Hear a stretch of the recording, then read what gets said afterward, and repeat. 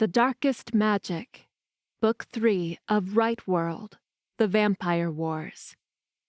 Written by Juliana Haygert. Narrated by Candace, Joice, and Maxx Pinkins.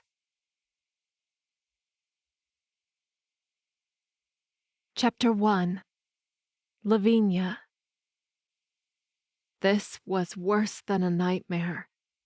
The bedroom Tack had taken me to wasn't as big and fancy as the one I had at the Night Mist Coven or at Dumore Castle, but it was still bigger than my old bedroom in Forest Creek. It reminded me of a hotel room, a longish entrance hall with a built-in closet and door to a bathroom, then a rectangular space with a queen bed with white bedding, 2 nightstands flanking the bed, paintings of random landscapes decorating the walls, a dresser with mirror lining the wall opposite the bed, and an armchair in the corner by the window. My first instinct once I was left alone was to race to the window for 2 things: to find out where I was and to check if I could scale down it. When I pulled back the heavy curtains, bright light greeted me. It was probably the middle of the day, though I couldn't see the sun from here. I was on the 2nd floor, and tall trees surrounded the building. We were in the middle of a forest? I didn't know why, but I thought the warlocks would be hiding in a cave, or something equally dark, evil, and creepy. I couldn't see much from the building. However, the windowsill was made of long, thick logs. After unlatching the window, I shoved against the edge. It didn't budge. I had been expecting that. I snatched the metal lamp from the nightstand, yanking the plug from the wall outlet, and threw it at the window. The lamp thumped against the glass with a crystalline sound. Lamp and shattered light bulb fell on the carpeted floor. The window remained intact, not even a crack. With a roar of frustration, I snatched the lamp from the floor and smashed it against the window repeatedly. Nothing happened. Panting for breath, I stared at the damn window. Was it enchanted? I called my magic, throwing a bolt at the center of the pane. It ricocheted off the glass. With a shriek of surprise, I ducked, covering my head with my arms, as the bolt ricocheted off the walls, ceiling, and floor, and finally fizzled out when it struck one of the paintings, knocking it off the wall. Shit. Burn marks on the walls scorched the places the bolt had hit, but the damn window wouldn't break. A knock came from the door. I heard the click as someone unlocked it and pushed it open. Tack came in, holding a wooden tray with food. He looked at the walls, the lamp, and the painting on the floor. "The room is warded. You can't break the window or open it. Don't waste your time trying." He placed the tray on the dresser. "Now eat, witch. You'll need your strength later." I opened my mouth, but closed it again. What would I say? Insult him? Demand he let me go? Cry that I wouldn't eat? I held no power in this situation. Without another glance at me, Tack walked away, the lock slipping into place behind him. A heavy feeling settled in my chest, my shoulders sagging in defeat. Despair crept over me in a wave, choking me with sadness and frustration. The warlocks had kidnapped me. I was locked in a warded room without any chance of escaping. And Killian was at Dumore Castle. How long had it been since I was taken? Had he noticed my absence? Would he come for me? Tears brimmed in my eyes. Killian wouldn't know where to look, and everyone had assumed for 20 years that he had been killed or left. Would he believe the same? That I had left him? I couldn't sit here waiting for a miracle. I wiped the tears from my eyes and inhaled deeply. I would escape from here. My best chance of escape was to go with the flow for now, to learn everything about this place and the warlock's habits. I nibbled on the sandwich and drank the juice that had been brought to me. I found clean sweatpants, leggings, sweaters, jackets, and dresses in the closet, all black or dark gray, and not exactly my size. I took a quick shower and put on leggings with a long sweatshirt. Then I waited. Bates unlocked my door, but he didn't come in. "Follow me," was all he said. I pretended to be a little reluctant, but followed him out of the bedroom. As we walked through the hallway, I noticed the place looked like a mansion. A wide hallway with doors lining the dark walls, and at the end, an L-shaped staircase. We went down, but I saw there was another flight going up, so there were at least 3 levels to this house. The staircase opened into a large foyer, and just beyond it, a living area furnished with couches, rugs, a fireplace, and a TV. Bates gestured for me to follow him into a side hallway. This one had only 3 doors. One door was open, a half bath. The other 2 doors were closed. Bates opened one and jerked his head. I stepped through and halted. In a normal house, this would have been a spare guest room or an office, but it was a vast room with dark walls, stone floors, and a high ceiling. A large white circle with 15 points was drawn on the floor in the center of the room. 2 of these points were occupied by black boxes. I felt the blood rushing from my face. Were these Killian's and Twyla's boxes? Had they stolen the boxes when they kidnapped me? I didn't feel a pull toward them. Are those... I couldn't say it. Just outside the circle, Eldon, Tack, and Damien heard me. They stopped talking among themselves and turned to me. "The boxes you found and gave to the vampires?" Eldon asked, his voice hard. "No, we couldn't get those boxes. Yet." I didn't know if that was a good or a bad answer, because then it meant, "You've found 2 other boxes." Damien nodded. "Pretty and clever. A rare combo." A whip of rage slashed through me. I held on to it with both hands, even as it burned my skin. In here, it would be better to feed my rage and anger than to let my fear show. Eldon's brow furrowed. "I heard you tried to break out of your bedroom by breaking the window. I thought I told you there's no way to escape this place." That was what they wanted me to believe. Nothing was impossible. I had to play this right. "You didn't think I would just accept my fate," I said. Eldon looked amused with my answer. "Truth be told, no. But the sooner you do, the less unpleasant your stay here will be." The sooner I accepted my fate, or pretended to, the sooner I would be able to find a way out of here. I had to. I wasn't naive. I knew what they wanted with me, why I was here. My gaze shifted to the boxes in the circle. Eldon followed my line of sight.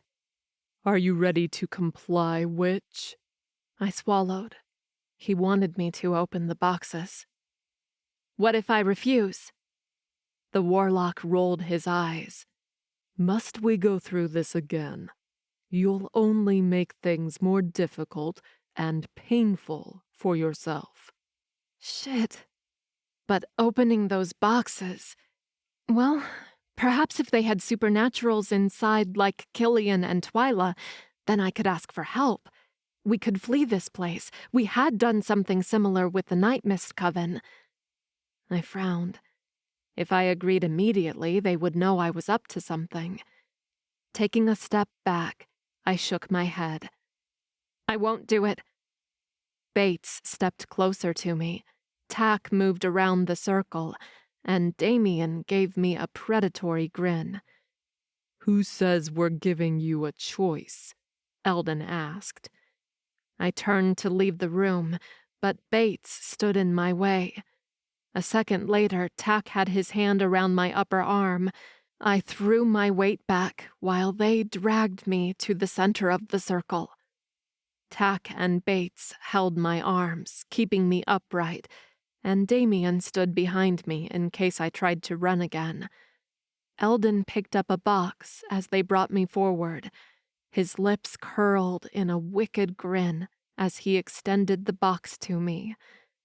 I stared at it, and a spark of apprehension flickered through me. What if the box contained a wolf shifter, and it pounced on me and ripped my throat before I could say anything? This time, when Tack moved his hand to my wrist and pulled my arm straight in front of me, I did resist for real. Eldon pushed the box into my hand. My fingers brushed against the smooth stone, and instantly the box changed. Ridges appeared on its surface, and a bright light came from them. The box shook, and Eldon dropped it. It opened, and smoke came out. We all stepped back. The smoke dissipated, and there was no one.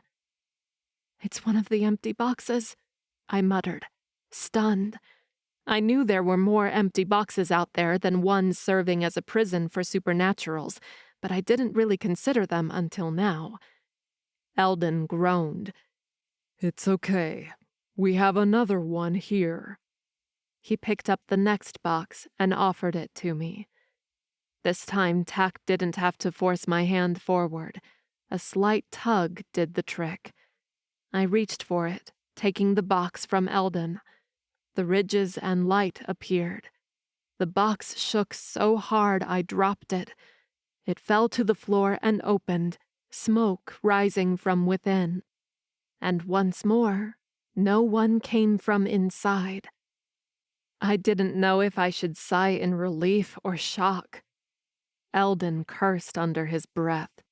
"Empty boxes." "They won't be empty for long," Tack said. He and Bates had let me go, but hadn't moved away. "I heard from Chess. They located an angel and a goblin." I stared at him. They hadn't only gotten me and were after the boxes. They were also securing more supernaturals to fill the empty boxes. Even though I had known about their plan, my brain was still putting two and two together. Instead of dread for what was to come, I felt a little giddy. A small grin adorned my lips. Tack glared at me. "What are you smiling about?" "Because you only have 2 boxes. 2 others are practically unattainable, and the remaining 11 are lost." "Not for long." Eldon walked to a long, narrow counter on the side of the room. From among loose pages, quills, ink, and some empty vials, he picked up another box, smaller and squarer. "The prototype. The first box Soren and Akala made when creating the spell. It can track the other boxes." He tilted his head, his eyes on me. "That's how we found you and your boxes." "That's how we found these 2. Damien gestured to the floor. "And that's how we'll find all of them," Tack said. Oh, shit. I had told myself I would stay and do what they wanted for now, but I still couldn't sit in my bedroom and wait. My brain kept coming up with ideas of how to escape. Their plan was more advanced than I expected. They had me. They had 2 other boxes, were securing supernaturals to put into them, and had a way of locating more boxes. I needed to find a way to stop them. I dressed in thick leggings, a dark sweater, and boots. I tied my hair in a ponytail. I halted before the locked door and rolled my shoulders. I closed my eyes and focused, calling my magic. Now that my aunt had broken the blood promise, an avalanche of power answered, filling my veins, pushing against my skin, asking for release. I gritted my teeth, trying to control it.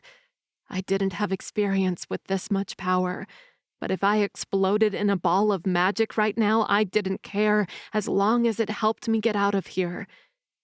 In my mind, I visualized the lock and poured my magic into it. I imagined myself using a key and unlocking the door. A click sounded, and I opened my eyes. Had it worked?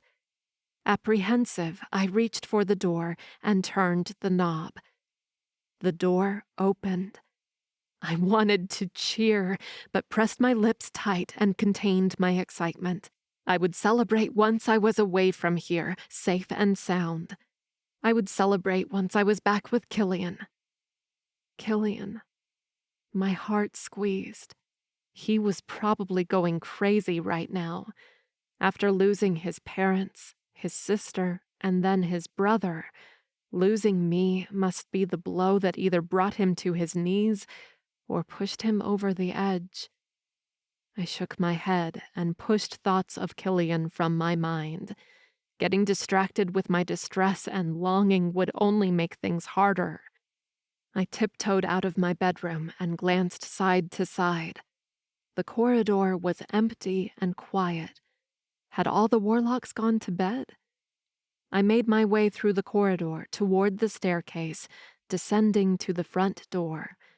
It was way too easy. It should have made me worried, but I didn't dare overthink this. Unfortunately, I couldn't just leave. I turned right before the front door and took the hallway that led to the room where the warlocks had shown me the boxes, what I was calling the summoning room in my head. Holding my breath, I entered the room. A thin strip of moonlight came from a rectangular window near the ceiling.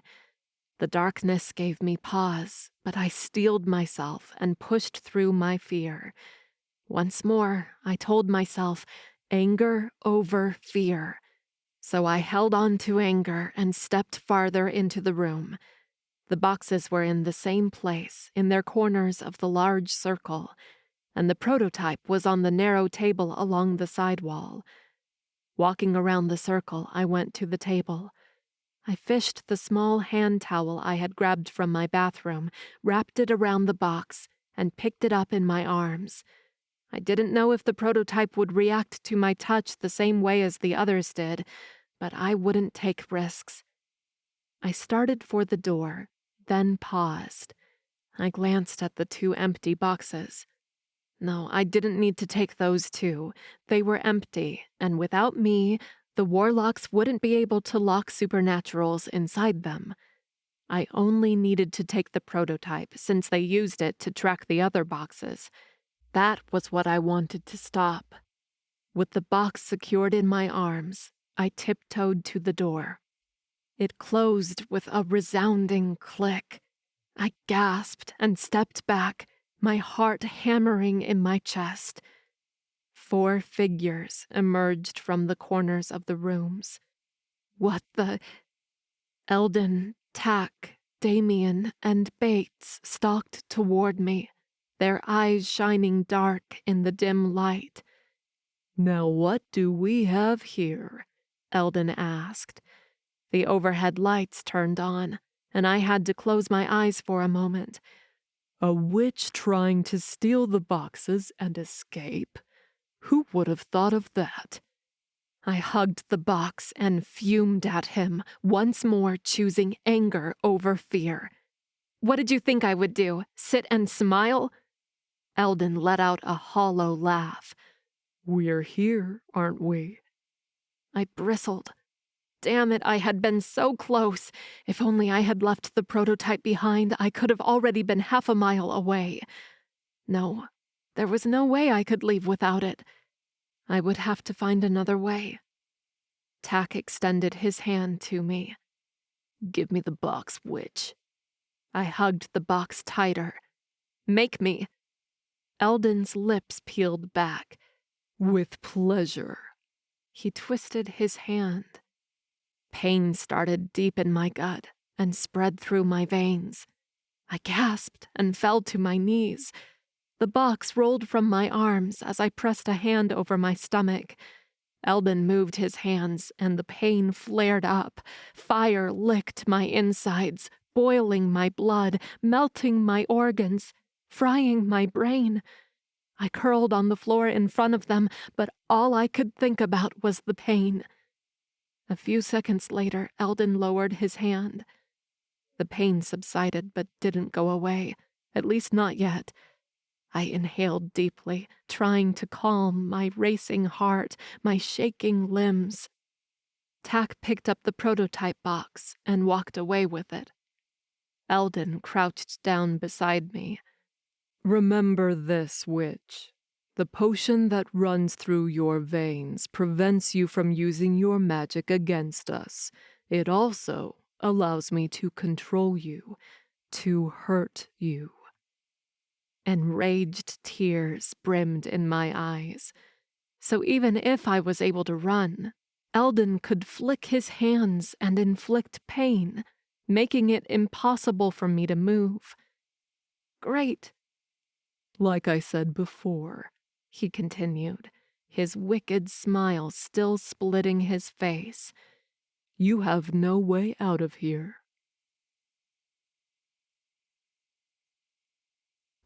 Chapter 2.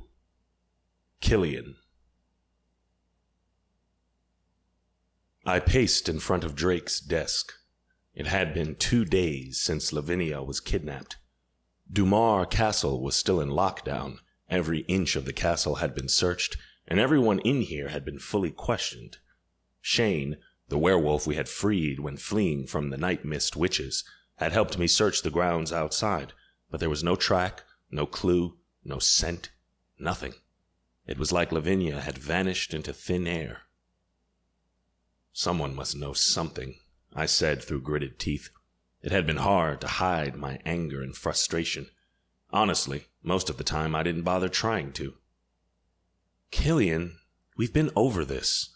Seated in his chair, Drake let out a long sigh. He was tired of me. I knew that. I was tired of myself, of this situation. I had to do something. I halted, glaring at him. "Then we question everyone again." His green eyes remained impassive. "I understand your feelings, believe me. Thea and I have been through a lot together, and whenever she was hurt or in trouble, I would have done anything for her, even lose reason." "Don't," I snarled. "I'm here as the reason. We will find Lavinia. We will bring her back, but fighting with everyone in the castle won't solve anything." I crossed my arms. "I'm not fighting." Drake snorted. "That's your perspective. Everyone else thinks you've lost it, and you're a second away from ripping everyone's throat." I groaned. My shoulders sagged, and I plopped down on a leather chair across the glass desk. "I can't sit here and wait. What about if Thea made a truth serum? We could give it to everyone in the castle before we question them again." "As much as I think that idea has merit, I'm trying to be a fair leader," Drake said. "I won't force anyone to take the truth serum." "Then don't force them. Just offer it to them. If they refuse, then we know they have something to hide." "Some people don't want to share anything about themselves, Killian. Some might not want to take it because they don't want us to know some stupid, meaningless things about themselves." He paused. "But your idea has merit. I'll consider it." I let out a long breath. Consider it. That could take an hour or a month. Meanwhile, Lavinia is suffering at the hands of the warlocks. "One, we don't know it was really this group of warlocks who took her." I opened my mouth to protest, but he continued. "But I agree. It makes the most sense. 2, if she's the only one besides Almay who can open the boxes and manipulate their magic, then they won't hurt her. They won't risk it." I gritted my teeth and clenched my fists. I knew he was right, but I stopped the anger from rising again. Even if the warlocks didn't hurt her, She was there, alone among them, and they could be scaring her, treating her like a slave, or worse. I didn't know how long I could stand this. A knock came from the door a second before it opened, and Kane walked in. "We're here, my lord." He opened the door wider, and the other princes walked in. Dorian, Aston, Gray, and Patrick. My gut tightened every time I looked at Patrick. The bastard had become prince almost 20 years ago, right after I disappeared. I could only guess that I would have turned prince before him had I not been kidnapped by Soren's warlocks. Now, he was in the lead. Lord Drake ended up crowning me prince without the ceremony on the night Lavinia disappeared. He said an event to celebrate that felt wrong, but having me as prince would facilitate things while we solved this mystery, and I agreed. So I accepted the title without any pomp. Kane sat in the chair beside me, while the other 3 princes stood behind us. I had asked Drake on our first night back, before Lavinia disappeared, why he hadn't filled out the other princes' spots. He told me that Reynard hadn't come up with 10. It had just happened. Drake hoped in the future to nominate more princes, but he said he had to feel they deserve it, not just because they wanted more numbers. It made sense. "Report," Drake said. "My contacts haven't seen or heard anything," Kane said. The others nodded in agreement. "I find it hard to believe a powerful group of warlocks has been hiding right under our noses," Drake mused. "I talked to Kieran last night. He assured me these are not his warlocks, but he also mentioned that many warlocks went missing after he defeated Soren." I frowned. Soren, who wasn't dead. No, he was living in Unity, a hidden town founded by Almay, but he wasn't himself. He was like an empty shell. That was the only reason Kieran hadn't killed him, because it would have been soulless of him to kill someone, his own father, who couldn't defend himself. I could see the logic in that, but right now, it was hard to agree with it. All in all, I thought the world would be a better place with Soren truly gone. "I saw Tak with these warlocks," I told them. "He was there when I was being held by Soren." Drake nodded. "Kieran met all of Soren's warlocks a few years back, so he's coming to help. We're still in lockdown, but we'll open the gates so he and Luana can enter." Luana was the alpha of a magical kind of werewolves, and Kieran's mate. So many things had changed. "One thing is for sure," Aston spoke up. "It seems these warlocks are looking to finish the spell Soren started 20 years ago." "Which means they will need the boxes we have," Gray added. "The boxes are secured," Dorian said. "Right," Drake agreed. "They won't be able to go through all of us to get to them. Besides, I'll talk to Kieran about lending us some of his warlocks to help out here." More warlocks. I wasn't sure I liked this idea, though we needed to ensure no one got the boxes. If we had to surround the castle with an army, so be it. "Still, we should try to stop them," Patrick said. Hearing his voice grated on my nerves. I thought 20 years could change that, but apparently it hadn't.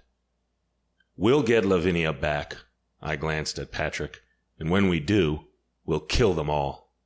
"Of course," he said, one corner of his lips curling up. I shot to my feet. "What are you smiling about?" Instantly, he was serious again. "Smiling? You must be seeing things." I walked up to him, ready to punch his pretty face. "You think this is funny, don't you?" "Killian, you're losing your mind," he said.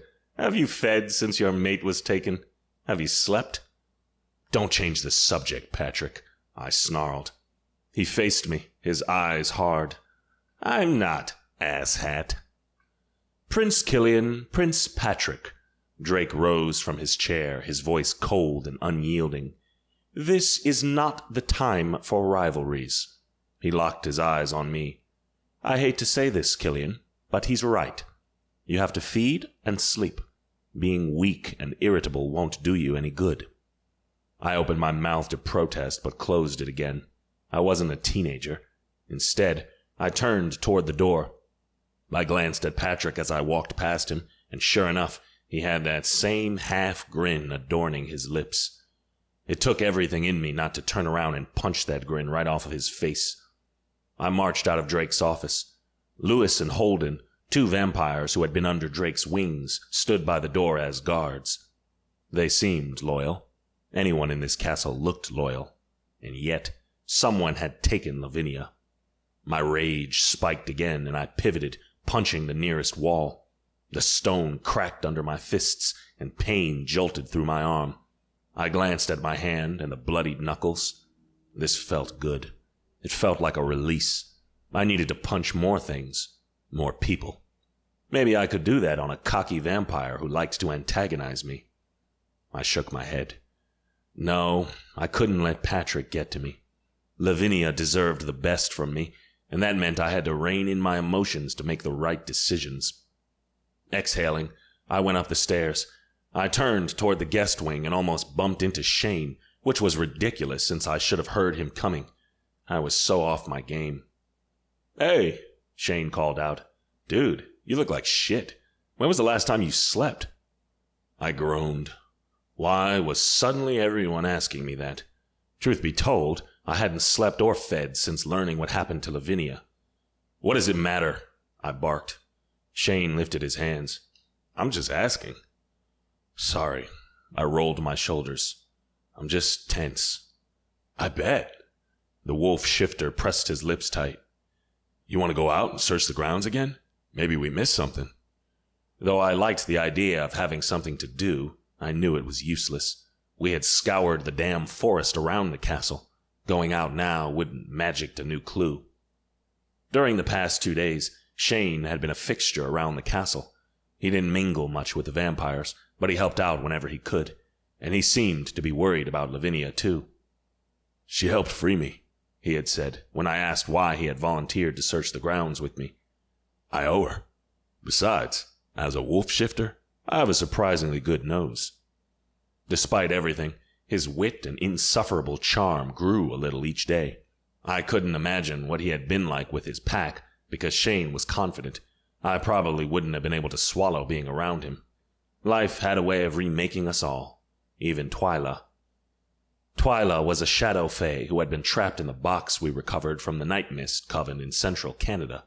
She had been taken by Soren and his crew and put inside her box a couple of months before me. Since arriving at Dumar Castle, she had barely left her bedroom. Almay had asked to see her, but Twyla still had the picture of Almay, a Kala, helping Soren. I had always known Almay hadn't done it of her own free will. "Not right now," I told Shane. "I should take Drake's advice to feed and rest. After that, we can see if they came up with another idea, and we can make ourselves useful." "Sounds like a plan." Shane placed a heavy hand on my shoulder. "Hang in there, man. She'll be fine." I nodded. I truly hoped that was true. Shane went on his way, and I walked to Lavinia's bedroom. 2 nights ago, we had made love. I had told her I loved her, and she had told me she loved me. The mating bond had snapped, and our lives had joined. And then she was snatched from under my nose. I opened the door and walked in. As I expected, Almay was still here. She had been here since Lavinia was taken, kneeling on the stone floor with blessed chalk, herbs, and potions around her. Almay cast spells to track Lavinia. Even Lavinia's cracked phone, the only clue we found, was beside her. At some point, she even created her own spells and potions. But nothing worked. She saw me standing outside the large circle she had drawn on the floor. She paused for a breath, then continued chanting in a language I didn't recognize. The woman would kill herself like this. For that alone, I could almost forgive her for what she had done to me. "Almay," I called. She ignored me as she drew more symbols on the floor in a frantic state. "Almay, look at me." "I can't," she whispered. "I can't stop now. I can feel it." She turned wide eyes at me. "I can feel the magic around her, blocking her from my reach. I have to break it. I need to. Once I do, I'll be able to see her. We'll find her." "You won't find her if you're passed out." "Hush." She sent a wave of magic at me, pushing me back several feet, until I was almost out the door. I moved as fast as my powers allowed me, grasped the door jamb, and pushed myself back inside before she slammed the door with a resonating thud. I didn't want to disrupt her. If anyone could break the blockage the warlocks had put around Lavinia, it was her. But if she fell ill, she wouldn't be able to continue this. "Almay, Lavinia wouldn't want you to kill yourself to find her," I said, my tone hard. She picked up some herbs from the floor and stood. "This is all my fault. All my fault." She glanced around the floor. "I made those boxes, powered them. If Lavinia hadn't been related to me, she wouldn't be able to open them, and they wouldn't have been after her. They would have come to me instead." Her shoulders sagged. "It's all my fault." "Almay?" I repeated, but I didn't know what to say. I felt like it was my fault, too. Not in the same way, but I was Lavinia's mate. I had sworn to protect her, to be with her, to make sure she was okay. And yet, I had left her alone, and she was kidnapped from my home. When I got her back, and I would get her back, I would never leave her alone again. I stepped into the circle, but the magic pushed me back. I couldn't cross it. "Shit," I muttered. The door behind me opened, and Thea and Aurora walked in. Thea halted by my side and stared at the crazy witch in horror, while Aurora seemed unfazed by the sight. "What in the name of the stars is going on?" she asked in a low voice. "She'll collapse at this rate," I told her. When I first met Thea a couple of days ago, I had been skeptical of her. A queen witch mated to the Lord of Dumar Castle? But Thea had surprised me. She had been kind and firm and level-headed while dealing with everything going on. I had heard stories of how she had practically saved Drake, and how he had saved her. Apparently their bond went back eons. "Someone has to make her stop, but I can't enter the circle." Thea nodded. Without missing a beat, the little girl waved her hand in front of her, and a crackling of power shifted through the room. She gestured for her mother to proceed. As stunned as I was, Thea stepped into the circle and walked to Almay. She put her arm around Almay's shoulder. "My friend, come with me." Almay turned to Thea with wild eyes, and then her expression slacked, her eyes softened, her chest deflated. Thea was using magic to calm Almay.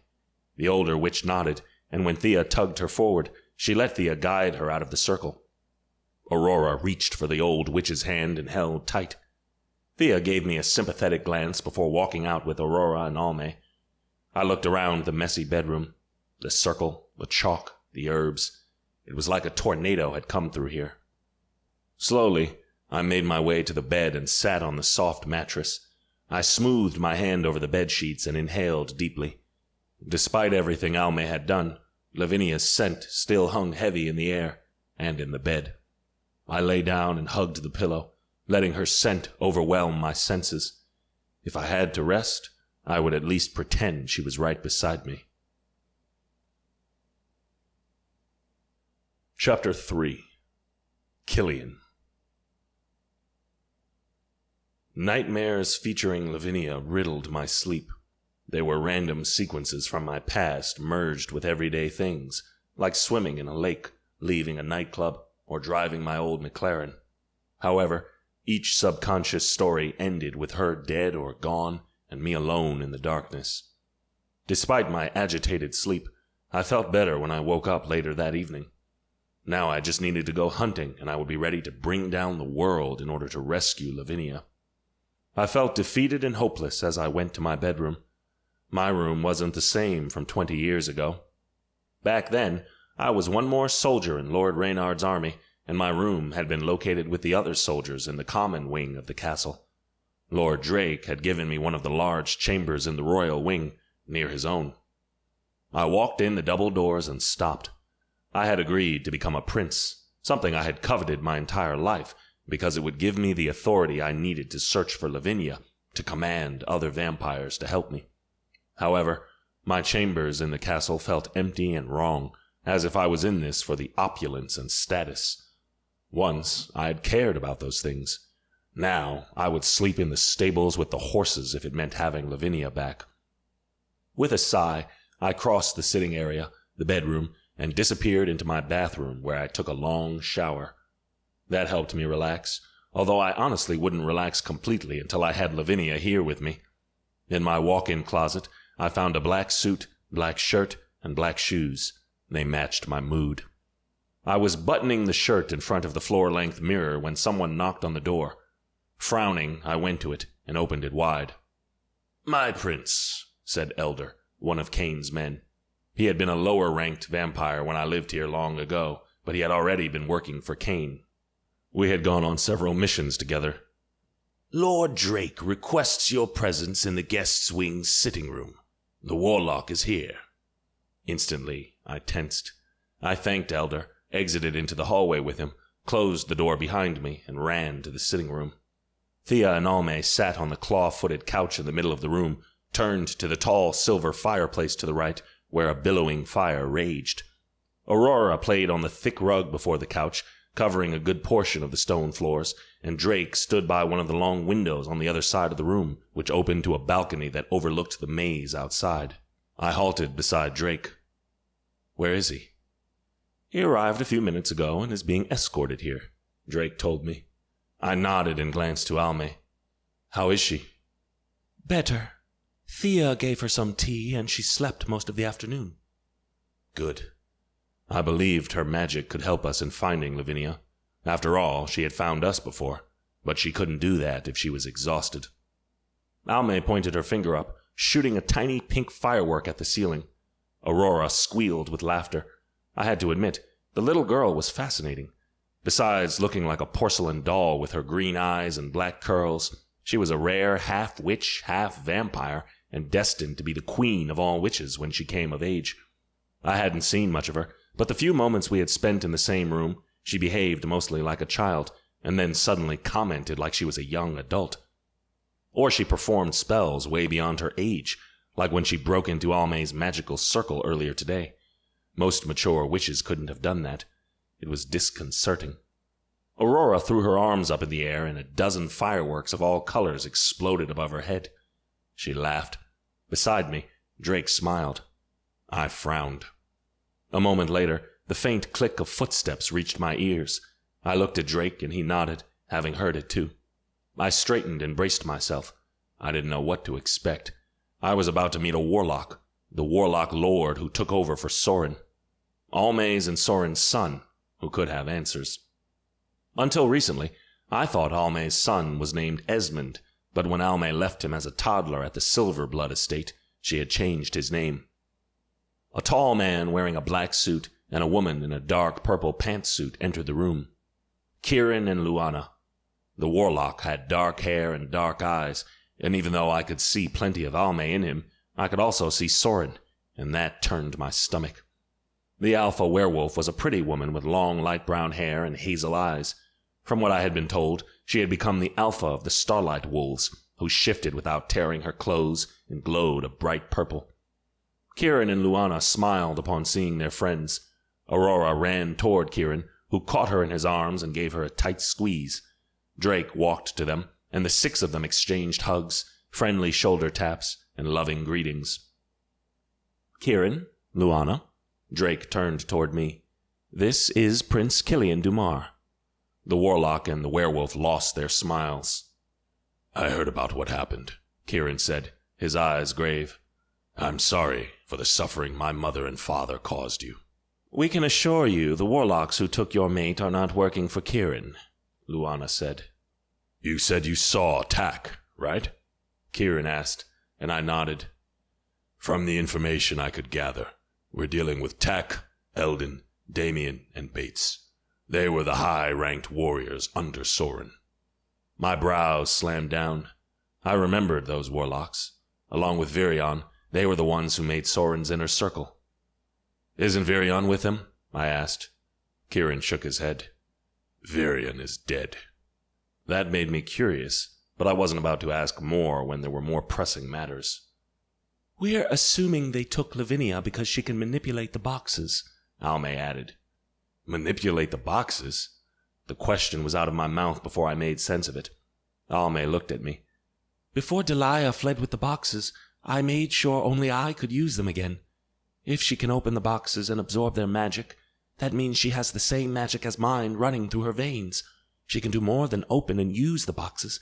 She probably can change them, transform them, and destroy them," I whispered.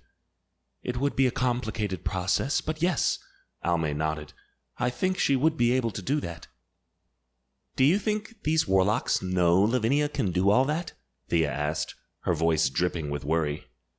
"I don't know," Almay said. Either way, we know these warlocks mean to find all the boxes and activate the spell. We cannot let them do that. We have 2 of the boxes, Drake said. They're not getting them. And we'll rescue Lavinia, Thea added, offering me a reassuring smile. somehow. Which reminds me. Almay took Kieran's hand in hers and pulled him back to the couch. They sat down. Lend me a bit of your magic. Kieran nodded. His grip tightened around Almay's hands. The witch closed her eyes and focused. Kieran watched his mother as she repeated one of the spells she had been using for 2 days now, trying to locate Lavinia. In silence, we all stood around the 2 of them. After a few minutes, Almay swayed to the side, her head lolling. "Mother!" Kieran cried, tugging on her hands. "Open your eyes." Killian, catch her, Aurora said suddenly. For half a second, I was stunned by such command, but then I acted as Almay began to slip from the couch. With my vampire speed, I put out my arm and cradled her head and shoulders before they hit the floor. I pushed her back to the couch, and Kieran held onto her arms this time. "Thanks," he muttered. Thea sat down on Almay's other side. I think you need more rest. Come on, let's eat something, then lay down. Almay turned deadly eyes to Thea. I don't want to rest. I want to find my niece. She clamped her mouth, swallowing a half sob. I lost my sister. I will not lose my niece too. Her eyes welled with tears. I need to find her. Thea ran her hand over Almay's shoulder. I know, my friend, but we already talked about this. If you kill yourself from exhaustion, you won't be able to help her at all. Almay glanced at all of us. There was sympathy in everyone's gazes but mine.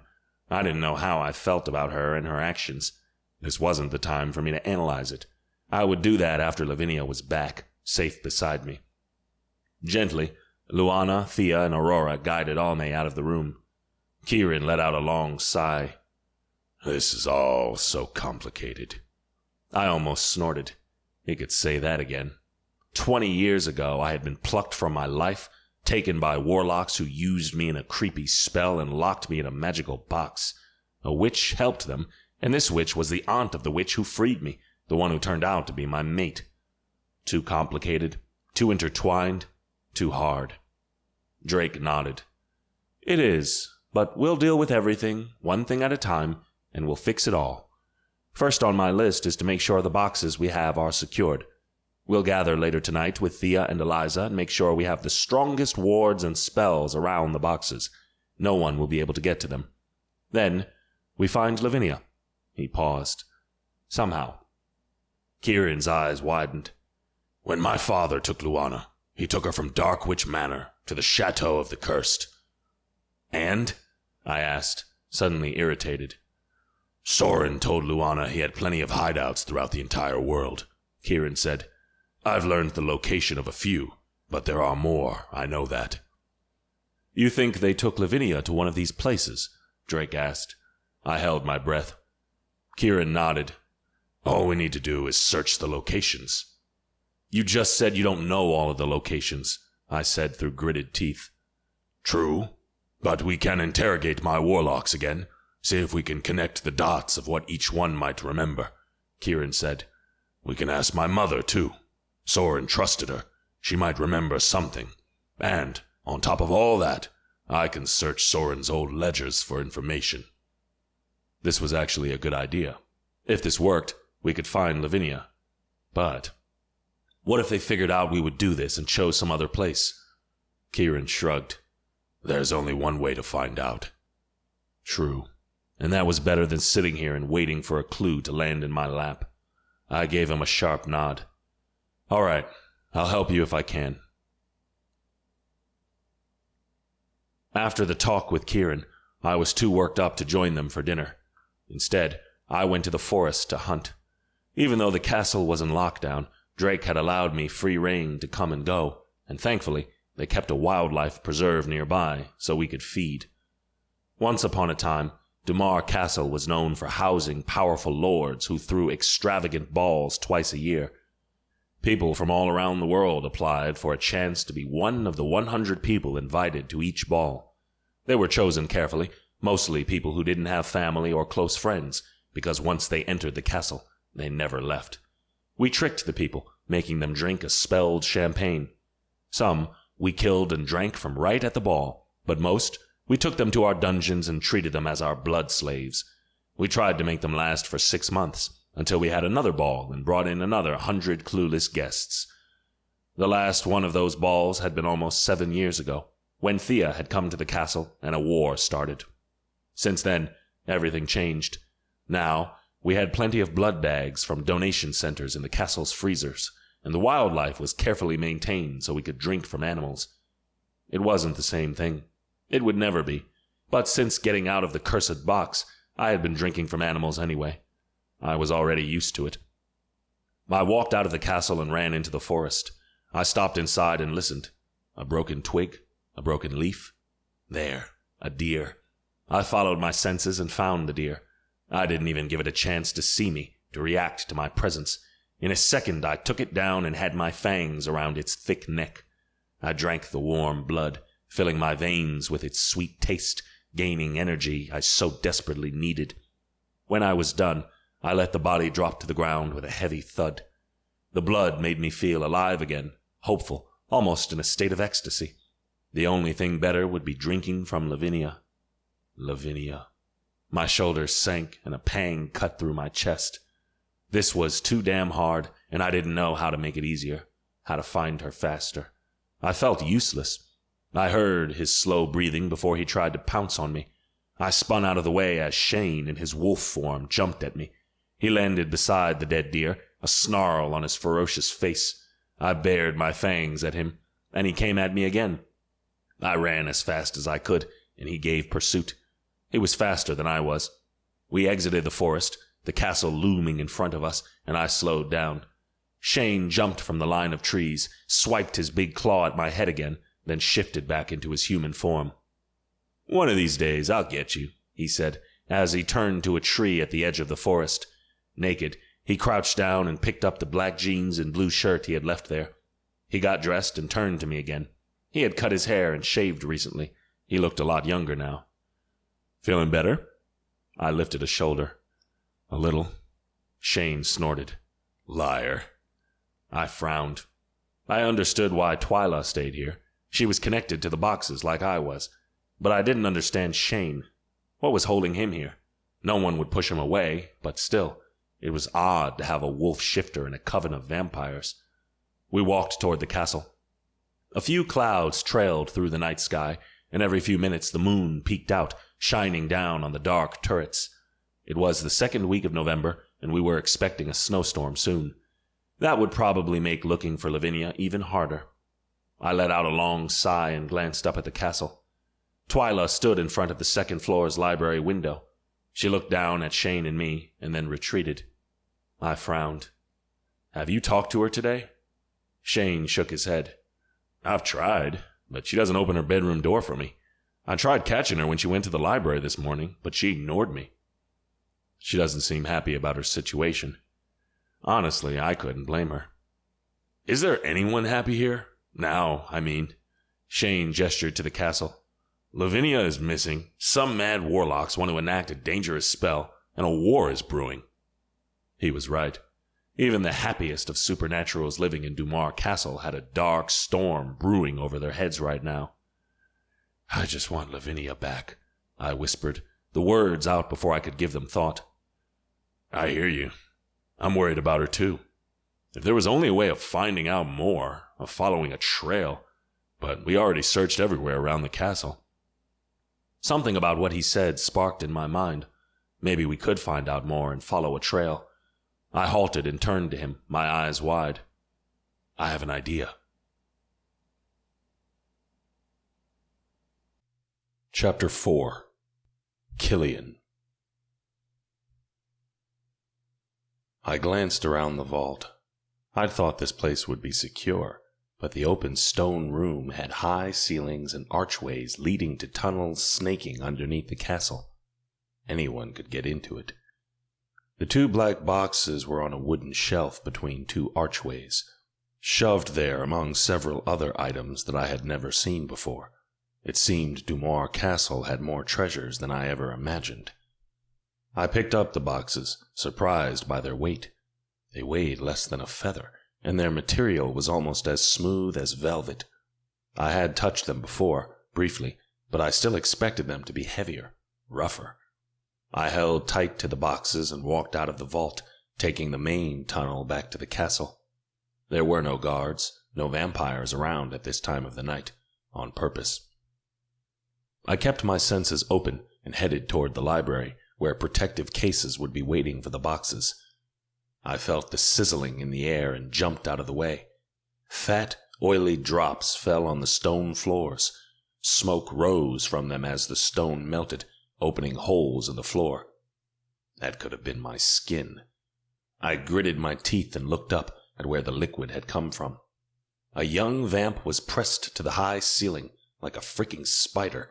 He hissed and ran to the nearest opening. Drake, Thea, Kane, Shane, Kieran, Luana, Elisa, and Zadkiel emerged from the shadows and blocked his way. Thea waved her hand and blue chains appeared around the vampire's wrists and ankles. He fell face first on the floor. I lowered my arms. The illusion of the boxes disappeared, and I stood over the young vampire. I grasped the collar of his shirt, baring my fangs at him. "You were after the boxes. Why? Who are you working for?" His eyes rounded and his face paled. I closed my hand around his throat, pulling him up until his feet were dangling in the air. "There's no half answers here, scum. You'll tell me what I want to know, or—" "Killian," Drake said, his voice low. I gritted my teeth, my fangs aching to rip out the flesh of his throat and let him bleed out. I lowered the young vampire to his feet, but I didn't let go of his throat. Neither did I loosen my grip. "Who are you?" The young vampire shook his head as best as he could while I squeezed his pipes. "His name is Balin, and he's new," Kane said. "Well, new for a vampire. Holden and Elder found him in the woods 2 years ago. He had been attacked by a bear and was bleeding out. Because our numbers are still low, they brought him here, turned him, and trained him." Kane narrowed his eyes, though he always complained about it all. He hated the training and tried to excuse himself from any responsibilities. "So, he doesn't like being a vampire," Drake said, as matter of fact. He approached the young vampire and me. "Tell us, boy, is this true? You don't like being a vampire?" Drake nodded at me, and reluctantly I eased up on my grip. Balin inhaled deeply and spat on Drake. Super fast, Drake moved out of the way before the saliva could hit him. I growled and pushed the scum against the wall. "You little—" I snapped my teeth right at his face. "Why did you do it? Who are you working for?" Though his face and body told us he was shitting his pants, Balin stood his ground. I'm not saying anything. Just kill me and get this over with." I kneed his gut as hard as I could. Balin's face went purple as he fought for air and pain spread across his body. Thea appeared beside me. She pressed 2 fingers to the young vampire's chest. She muttered words under her breath. Then she took 2 steps back and asked, "Who are you working for?" Balin's eyes glazed over. "I don't know." I frowned. "Why did you try stealing the boxes?" "I was sent a note saying that the boxes would be moved this evening," Balin said, his tone almost robotic. "I was told that if I could steal the boxes and bring them deep into the forest, someone would be there to meet me and hand me a potion." "What potion?" I asked. "To make me human again." Thea shook her head. "There's no such thing. Nothing can make a vampire human again." "So, someone used him," Drake said. "Where's the note?" I asked, thinking we could see the handwriting, match it to someone, or use it to track whoever was behind this. "I was instructed to burn it," Balin said. Shit. I grazed my fangs over my lips. "Where were you supposed to meet this person?" "At the edge of the forest, to the west, where the thick line of trees opens up to a cliff that overlooks the road beneath." I stilled. "I know where that is." I glanced at Drake. He nodded. I let go of Baleen and ran out of the castle. I heard as others followed me. I raced through the forest, faster than I had ever run before. My eyes adjusted to the darkness, and I barely saw the trees as I zipped past them. I halted behind the thick tree line Baleen mentioned and spied out. A few seconds later, Shane, Kane, and Luana appeared beside me, both shifters in their wolf forms. We spied through the trees. A figure stood right at the cliff's edge, with dark clothes and a dark cloak billowing in the breeze. A warlock. I ran to him. The warlock threw his hand to the side. Dark lines appeared in front of him, forming a circle in the air. He jumped in it. A portal. "No!" I shouted. The portal closed and the warlock got away. Chapter 5. Lavinia. The next morning, a short warlock with shaved head and tattoos on his neck escorted me from my bedroom to the summoning room. There, Eldon, Tack, Damien, and Bates waited for me. My hands shook, afraid of what they would have me do today, or what pain they might inflict on me, but I hid my hands behind my back and lifted my chin. Once more, I held on to rage and pushed back my fear. "We have a fun task today," Eldon declared. I didn't say anything. There was nothing I considered fun here. Tack picked up the prototype from the table. "We've located another box." My stomach dropped. No. Eldon looked me up and down. What was so special about jeans, a sweater, and boots? Then he glanced over my shoulder. The bald warlock still stood there. "Bring her a thick jacket, snow cap, and gloves, Chess." Chess walked out of the door. I frowned. Wait. It dawned on me. "You're taking me with you." It wasn't a question. Damien answered it anyway. "Of course. Now that you're here, this part will be easier." I narrowed my eyes. "What do you mean?" "You'll see." Eldon reached behind me and grabbed the coat from the warlock. I hadn't even seen Chess come back. "Put this on. You'll need it." He shoved the jacket into my hands before turning around and picking up a thick wool-lined cloak from a pile on a chair in the corner. Tack, Damien, and Bates picked theirs up and donned them. Another 3 warlocks came into the room, all wearing that same cloak. Chess handed me a wool beanie and thick waterproof gloves. Holy shit, were we going to Everest? If that was the case, then the most impressive thing about all of this was that Delia had gone there to hide the box. Eldon stepped to the center of the room and moved his hands in a fast, swirling sequence. Black lines appeared in the air in front of him and stretched wide, forming a vertical circle lined by odd runes. A portal. "Let's go." He stepped through it. Tack gestured toward me. "You're next, witch." I hesitated. I didn't want to go, but I knew that if I resisted, it would only cause me pain. I inhaled deeply, put on the jacket, the beanie, the gloves, and stepped into the portal. The cold hit me at once, burning my face and chilling my bones.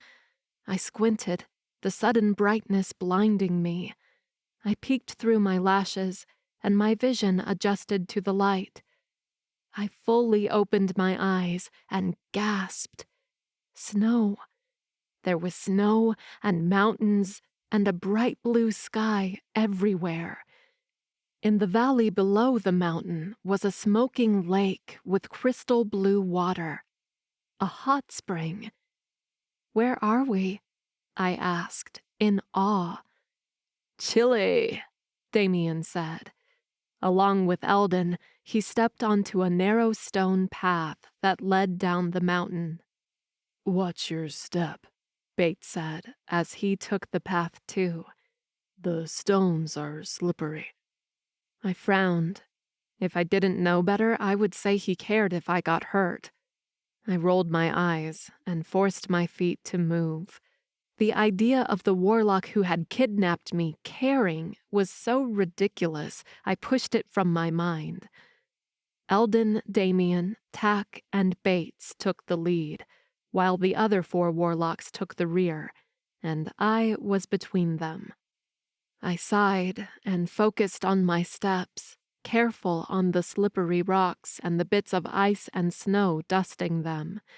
Instead of dreading about what we were about to do, I took in the beautiful view, the crisp air, the chill breeze that blew every few seconds, and the shy sun that shone bright but couldn't warm us.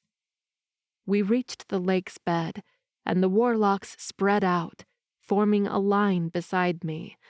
Without a word, they moved their hands in the same pattern, their eyebrows curled down, their faces twisted in concentration. Then, like Moses and the Red Sea, the warlocks pushed their hands out, and the lake parted right in the middle, a dry corridor leading to the center of the lake. Straining, Eldon looked at me. In the center. The box is buried there. Get it.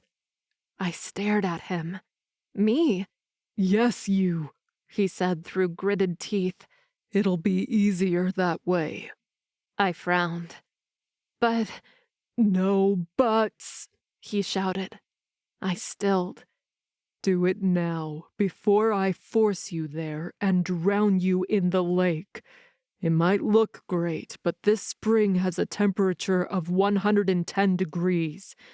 With the shock of being out in the cold, I bet you'll at least feel horrible pain when the water surrounds you. Now just do it. I swallowed hard.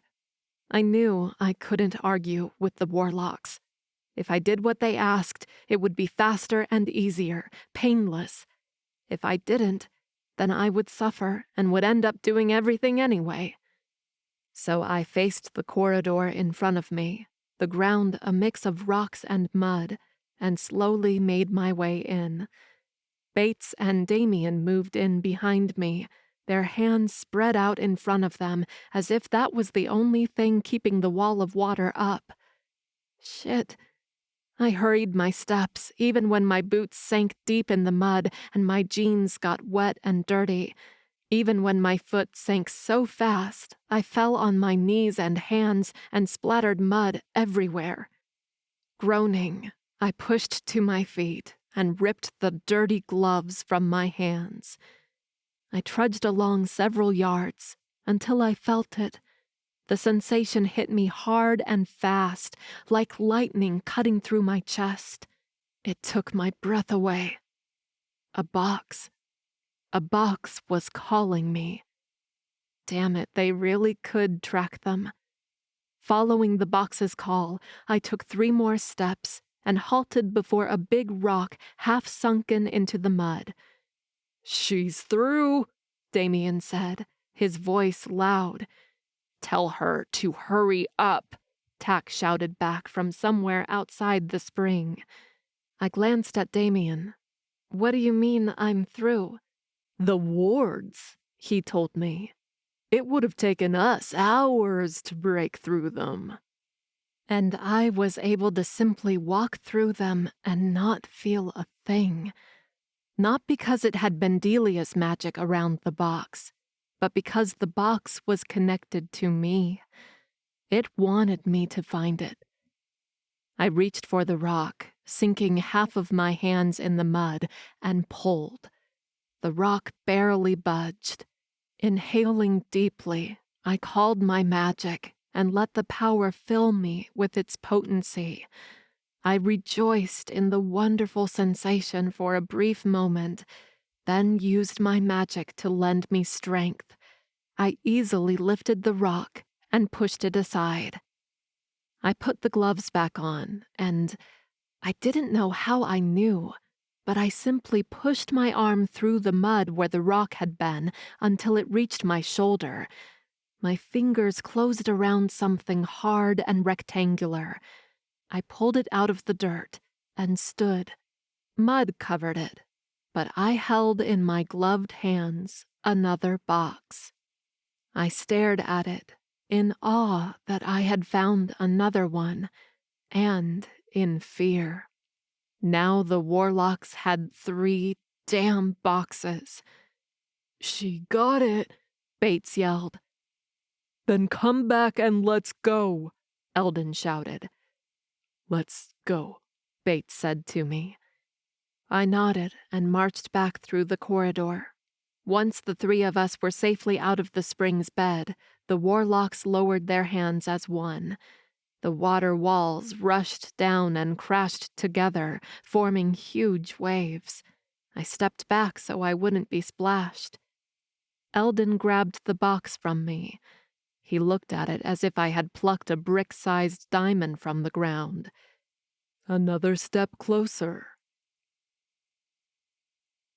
The warlocks opened a portal and we popped back into their mansion. We discarded our dirty cloaks, jackets, gloves, and boots to the side. But before I could head to my bedroom for a warm shower and clean clothes, Tack grabbed my arm and pulled me to the center of the large white circle on the floor. Eldon stepped in front of me and offered me the new box, now cleaned of all mud. It was like the other 4 boxes, a rectangular black stone with smooth sides. It didn't look like more than a polished piece of rock or a painted brick. Again, I hesitated. I didn't want to touch it, didn't want to have anything to do with it. If I could, I would have stopped all of this from happening. But I couldn't, and if I refused, Eldon would use his magic to twist that damn potion that ran through my veins and make me suffer until I agreed. To save me some pain, I held my breath and reached for the box. My fingertips brushed it, and it changed. The ridges appeared, bright lights shone through them. The box shook, and Eldon set it on the floor and stepped back outside the circle. The box opened, and smoke came out, filling the air around us. I retreated as the smoke faded, and a form appeared in the middle of the circle. A low snarl echoed through the room. Before the smoke was gone, I already knew what supernatural the box held. The russet werewolf snapped its sharp teeth at me. It jumped. I rushed back and raised my hands, ready to throw something at the werewolf, but it wasn't needed. The wolf hit the invisible wall of the circle and fell back. It tried 2 more times, becoming more hurt and dazed with each hit. After the 4th one, the wolf fell and didn't get up. Its form changed to a naked woman with long dark hair lying on the floor unconscious. I grabbed one of the clean cloaks from a chair and covered her body with it. "What the hell are you doing?" Eldon asked, his voice harsh. He walked to my side and glared at me. "You don't expect her to walk around naked, do you?" I barked back. "Of course not."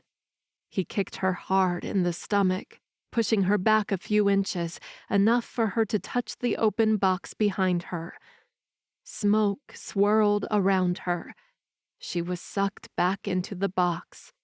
The smoke disappeared, and the box closed with a definite click.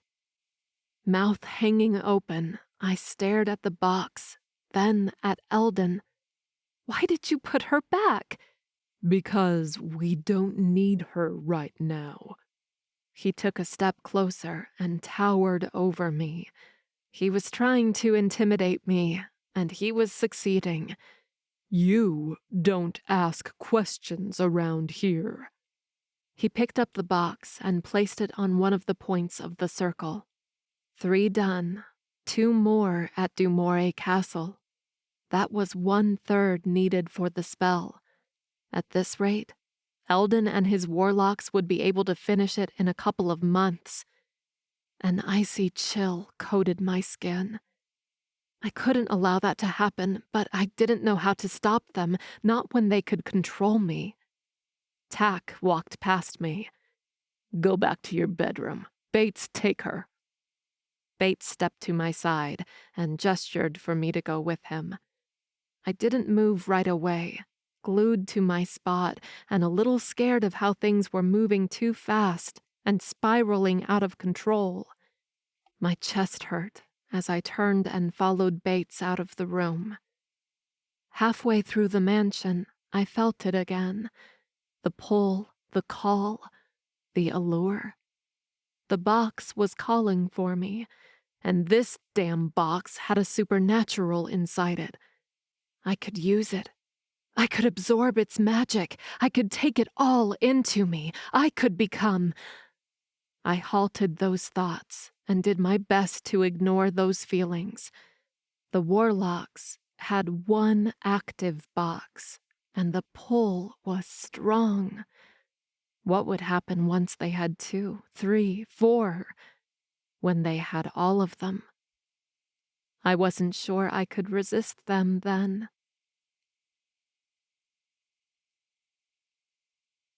Chapter 6. Lavinia.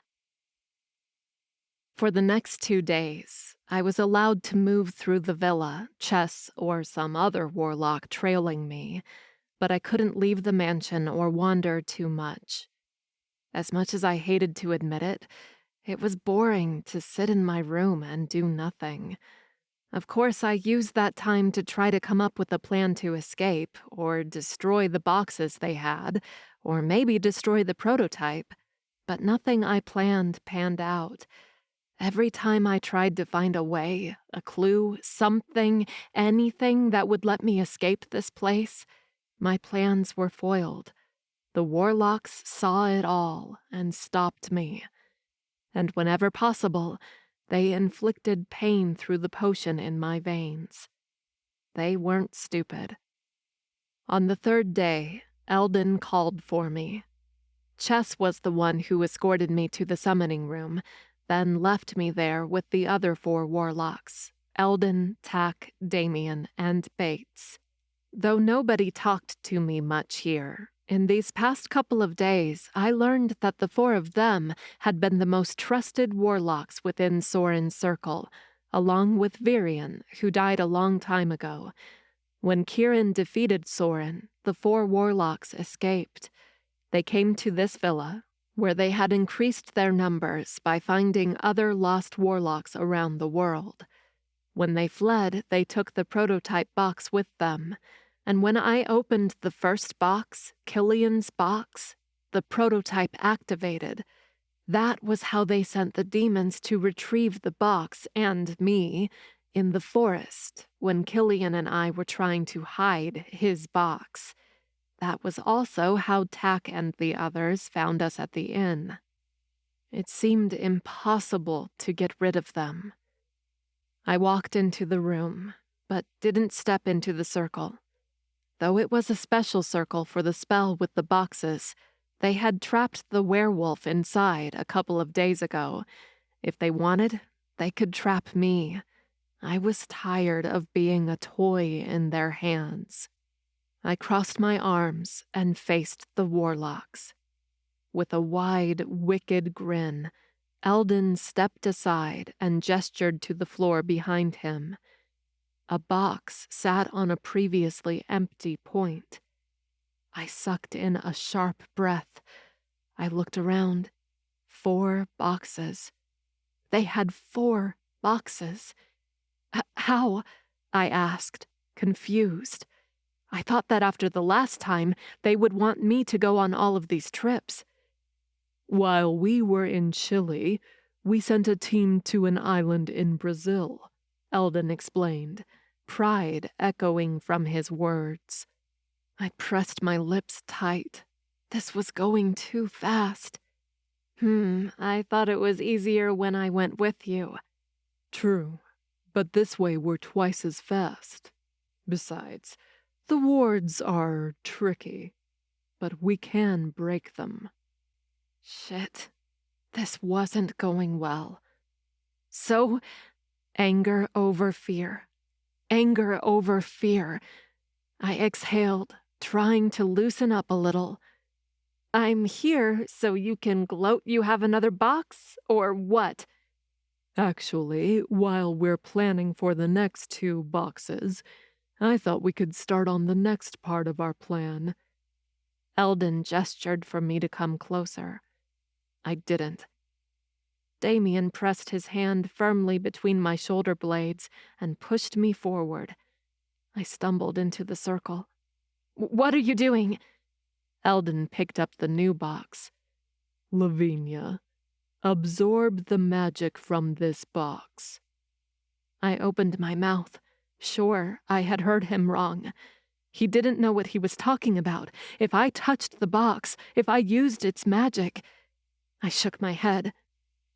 Damien grabbed my hand and pulled it toward the box. I jerked it from his grip and took a step back. No, Eldon twisted his hand, and pain assaulted me.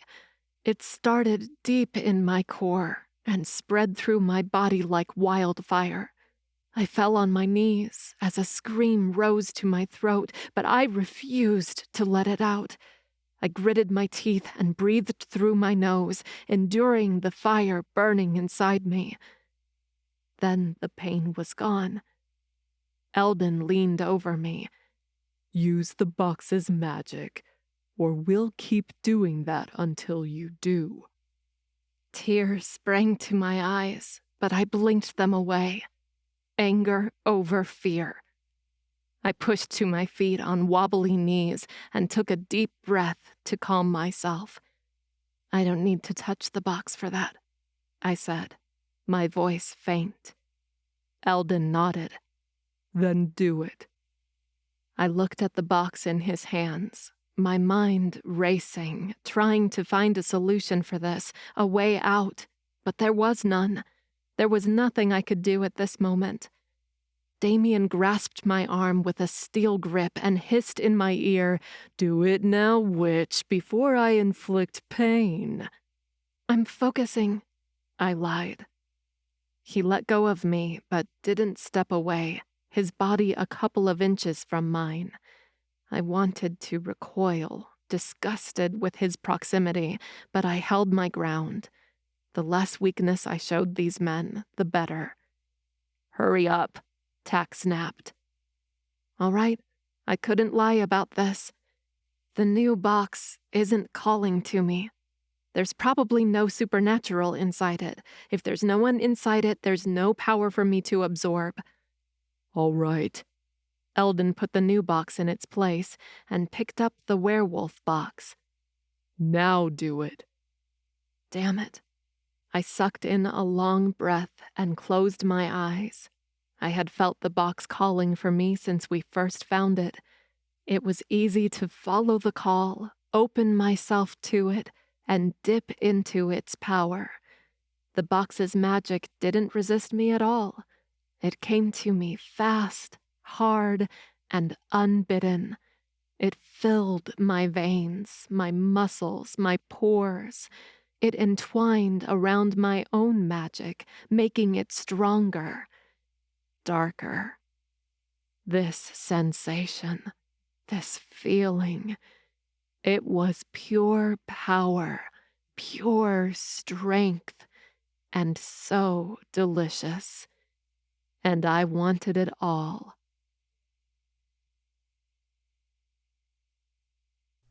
Chapter 7. Killian. I paced in front of Drake's desk. That had become a habit I couldn't shake. It had been 3 days since Lavinia had been taken, and we were no closer to finding her. Deep down, I knew the warlocks wouldn't hurt her. What Drake had told me about them needing her was true. Still, that didn't make me any less worried. And I loathed being here, waiting. "I can't take this anymore," I said through gritted teeth. "I know." Drake stood by the narrow end table to the side of his office, where a silver tray with several bottles and glasses rested. He picked up a bottle of whiskey and poured a good dose in 2 glasses. He brought one glass to me and held on to the other. That's why I'm sending you to a meeting. I stared at him. A meeting? Now? If it's not with the damn warlocks who took Lavinia, I don't want to. I grabbed the glass from him and downed the contents in one gulp. First, I confirmed we would be at this meeting months ago, Drake said. Second, the Dark Devils will be there. I froze. The Dark Devils. 20 years ago, Soren and Almay created the boxes for the Dark Devils. Domic, their leader, wanted enough power to defeat Dumoir Castle. He wanted us gone so he could rule the supernatural world. What a prick. If the warlocks had taken Lavinia so she could help them finish the spell, then it meant the Dark Devils were in it too, right? They would be on standby, waiting to hear when the warlocks had all the boxes and could complete the spell. I dropped the glass on Drake's desk and clenched my fists. You think Domic will go? Drake nodded. We have this meeting every 5 years to make sure all vampire clans in North America are behaving, and Domic has not missed a single one in over a century. Those meetings. I remembered them. Lord Reynard used to go to most of them. If he couldn't go, he sent Drake or Alex. Sometimes the three of them would go together, a show of force. Well, it worked. I frowned. Are you coming with me? Drake nodded. As much as I would like to send just you, Kane, and Patrick to represent us, I think that if the Dark Devils are working with the Warlocks again, we have to show them we're stronger than ever. I bristled. He wanted to take Patrick too? I didn't like it, but I had been away for too long. Perhaps Patrick had changed, or he at least had become a good cog in Drake's well-oiled machine. I couldn't argue about that now. When is this meeting? I asked. Tonight. We leave in 2 hours. To my surprise, the shindig was located in a conference room at a fancy hotel in New York City.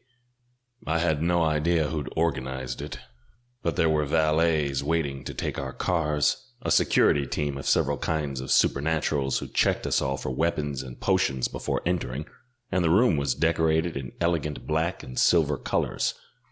A string quartet played soft classical music in a corner, and servers walked around with silver trays filled with champagne flutes and hors d'oeuvres.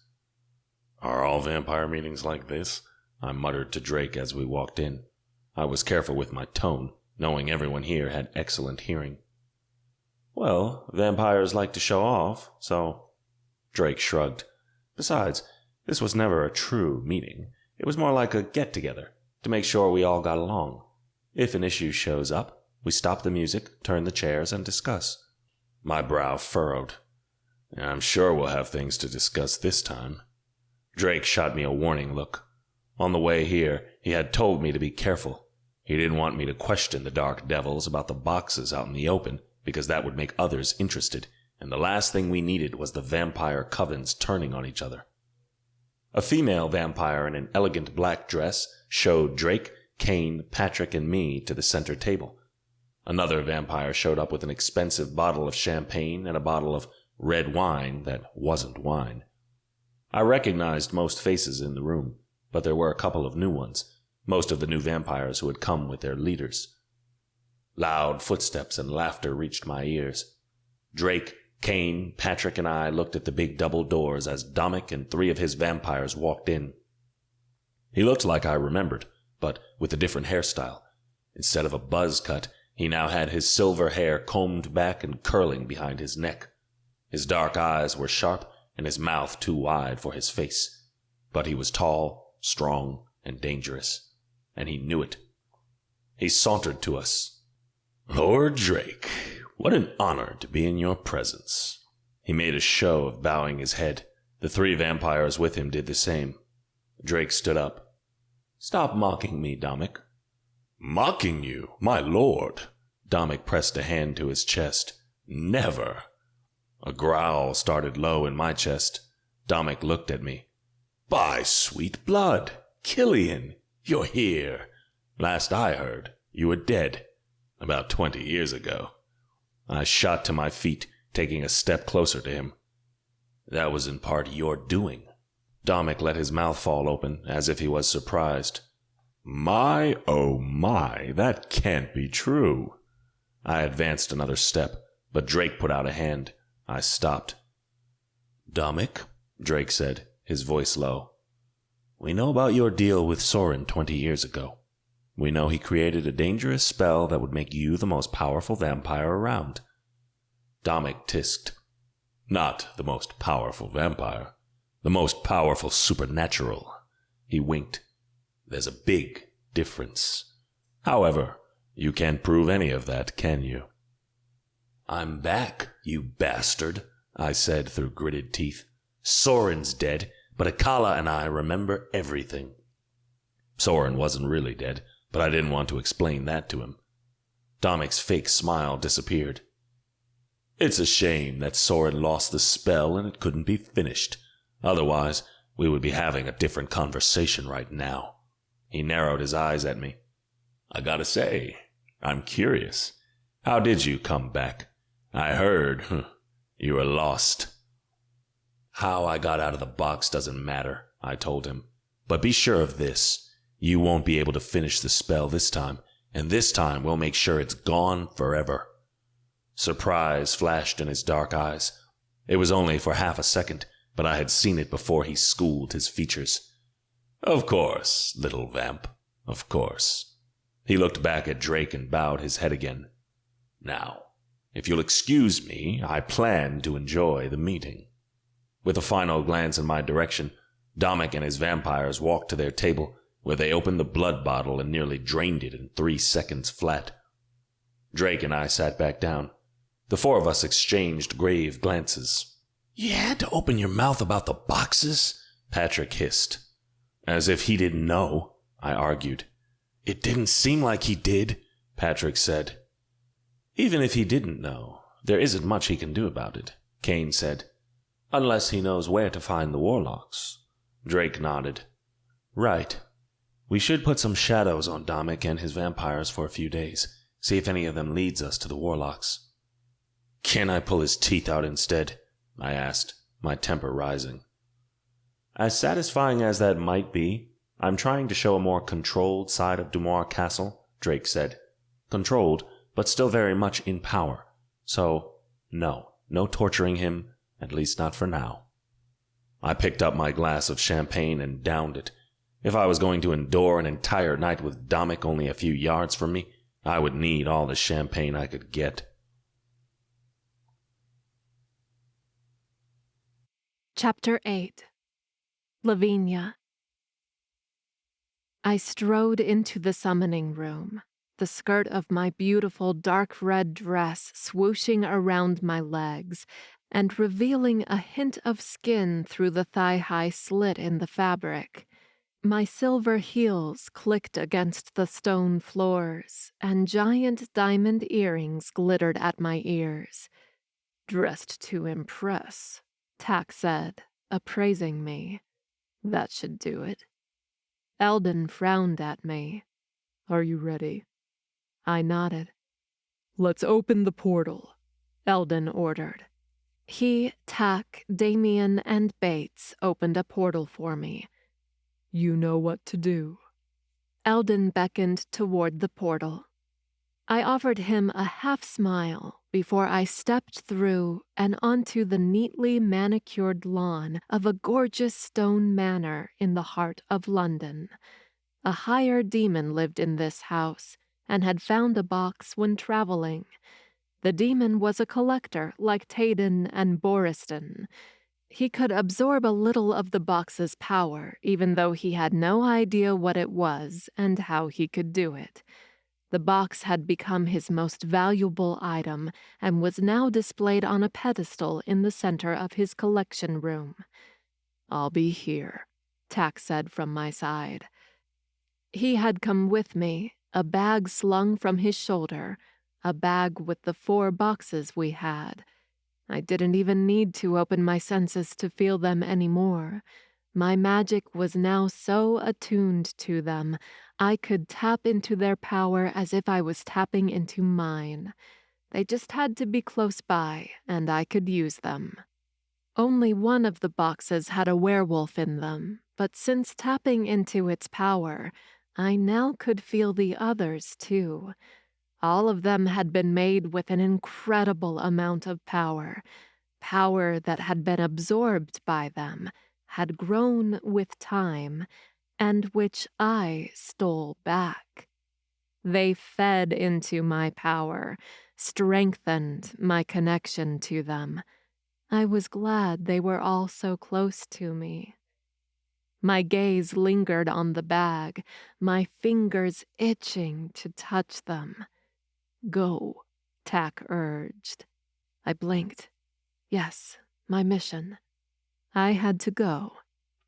I rolled my shoulders and walked to the manor. I went up the 4 stone steps, and the big glass door opened wide for me. Music rolled through the foyer and the living room, and the guests all halted their chatting and laughter to glance at me. With a smile, I walked in. I looked around. Even with all this power, I couldn't sense the supernaturals. But I had seen a wolf shifter to the right and another witch at the 2nd floor landing, which opened to the foyer's high ceiling. The rest of the guests seemed to be humans. Then I sensed him, the higher demon. The seemingly human man walked into the foyer from the dining room to the left. He looked like a billionaire with his 3-piece suit and fancy updo, but I knew better. He was evil, the grandson of the previous supreme demon, and a thorn in my side. Tegard stopped when he saw me. Who are you? What are you doing here? My smile turned vicious. Tell them to go, or they will get hurt. What? He asked. I answered his question by calling my magic. Blue flames enveloped my hands and arms. I won't say it again. Screams rang out through the manor. The humans ran toward the exits, and even the wolf and the witch left without helping the higher demon. When the place seemed cleared, the demon approached me. What do you want? The box. What box? I could feel it calling for me, waiting, wanting. I threw the flames at him, and he jumped aside to deflect them. I followed the call to a door under an archway. I opened it and was greeted by a wide stone stair. I went down and found myself in the vast collections room. There were statues, bronze busts, old weapons, golden vases, huge paintings, and right in the center, the box. I walked toward it. Tegard stepped in front of me. Hear me, little witch. This is not a box. This is a stone, and it's mine. He opened up his legs hip width, ready for battle. You're not taking it. Oh, he was so stupid. In 3 seconds, I welcomed my magic, the magic from the box Tack held outside the manor, and the box standing a few feet from me. With their combined magic, not even a damn higher demon was a match for me. My lips curled up, and I made a sweeping move with my arm. Blue magic washed over the demon, sending him flying to the side. He hit some statue. The sound of clattering and breaking echoed through the room. I pulled out a handkerchief from the cleavage of my dress and reached for the box. The demon rammed into me, his body and strength enhanced because of his demon magic. I braced myself and skidded to the side, but with the magic within me, I created invisible anchors. After 2 feet, the demon couldn't push me anymore. Eyes wide, he took 2 steps back. What are you? Wouldn't you like to know? I threw both my hands at him, and magic shot out from my palms. The blue flames enveloped him, much hotter than fire, and burned the demon's skin in seconds. His scream was the only sound in the entire estate. I wrapped the handkerchief around the box and cradled it in my arms. I turned to go, but halted in front of the dying demon. A smile took over my lips. That was how powerful I was now, and with the magic of this box and all the other boxes I would find, I would be even more. I liked that. I left the room, walked out of the house, and dropped the box inside the bag Tack was holding. He watched me, a frown between his brows. "No congratulations?" I teased. He didn't say a word as he opened the portal and we stepped inside. Eldon, Damien, and Bates waited for us in the summoning room. They glanced from me to Tack, then back to me. "And?" Eldon asked. "She got the box and killed the higher demon," Tack reported, sounding almost upset. "It was too easy." A giant grin stretched over Eldon's face. "Well done." He reached for the bag and spied inside. "What now?" I asked, impatient. I wanted to go out there again, find another box, take more power. Holding the new box in his hands, Eldon fixed his dark gaze on me. "Now, witch, you're almost ready." Eldon placed the boxes in the circle, 5 of them, exactly 1/3 of the way. If we continued like this, we would soon have all 15. I would have them all. He and the other warlocks stepped out of the circle. "Taken their magic," he said. He didn't have to tell me twice. I opened myself up and reached for the new box. Oh, this time I didn't even have to try. The box's magic came to me, fast and eager, and filled me with pure power, pure darkness. I wanted it. I wanted this delicious power. I wanted to consume it all, forever, and no one could stop me. "Lavinia?" Someone said. I turned and glared at the 4 figures to my right. Who were they? Nuisances who stood in my way, supernaturals who were here to take my boxes from me, to steal their magic. I would never allow that. I lifted my hand to... My gut twisted, and fire flowed through my veins. I screamed and fell on my knees as the pain spread. My vision darkened, and I could barely breathe. Someone stepped into the circle. "Remember, with that potion in your veins, I own you." The pain retreated a little, and I inhaled a deep breath. My vision cleared. Eldon leaned over me. "You can't hurt us. Try it again, and I'll make sure you experience pain like never before." Was it possible to be in more pain? I shook my head. No, it was okay. All I had to do was listen to him.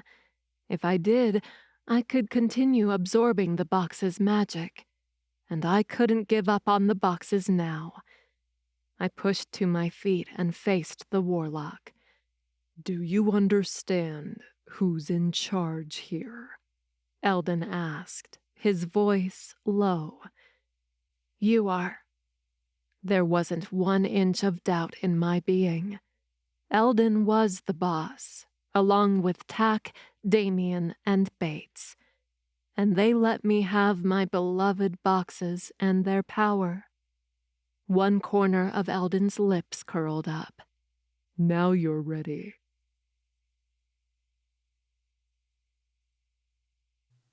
Chapter 9. Killian. I wiped my mouth as I came out of the forest. I had been so tense and angry, I had played with my food before killing it. I purposely chased it for almost half an hour. If I hadn't killed it, the poor deer would have died of exhaustion and a heart attack. I glanced up at the darkening sky. It was getting chillier and chillier, and soon we would see the first snowfall. The forecast had promised a snowstorm, but it had just missed us, wreaking havoc about 50 miles north of here in upstate. Last night, after we came back from the Vampire Coven's meeting, I couldn't sleep. So I went running with Shane to burn off my pent-up energy. I had fed then, and I fed now. My anger fueled my hunger. I hated having all this time on my hands. I kept my mind busy, always trying to come up with a scenario or clue about where Lavinia could be and how I could find her. Kieran had interviewed most of his warlocks and sat down with Almay to list the hideout Soren had had years ago.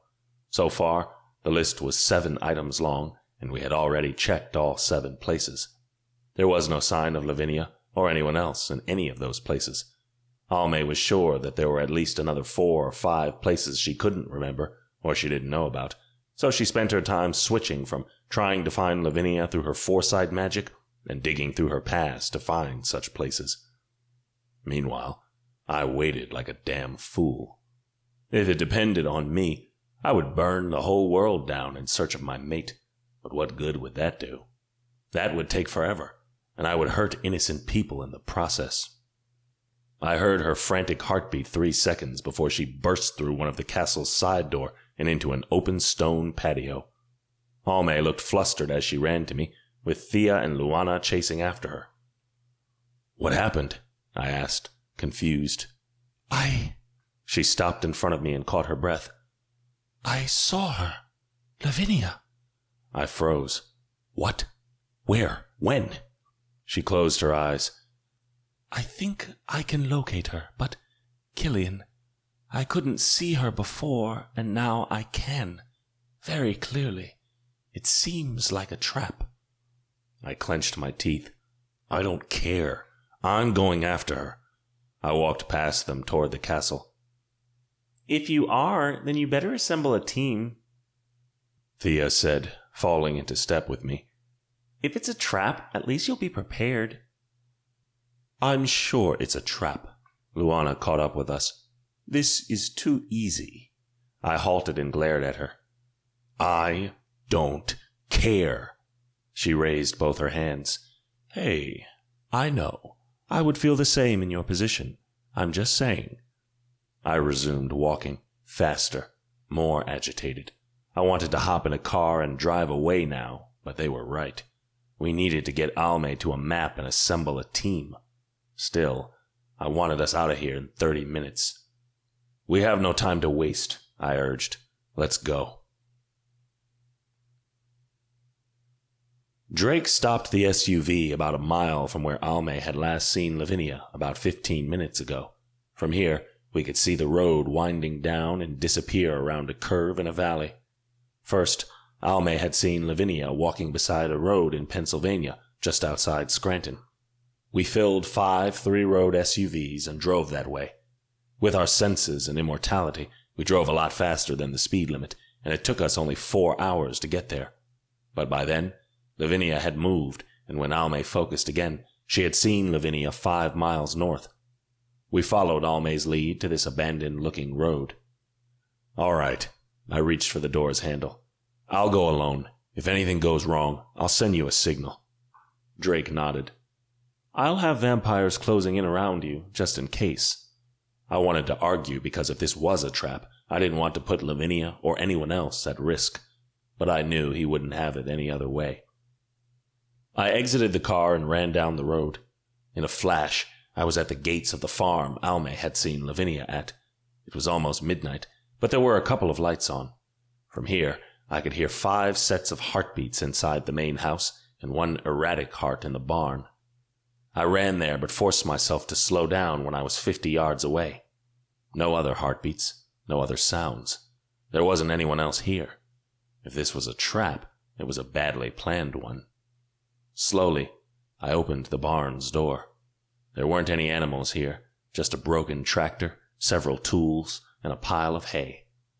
Her shallow breathing echoed in my ears as I approached the hay and found her sleeping behind it. My heart squeezed. There she was, my mate.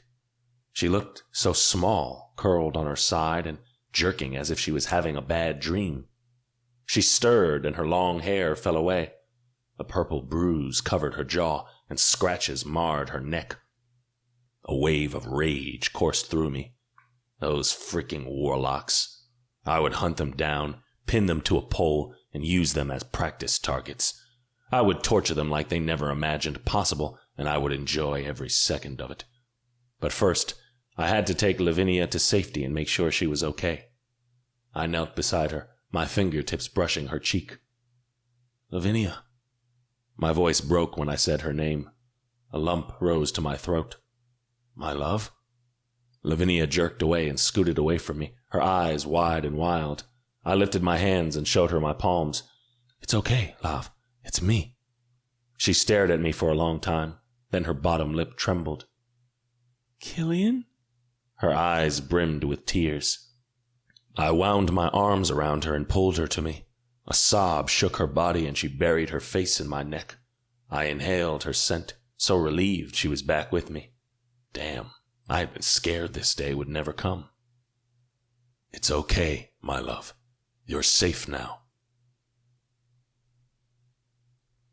As I took Lavinia to the SUV, carrying her frail frame in my arms, Drake had the vampires sweep the area. There was no one else around. It didn't seem like a trap.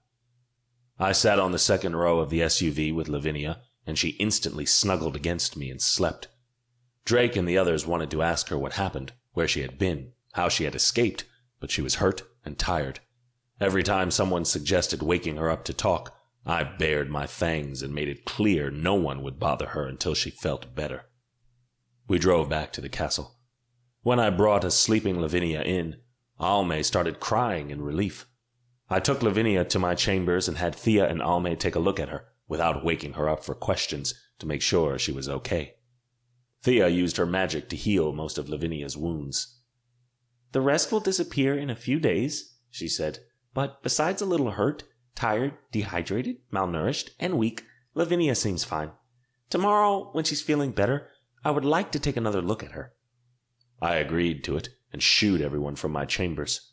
I sat beside Lavinia in bed and watched as her chest moved up and down and listened to her heart and her breathing, suddenly entranced by their sound. It was like the most beautiful song I had ever heard. In the middle of the night, Lavinia woke up with a start and looked around frantically. I turned on the side table lamp and approached her. It's okay, Lavinia. You're safe now. I slowly reached for her, taking her hand in mine. Whatever happened, it's okay now. She sniffed. I'm glad I'm here with you again. Her voice was faint and rough, as if her throat was hurt. She scooted until she was sitting on my lap. I wrapped my arms around her and took in a deep breath. I kissed the top of her head and whispered, I promise you, my love, I'll never let anyone else hurt you again. Chapter 10. Killian. I barely slept at night. I lay down beside Lavinia while she slept in my bed, but every time I closed my eyes, a gripping fear took hold of me. What if I was dreaming and when I woke up she wasn't here? What if she disappeared again? What if she was an illusion created by the warlocks to toy with me? I held her hand most of the night, and she didn't feel like an illusion. In the morning, I didn't wake her up.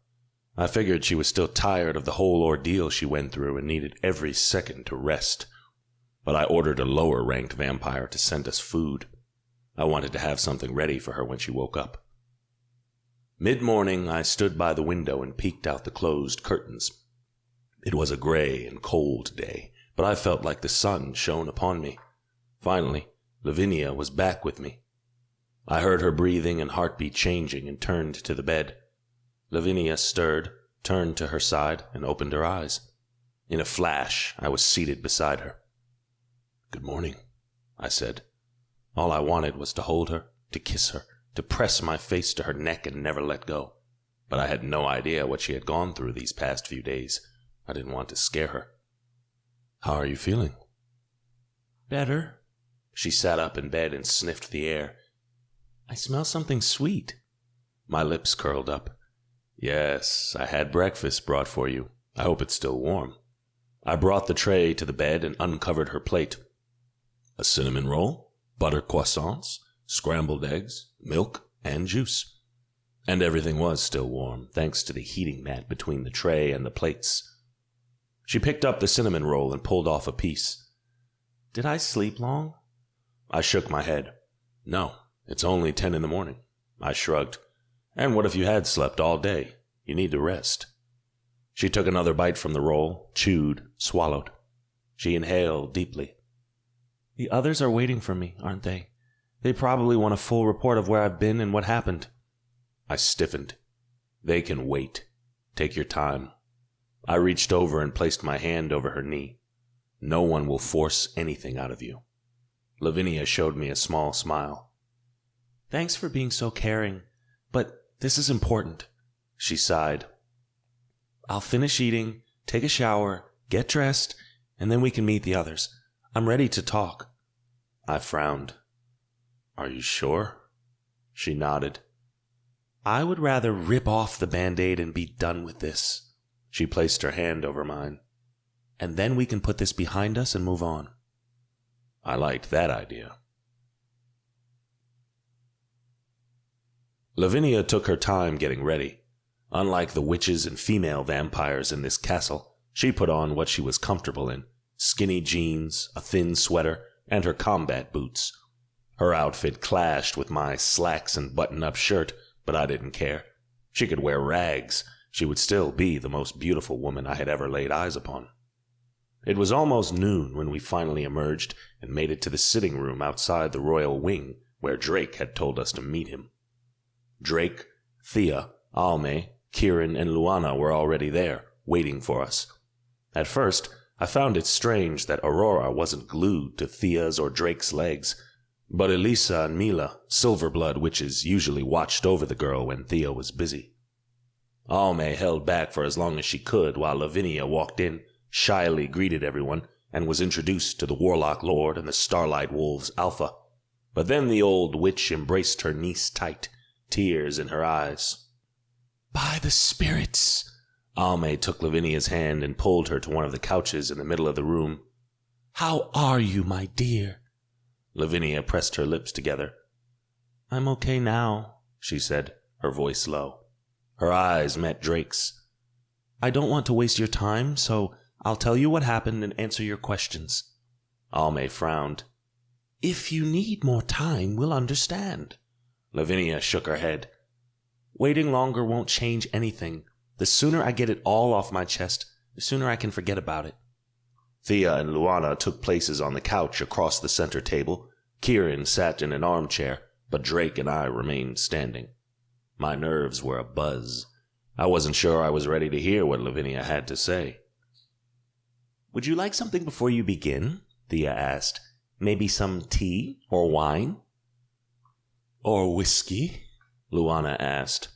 Lavinia almost smiled at that, but then her lips curled down. No, thanks.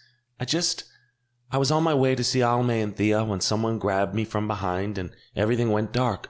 When I woke up, I was with the warlocks. Eldon, Tack, Damien, and Bates. Soren's men, Kieran said. So it is them. Yes, Lavinia nodded. They're holed up in one of Soren's hideouts, and... Do you know which one?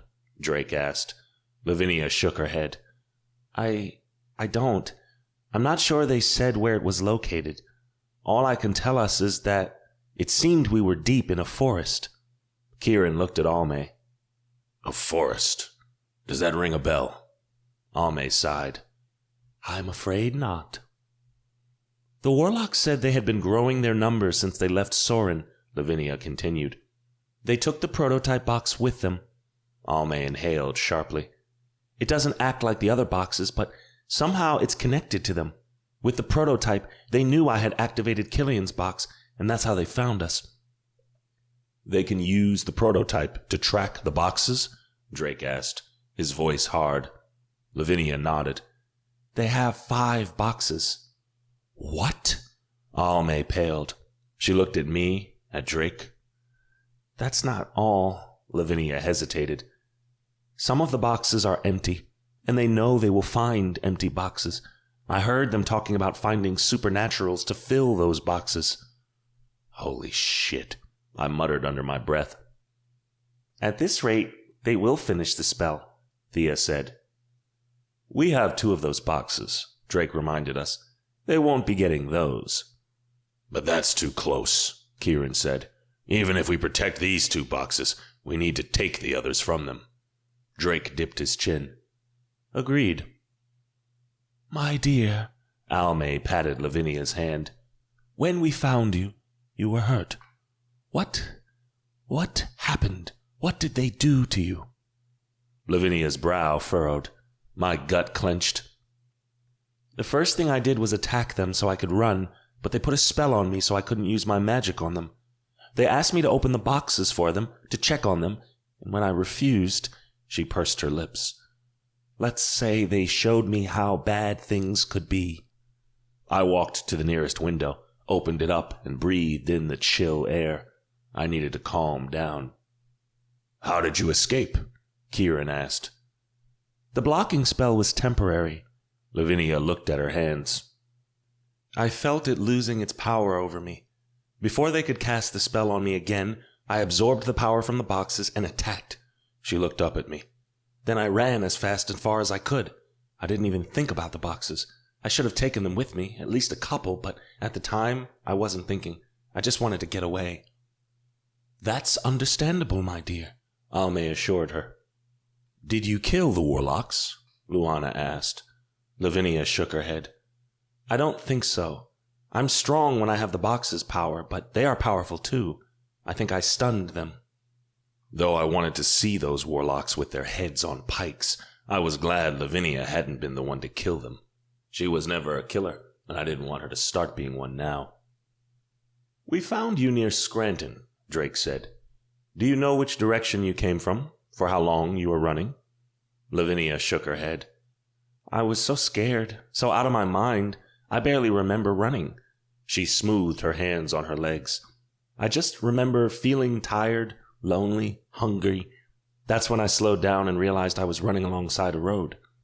Drake glanced at me. I knew he had left a team behind to sweep the area in a 50-mile radius. I hoped they had found something by now.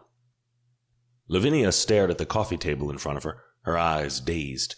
She had just gone through a traumatizing experience, and we were bombarding her with questions. She had done a wonderful job answering what she could, but it was time to end this. I think we could all use a break, I said, my tone not up for discussion. If Lavinia remembers more details, she'll let us know, right? She blinked and glanced at me. Right. I offered my hand to her. Slowly, she slipped her hand in mine. I'll take Lavinia for lunch, then she'll rest for a bit. I turned to Drake. If you want, we can meet again in a couple of hours. You can ask her more questions then. Drake nodded.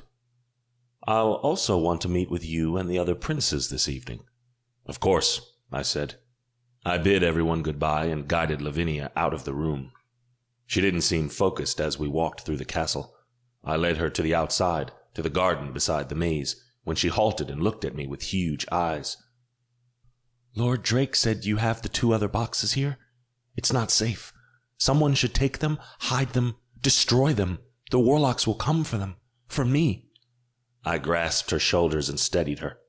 Lavinia, the boxes are safe here. This castle probably houses the most powerful supernaturals on this side of the world, and the boxes are in a special room and well guarded under heavy supervision and strong wards. The warlocks can try to take them, but they won't succeed. I cupped her beautiful face and ran my thumb over the faint mark on her cheek. I was going to murder all those damn warlocks, slowly and painfully. You are safe here with me. She looked into my eyes, but she didn't look the same. There was a hint of sadness in her eyes, something that wasn't there before. The events of the last few days had broken her. Somehow, she would heal. I wanted to kiss her so bad, to make love to her again, to show her the opposite of what she had experienced, to show her how she was the owner of my heart, of my life, but I was afraid of scaring her, of pushing too far. I stepped back from her. I crouched down beside an evergreen flower bed and grabbed 2 cone flowers. I entwined the 2 flowers tightly until they formed a delicate and beautiful bracelet, just like her. I slipped the bracelet around her wrist. She offered me a small smile. "This is so pretty." Her eyes filled with tears. "Thank you." She rose on her tiptoes and pressed a soft kiss on my lips. I groaned, desperate for more, but I forced myself to stay still. "Thank you." I was glad she was finally back with me. "Anything for you."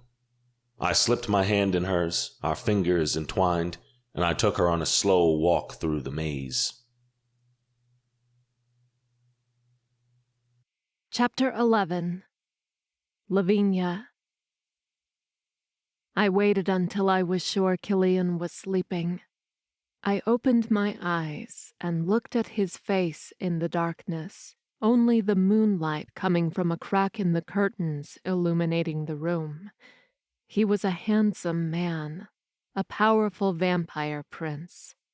I waved my hand, and my magic spelled him. And now, this handsome vampire prince would sleep deeply for several hours.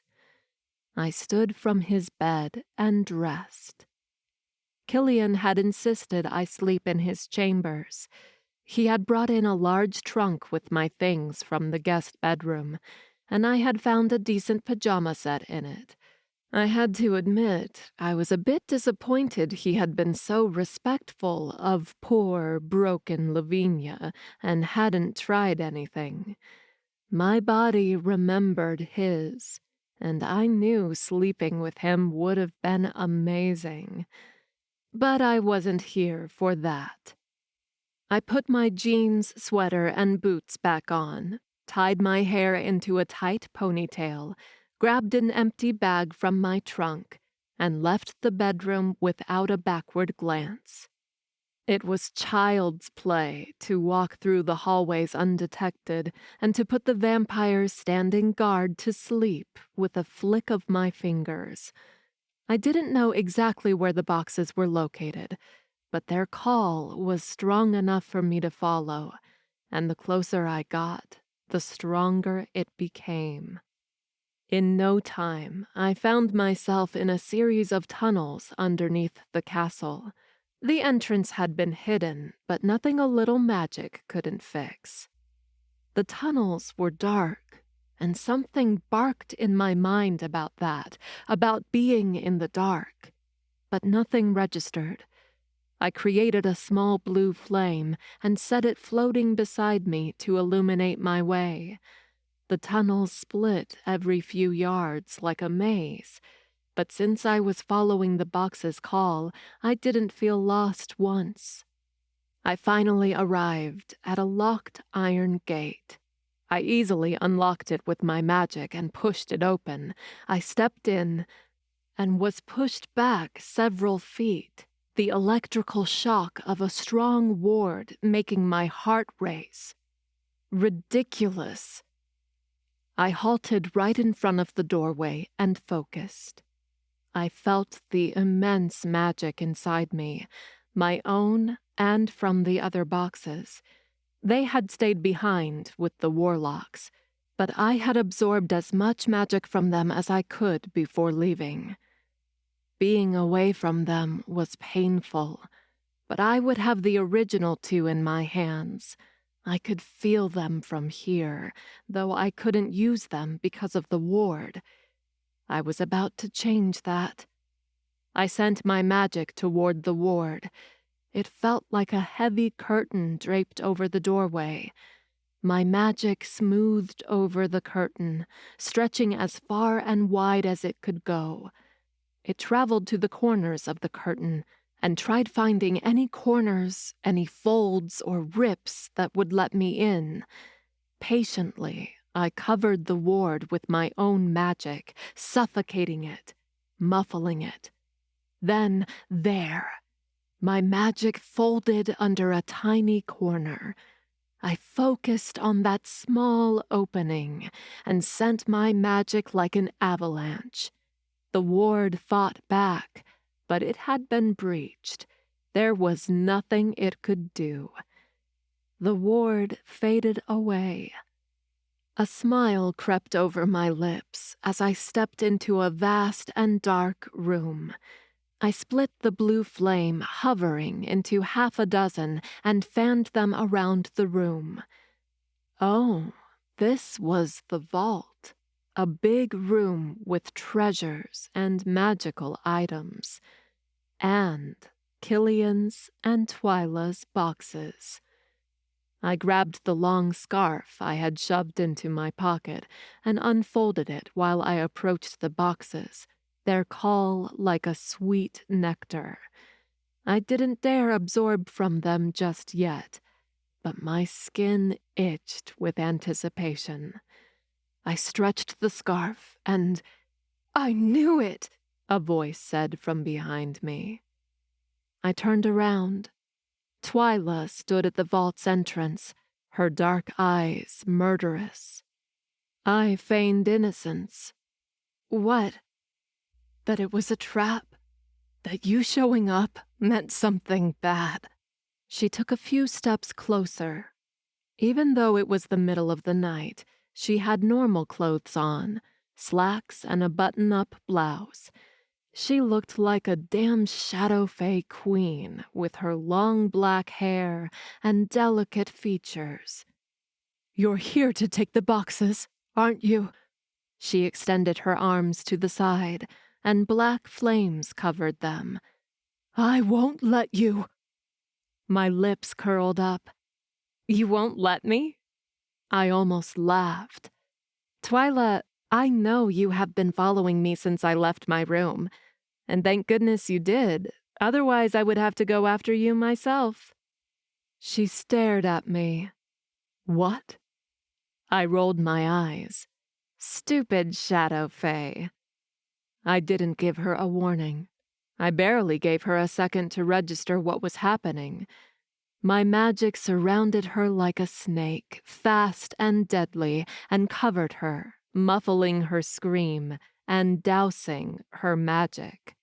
I touched her box. It shook and opened, and I pushed Twyla into it. I saw the desperate look in her eyes before she disappeared in a tornado of smoke. The box closed.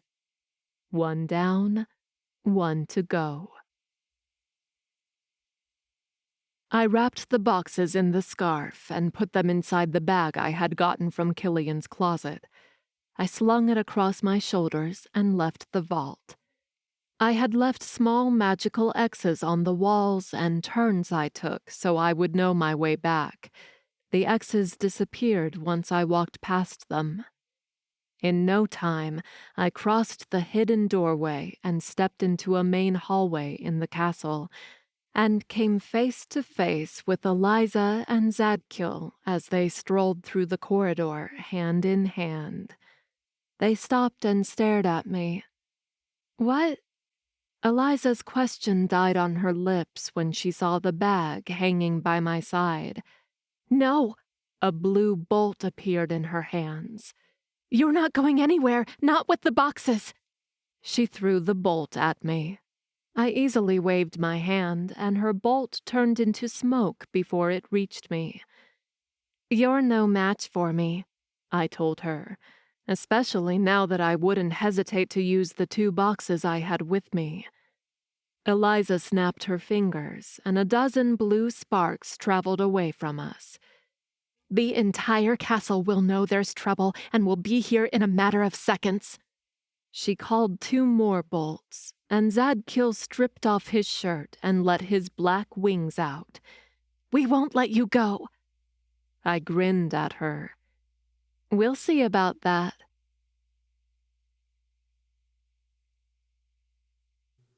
Chapter 12. Killian. Killian! I turned in bed and instinctively reached for Lavinia. A cold pillow and sheets greeted me. Killian, wake up! I forced my eyes to open, my body to sit up, but I felt like I was swimming in syrup and drowning. No command from my brain to my body was working. Panic seized my chest. A hand landed on my shoulder, and it was as if a curtain had been pulled back and I was allowed to move again. Gasping, I opened my eyes and shot up from the bed. Shane brought his hands up. Hey, easy, man. I looked around. It was still dark out, and the only light in the bedroom was the one coming from the open door leading to the hallway. But screams and other sounds reached my ears. What's going on? I glanced back at the empty bed. Where's Lavinia? Shane's brow furrowed. Man, you better come and see. I didn't like the sound of that. Thankfully, I had gone to bed fully clothed. I didn't want to scare Lavinia by stripping off and lying beside her. At least not yet. I wanted her to come to me first, to show me she was okay. But I had no idea where she was now, and the apprehension gripping my heart grew tighter as Shane and I exited my room. The screams, the sounds of fighting were louder here. Shane and I ran down the stairs, but a sea of blue flames covered the entire first floor. Shit, this wasn't here just a minute ago, Shane said from the top of the staircase. What's going on? I asked. Shane didn't answer. Instead, he turned to the large window by the staircase. From here, we could see the castle's front garden. Lavinia was halfway across the entrance road, fighting at least 24 vampires and witches back. My stomach sank. No. Dark blue shadows and flames surrounding Lavinia. Drake, Thea, Kieran, and Luana and others tried to subdue her, but she was too strong. Pressure squeezed my lungs. My legs trembled. The breath was taken from me as sudden pain assaulted me. Lavinia created a blue wave that washed over her opponents. She had absorbed power from my box and used it. Her magic forced Drake and the others back, most of them stumbling on their own feet or falling to their knees. Lavinia was too strong, backed by the power of the boxes. They couldn't win. She sent a second wave at them. Then she turned and ran down the road. It took her opponents a few precious seconds to recover and start after her. But by then, I knew she was gone. Pain stabbed the middle of my chest. A warlock must have opened a portal for her, and she had taken my box with her. I pressed a hand to my chest, still trying to make sense of it. Lavinia, my mate, my love, the woman who had been made for me, had been brainwashed by the warlocks. That was the only explanation. Otherwise, she wouldn't do this. I knew that just as I knew my name. That's not her, I muttered. Beside me, Shane nodded. I agree, but man, there's more. I looked at him. What now? Twyla is missing. Holy shit. Lavinia had taken Twyla. Chapter 13. Lavinia. As soon as I crossed through the portal, Eldon took the bag from me. An urge to fight him rose in me, but I pushed it down. Despite my power, he still had an advantage over me, one I couldn't control. I had to obey my master. We entered the mansion and went to the summoning room. Eldon placed the other boxes in the circle. He stepped back and admired the 7 boxes we had gathered. Now we have the Fae and the vampire boxes complete. Not complete, I said.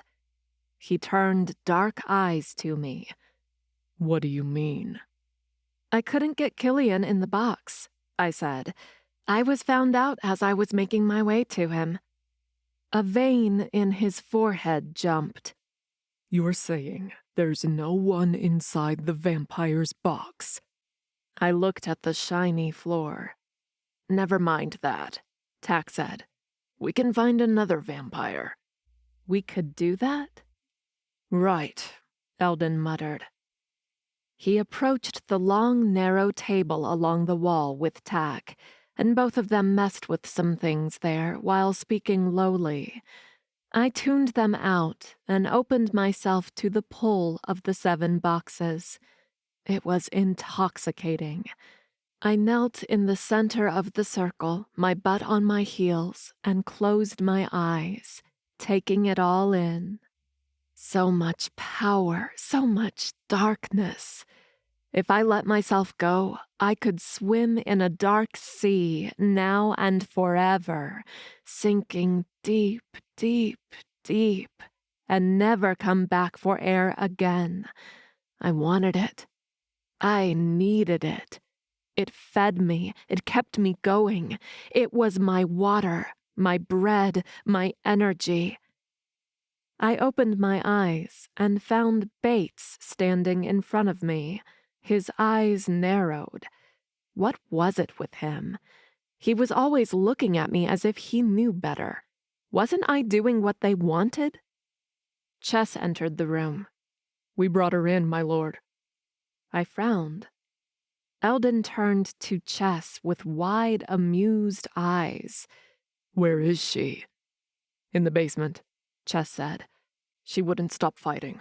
We had to sedate her." Eldon nodded. "That's fine. We'll go see her."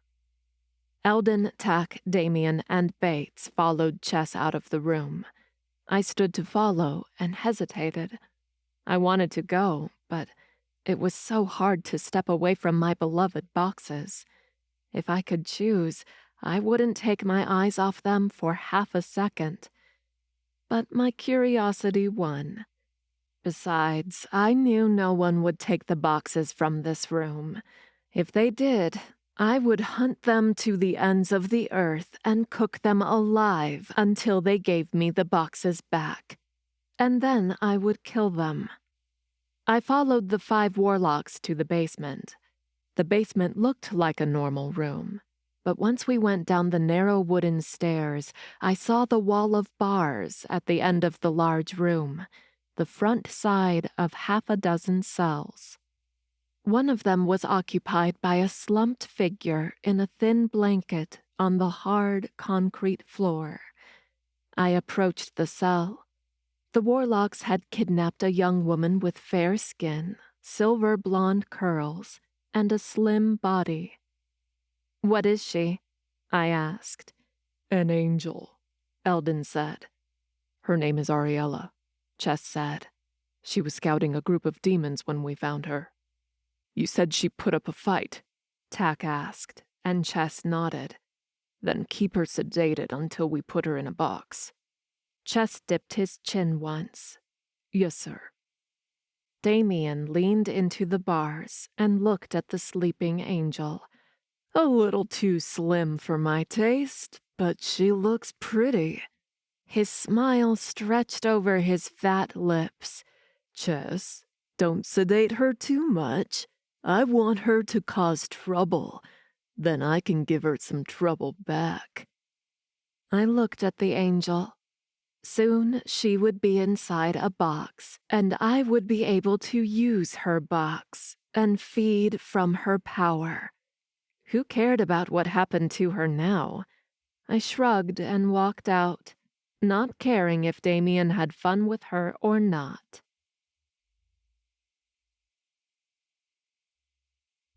Chapter 14. Lavinia.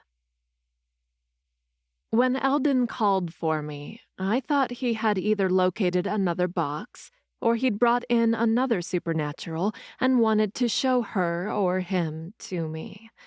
I was amused when Chess escorted me to the dining room, where Eldon, Tack, Damien, and Bates sat at the long wooden table. The dark red walls clashed with the dark wood paneling on the bottom half, and a painting of a red sea took over most of the wall above a heavy buffet set. The room was dramatic and elegant, and I rarely ate here. Seated at one end of the table, Eldon gestured at the chair to his right. "Sit." After glancing at the other warlocks, who were spread out along the table, I followed his order. I was expecting him to tell me about a report while he ate his dinner, So I was surprised when one of the lower-ranked warlocks, I didn't care to remember his name, brought me a plate, utensils, and a goblet of red wine. I stared at Eldon. "What is this?" I rarely see you eat, he said. If you're going to keep taking in the box's magics and fighting, you need more energy. I frowned. Was this some kind of trick? The food was poisoned? Why was he being so soft on me now? Tack groaned. "Just eat, witch." I reached for my utensils and dug into the buttery steak. It was delicious. I almost moaned. When I ate whatever I could find in the kitchen or what I had the patience to cook for myself, which wasn't much. I had never eaten the same thing or at the same time as the 4 coven leaders. The entire time, I felt the boxes calling for me. I wanted to shove this meal aside and go to them. If I were allowed, I would sleep in the summoning room, even if I had to sleep on the hard, cold floor, just so I could stay close to them. I frowned and asked, "We'll complete the spell Soren started for the vampires? Why not use the power from the spell for yourselves?" That was what I would do. Eldon finished chewing and swallowing before answering. Soren never intended to give the power to the vampires. He planned to use the boxes for himself, and we plan on doing the same. So, you aren't working with the vampires this time? Damien snorted. "You're observant for a witch." What did that even mean? No, we aren't, Bates said, his voice somber. "But we have been talking to a vampire," Damien said, shooting me a bored look. "We knew there could be trouble with the vampire box. When time comes, we'll put him in the box instead." I dropped my fork. "Will that work?" "We think so," Tack answered.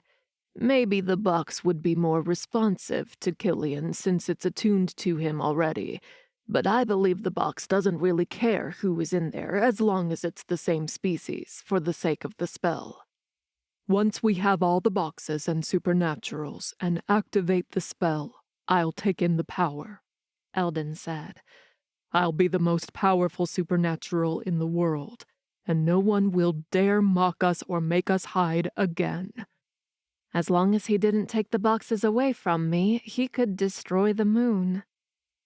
The rest of dinner, the warlocks talked about their plans to retrieve the next 2 boxes, and someone mentioned having found a succubus for one of the boxes, and "A dragon shifter," Damien said.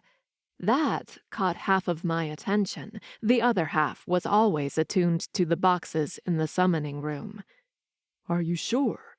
Eldon asked, full of interest. Damien nodded. "I can't be 100% until I go there and see for myself, but yes, reports say we might have found a dragon shifter." "I thought they were extinct," Bates said. "Thankfully, it seems they aren't." Eldon took a sip of his wine. "Otherwise, we wouldn't be able to finish the spell." They moved on to a report about goblins and mermaids, but by then I couldn't focus anymore. The call of the boxes was hard to resist. By the time dinner was done and the warlocks left the dining room, I was about to peel off my own skin. Once I was left alone, I ran to the summoning room and sat down as close as I could to the boxes without touching them. I closed my eyes and let their energy, their power, wash over me. Again, I swam in the dark sea, drowning in the heavy, oily water, and glad about it. This power, this delicious magic, I needed it. I wanted it. It was made for me and belonged to me. Just me. "If only she could see you now," someone muttered from behind me. I opened my eyes and glanced over my shoulder. Bates stood in the doorway, his arms crossed, his eyes narrowed. "What are you talking about?" He took a step closer. "Delia, and how she would be disappointed in how you just surrendered to the darkness." Delia? Who was Delia? Oh my goodness. Delia. I remembered Delia. She had been like a mother to me. She had taken me in when no one else did. She had helped me hide my magic, and she had given me a home of sorts. We had had our disagreements, but I knew she had loved me like a daughter. I gasped, finally putting two and two together. When Delia told me about her time with Soren and Akala, she mentioned that a warlock she fancied helped her escape. Bates. "It was you," I whispered. "You were in love with Delia. You helped her escape." "That was a long time ago," he said, his voice quiet, low. "But I know she would have expected more from you." I frowned, confused. What was he talking about? Delia and her wishes? Her expectations? Disappointment? Hundreds of thoughts swam through my mind, most of them warring against themselves. A headache took hold of me. I stared at Bates. "You're one of them. What do you care?" He looked at me for a couple more seconds, then turned and left. I stayed in that room, surrounded by the boxes and their immense power, that delicious darkness, I shot to my feet, and the piercing headache got worse as I ran to my bedroom. I slammed my door closed and leaned against it, breathing heavy as a sudden pressure strangled my lungs. What the hell was going on? Delia. Boxes. Darkness. Power. Want. Need. I made my way to my bed, sat on the edge, and pressed my fingertips to my temples, trying to ease my headache. I felt like I was in a long, dark corridor, running for miles and miles, only now seeing a light in the distance. But it didn't matter how long and fast I ran toward it. It kept moving away from me. I reached for the glass of water on the nightstand, and my hand knocked something to the floor. I picked it up. I froze. The flower bracelet Killian had made for me. Killian. Oh, Lord. My chest constricted more, and a sob rose to my throat. Hundreds of thoughts and feelings overwhelmed me. The first time I saw Killian when I freed him from the box. The second time, when he killed all those demons and then collapsed on me. The few times he had almost kissed me, and then when he finally kissed me, and promptly left me alone in the dark. How he had stopped my panic when the demon hunters locked us in a dark closet. That was when I first absorbed his box's magic. He had told me to. When he asked me to go to Demore Castle with him. That time when he lay over me in bed right before Tack invaded our bedroom at the inn. How he had fought for me when the night mist witches put me in a dark cell. When he found me in my bedroom at Demore Castle, he told me he loved me, and then showed it when we made love. A sob burst from me, and tears streamed down my face. Holy shit, what had I done? I had let the box's powers take over me. I had allowed the darkness to control me. I had forgotten about Delia, about Killian, about everything that made me me. Even now, I struggled with this knowledge. The box's power was too strong, and I wasn't sure how long I could resist it. A few minutes? Maybe a couple of hours? I wasn't strong enough, not by myself. I focused on my power, my silver blood witch magic, that almost endless pool inside of me, and imbued the bracelet with a remembrance spell. I slipped it around my wrist and inhaled deeply, trying to calm myself down.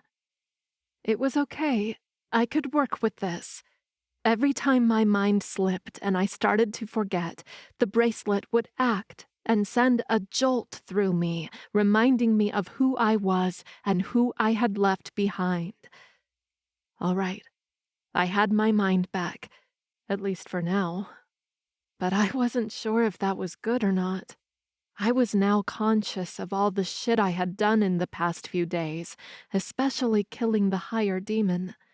I had done it so easily, so cruelly, with so much pleasure. It disgusted me. I lay back in bed, hugged my pillow, and allowed myself to cry.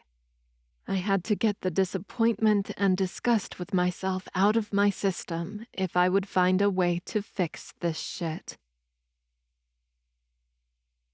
The next morning, the warlocks didn't call on me, and I was grateful for that.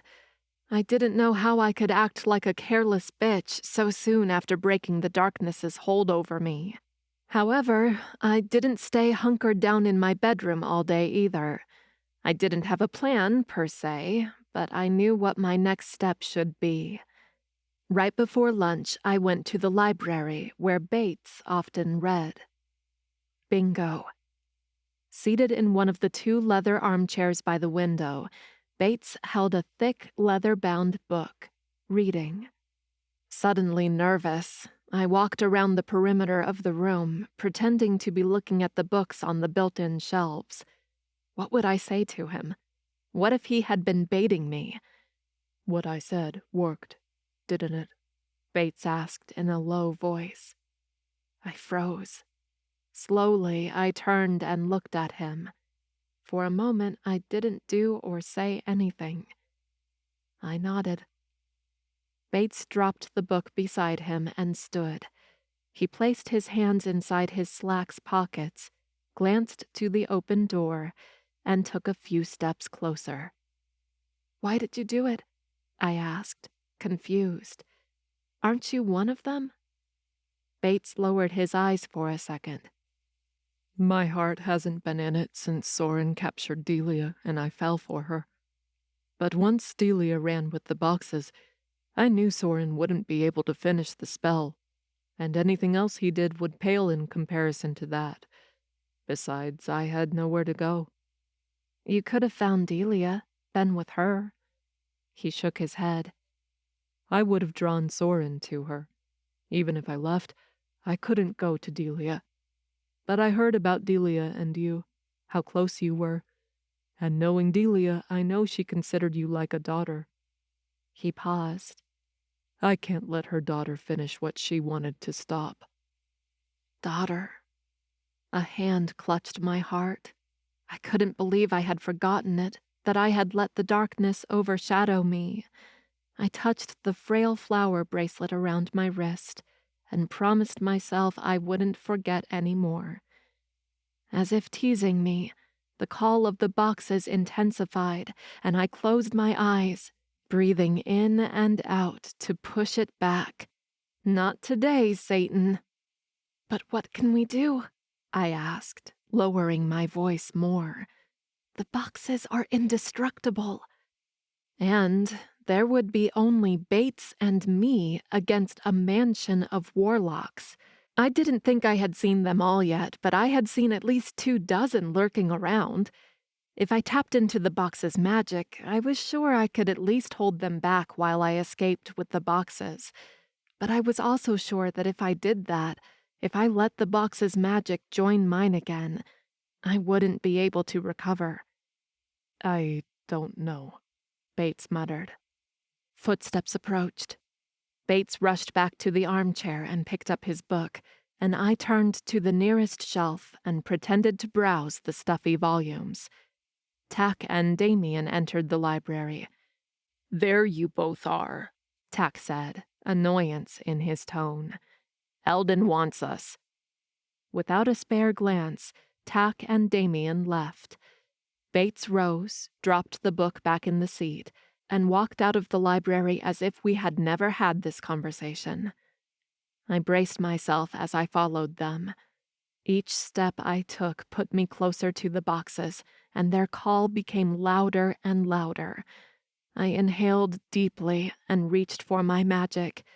It enveloped me, like an invisible layer over my skin, protecting me from the onslaught of power the boxes threw at me. The box's power washed over me, pressing against my magical shield. I held my breath, reinforcing the light magic. It helped, and it was slightly less uncomfortable. Tack and Damien joined Eldon in the back of the room, while Bates glanced at me before doing so. He seemed worried. I was too. I wasn't a good actress, and I would have to pretend to be taken by the dark magic, careless, mindless, and under Eldon's thumb. That didn't sit well with me. I approached the warlocks, but was careful not to step into the circle. The box's allure intensified. Eldon held up a thick black envelope. "This is an invitation to a ball." Tack frowned. "Someone invited us to a ball. How did they even find us?" "I didn't say it was our invitation," Eldon said with a grin. "Rosilla, the Witch Queen of the Blue Moon Coven, is celebrating her 150th birthday and invited supernaturals to attend her ball. I thought we could pay her a visit." Damien snorted. "As much as I like to party, I think everyone at that ball would attack us and kill us as soon as we stepped foot in there." "They can't." Eldon opened up the invitation. "It's written here that no weapon will be allowed inside, and the place will be warded to neutralize or lessen everyone's power. Fights and public animosity are strictly forbidden. Everyone is supposed to leave their problems at the door, or not come at all." "So, you're thinking of going to a ball we weren't invited to, and mingling with our enemies?" Bates asked. Eldon's smile lost its power. "Well, what a better opportunity to let the entire world know we're back and stronger than ever." "This is nuts," Tack said. Damien's smile was as wicked as it got. "Free drinks, beautiful women, and enemies who can't kill us? I like it." Eldon glanced at Bates. He shrugged. Eldon seemed almost annoyed with Bates, but then the expression passed. A dark glint shone in Eldon's eyes. "Then it's settled.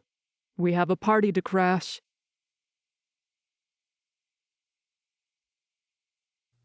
Chapter 15. Killian.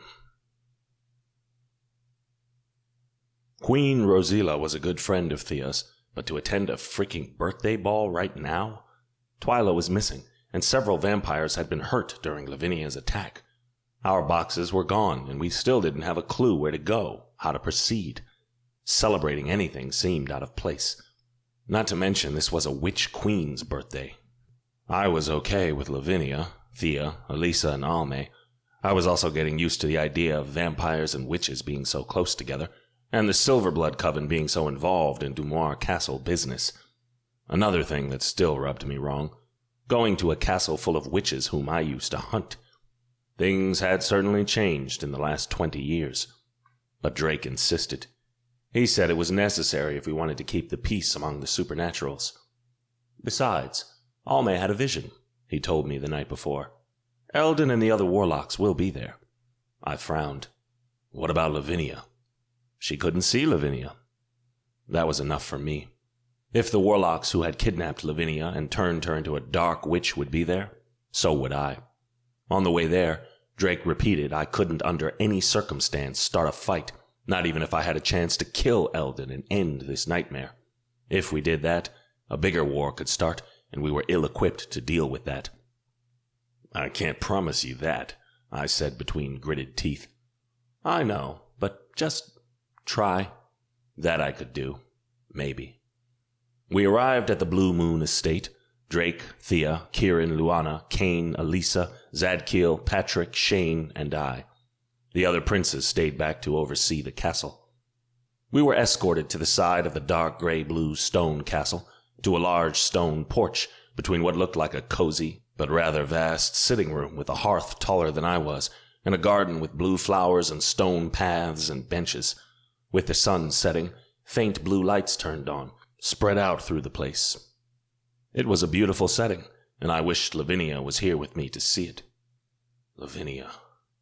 I had to admit, after what happened a few nights ago, my feelings were conflicted. I loved her. She was my soulmate, and I knew she was under the warlock's influence. However, it had been hard to see the destruction she left behind her, how she didn't seem to care. She had taken Twyla without a second thought. She probably would have taken me too if Eliza and Zadkiel hadn't bumped into her. The thought that I might have lost my soulmate was what I couldn't come to terms with, and I wouldn't. Not yet. We joined the crowd, grabbed a table and drinks, and were formally introduced. Queen Sarah of the Black Marsh Coven, Queen Corvina of the Bone Crown Coven and her second-in-command, Myra, Queen Yera of the Wild Thorn Coven and her right hand, Neva. I greeted Queen Denise of the Light Grove Coven again, along with 2 council members, Lenora and Grace, whom I had met with Lavinia when we visited the Light Castle in New Orleans. I also met 2 interesting couples. The first one was Wyatt and Farah, a werewolf and a frost fae. Apparently, Farah knew who Twyla was and had been contacted by Kieran and Luana to see her, but she couldn't until now. And Twyla was gone. "She's Prince Lark's sister," Farah said to our circle. All of them seemed to know who that was.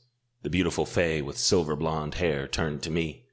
"He was a shadow fae prince who had been sent to Earth to oversee the fae here. He was greedy and evil." Beside me, Shane stiffened. "Twyla doesn't seem like that." "I don't know much about their history, but I heard they didn't get along well," Farah said. She shook her head. "Wow, to know she has been stuck in that box for 20 years. That's crazy." "Oh, I knew about that." Wyatt, the werewolf with hazel eyes, nodded. "You were in there too, right? I'm sorry you had to go through that, man." "Thanks," I said, my voice tight. Farah and Wyatt struck up a conversation with Luana and Kieran. Drake and Thea joined in. The 6 of them seemed to know each other well. The second couple I met didn't come alone. Ray Lowe, the headmaster of the Blackthorn Hunter Academy, and Aaron Belmont, a young but already famous demon hunter, joined our group along with some of their friends and fellow demon hunters, Claire, Harper, Ava, and Harvey. Wyatt and Farah greeted Ray and Aaron like old friends, and then introduced them to Shane and me. "I'm sorry about Lavinia," Aaron said. She was striking, with golden eyes and long black hair. "Thea asked us to come talk to her, and we were planning to, but then...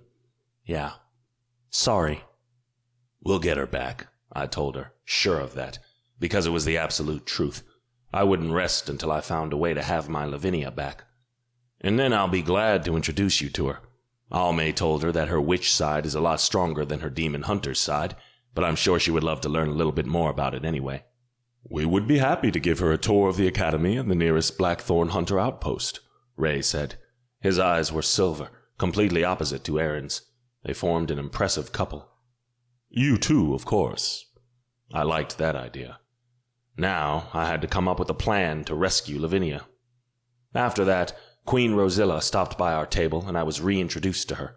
I had never met her officially, but I knew who she was.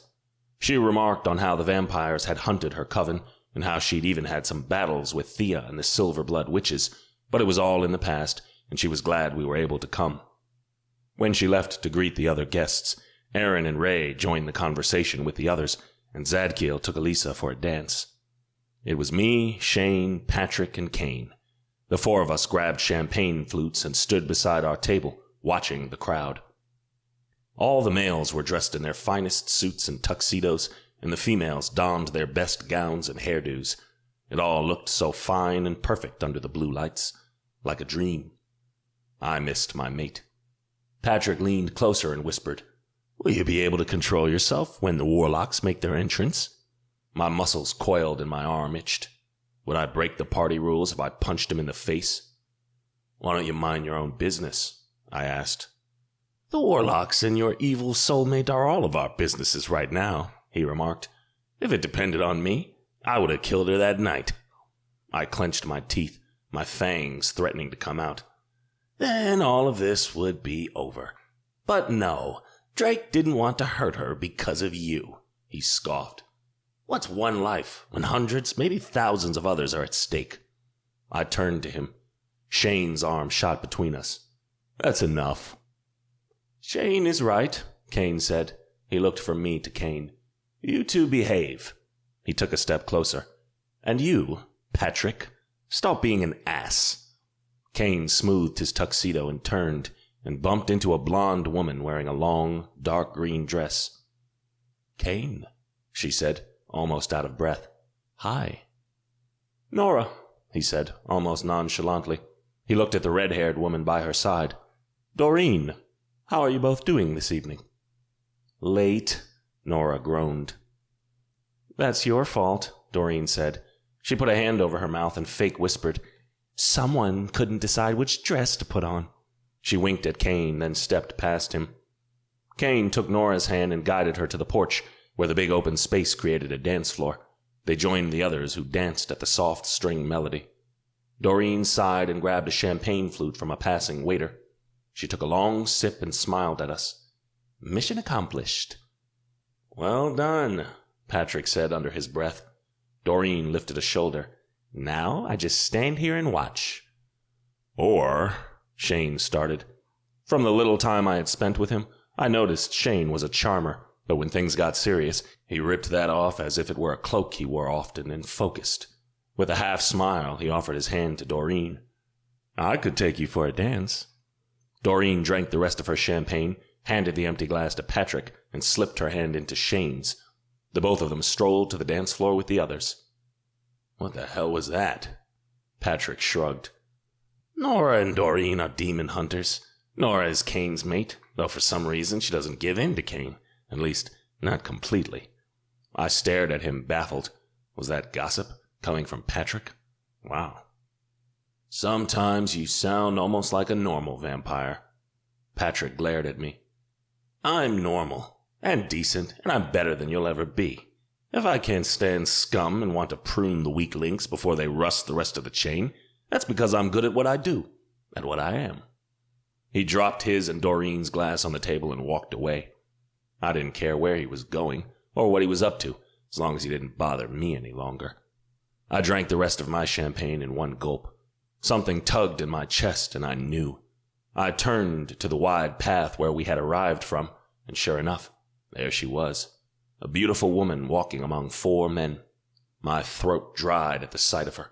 She wore an almost indecent bright red dress, one shoulder, cuts at the sides of her waist, showing skin and a slit over her right leg that went up to her thigh. Her long, dark hair was pulled back by red gems, and then flowed over her back in perfect waves, the red of the ends almost gone. Big silver earrings, a thick silver bracelet with red gems, and silver high heels completed her look.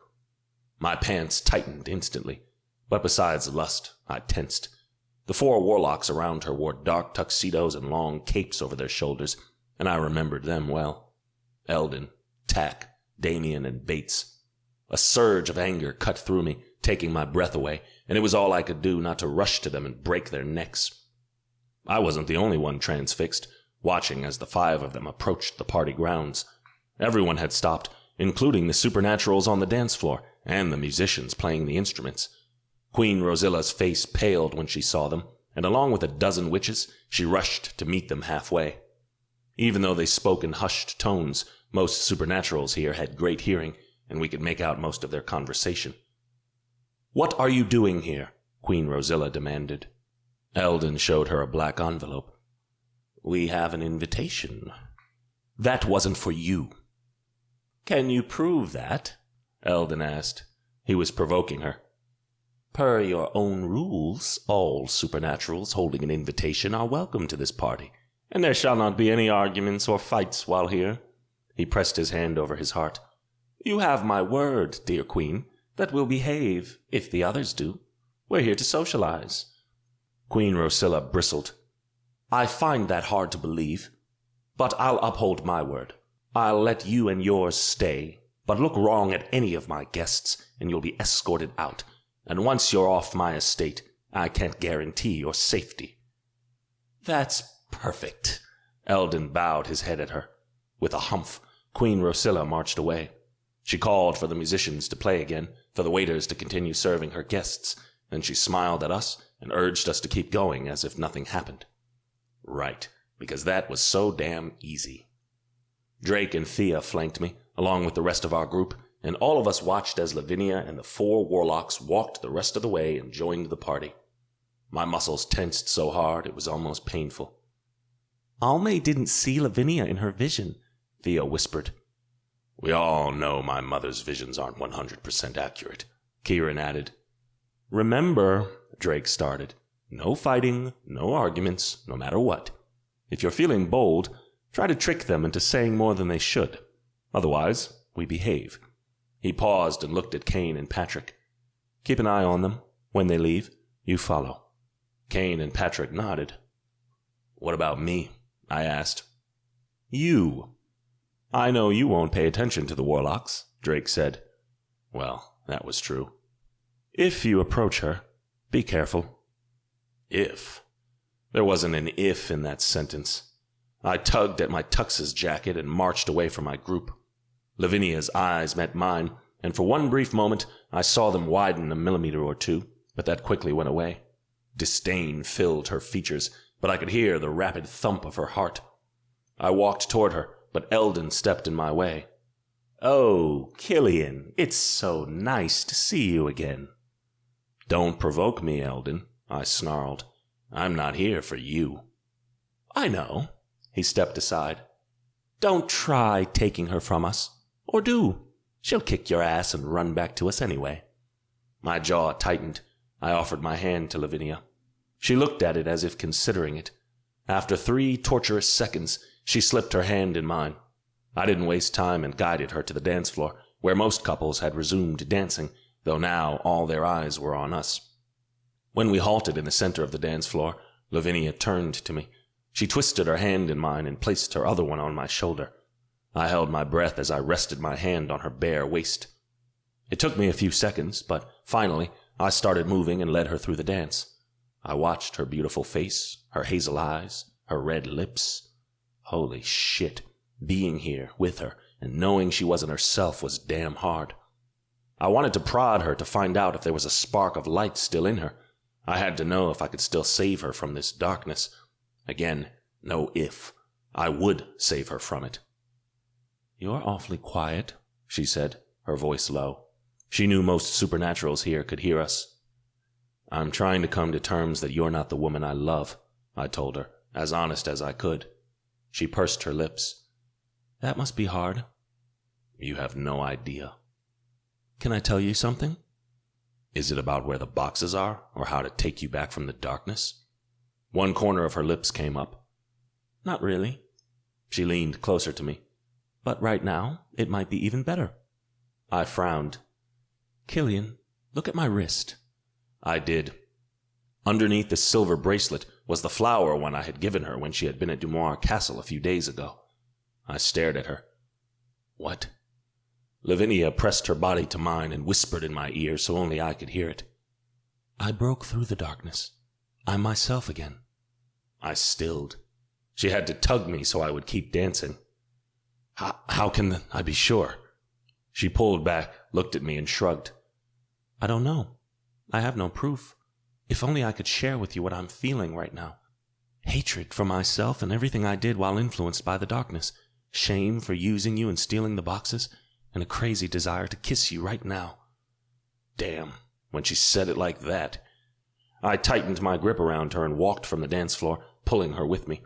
We went through the wide-open doors leading to the sitting room and past it into the castle. We passed a few supernaturals, mostly witches, but I ignored their wary gazes. I found an empty office, dragged Lavinia in, and locked the door behind us. She stood in the middle of the room, the desk behind her, while I paced 2 feet from her. Killian, she whispered. I halted. I thought you would be happy, but it doesn't seem the case. She hugged herself. You're scaring me. I inhaled deeply. Lord, I'm holding myself back here, Lavinia, because all I want to do is to kiss you. I want to push those papers from that desk and take you right now, right here. But damn, I won't make love to you if you're not you. I want to take your word, but you tricked me before. I know, and I'm so sorry. Tears filled her eyes. I can never take back all that I've done, all the people I hurt, the ones that I killed. Her voice broke. I hate myself for allowing the darkness to take me over so easily. Shit. I stepped closer to her, my gaze on her face, on her trembling lips, on the gloss of unshed tears in her eyes. She was hurting so bad. A witch filled with darkness wouldn't be able to cry like this. I listened to her heartbeat, to how it spiked when I got closer to her. I remembered that hadn't happened a few days ago when she tricked me. I had been with her, hugged her, held her, and in no moment had she reacted this way to me. I leaned into her, and her heart beat even faster. Her breath caught. Holy shit. I cupped her face and crashed into her. I closed my lips around hers, and she answered instantly. Holding onto my jacket, Lavinia parted her lips and let me take the kiss deeper, slower. Damn, I had missed her. True to my words, I pushed her back until her thighs hit the desk behind her and helped her sit on it. Without breaking the kiss, I leaned her back, and with a big sweep of my arm, I pushed everything on the desk to the floor. Something made of glass broke, but I didn't care. I bent her over as I smoothed my hands up her legs, savoring her silky skin, and when I got to her thighs, Lavinia shivered. She clasped her hands around my shoulders, pulling me closer, as close as two dressed people could be. As much as I would love to undress her, and myself, and take my damn time with her, we were in the middle of a party, and our enemies would be expecting us back soon. Lavinia must have thought the same thing, because she slid her hands down my chest and quickly worked on my pants, unbuttoning the waist and pulling down the zipper. She slipped her hand inside and stroked my heart on. I groaned and moved my lips to her neck. I couldn't help it. My fangs came out, and I grazed them on her soft skin. It was all I could do not to bite her right there and then and taste her delicious blood. We couldn't risk having bite marks on her neck. She moaned when my teeth scraped her throat, and with her hand on me like that, I almost lost it. I rained kisses down her collarbone and around the swell of her breast. Holy shit, how I wanted to strip her and enjoy her for eternity. I need you, Lavinia whispered. She pushed the waist of my pants down, just enough to free my heart on, and she spread her legs wider. Damn. I brought my lips back to her as I smoothed her skirt to the side and snaked my hand to her inner thighs. I ran my hand over her core, and she shivered again. Doing this fast, not taking the time to pleasure her as she deserved, was killing me, but I needed her too. I tugged her panties to the side and pushed my hips to hers. Lavinia gasped against my mouth when I entered her, when I filled her. Damn, she felt so good.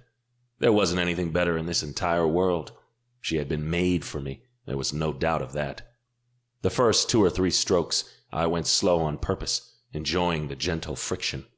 But shit, I wanted her so freaking much. I sped up, taking all she wanted to give me, going as deep and fast as I could. Lavinia slipped her hands under my shirt and jacket and grazed her nails on my back. This time I shivered as the delicious sensation rolled up my spine. I love you, she whispered in my ear. Holy shit. It was too much.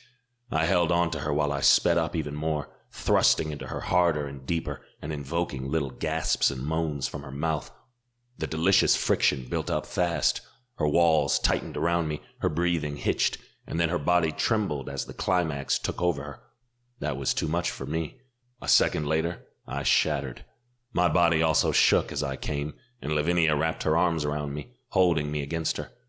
I rode down the climax, satisfied, but already thinking when I could have her again. This woman drove me crazy, in a good way. Despite our situation, she made me feel like I had never felt.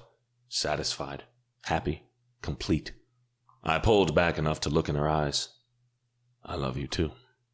She smiled at me, then captured my mouth with hers. I sighed in a kiss, relieved she was here with me. The warlocks wouldn't touch her ever again.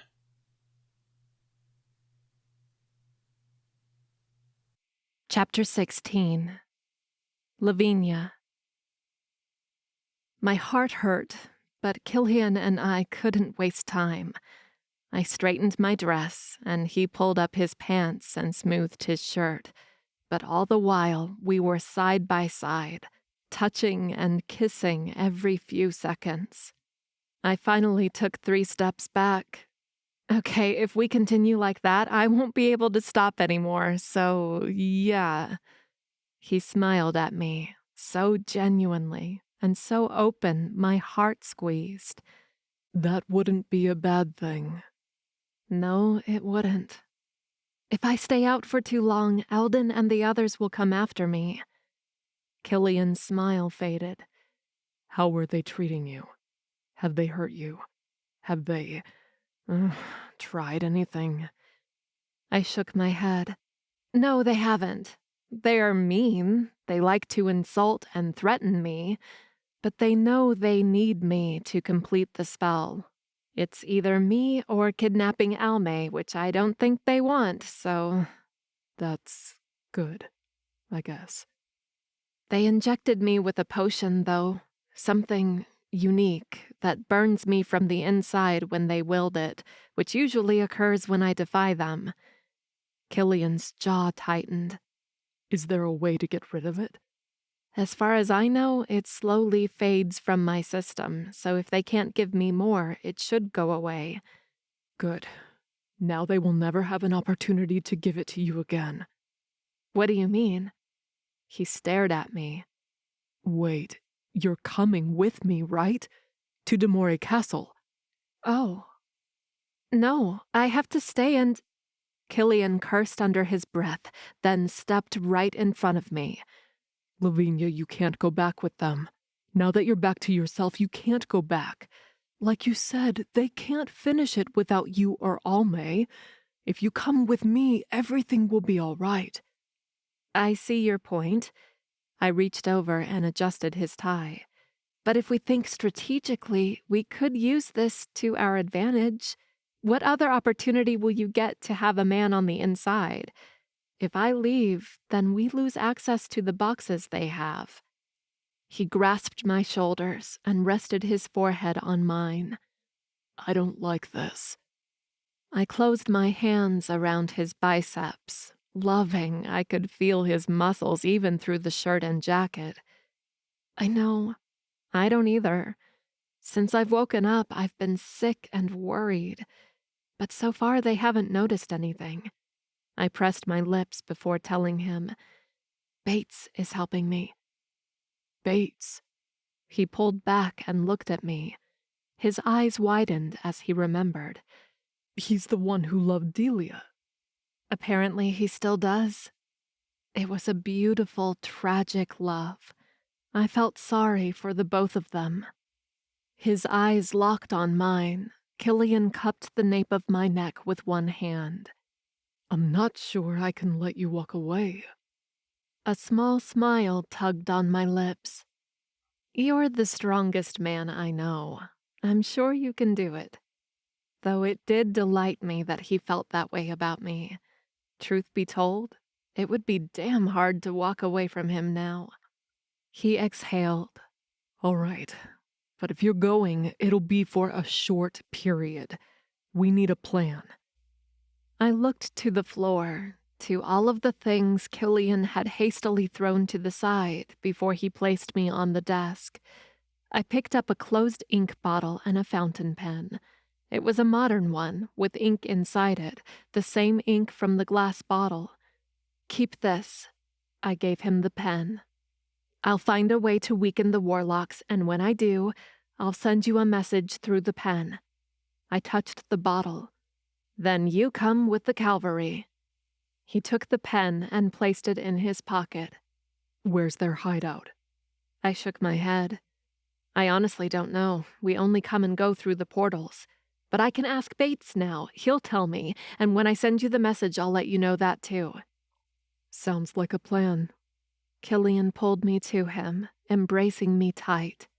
I'll say it again. I don't like it. I held on to him. I don't either, but I'm trying to remind myself that it's almost over. We'll take down the warlocks, recover the boxes, find a way to destroy them, and then there will be nothing in our way. We can live in peace. And together. He buried his face on my neck. I like that.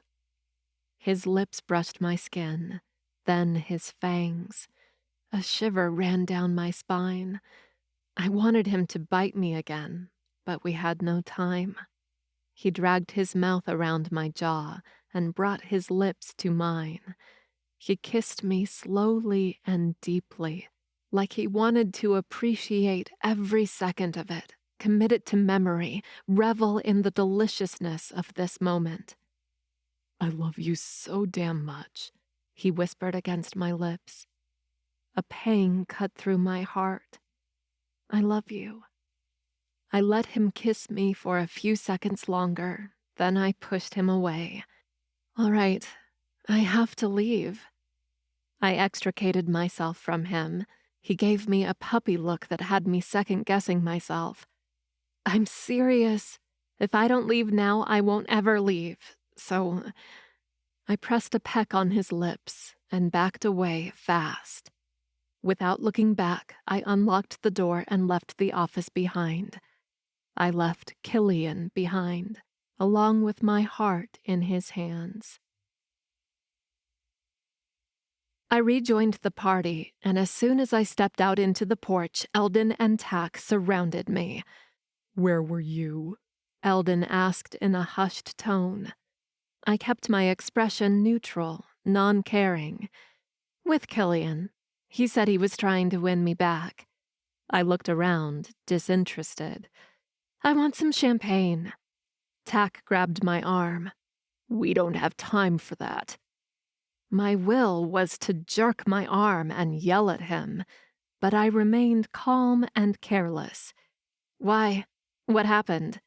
The dark devils are here, Eldon told me. Not so gently, Tack pulled me along with him as he and Eldon walked toward the path that led out of the estate. And we care because... I asked. Because...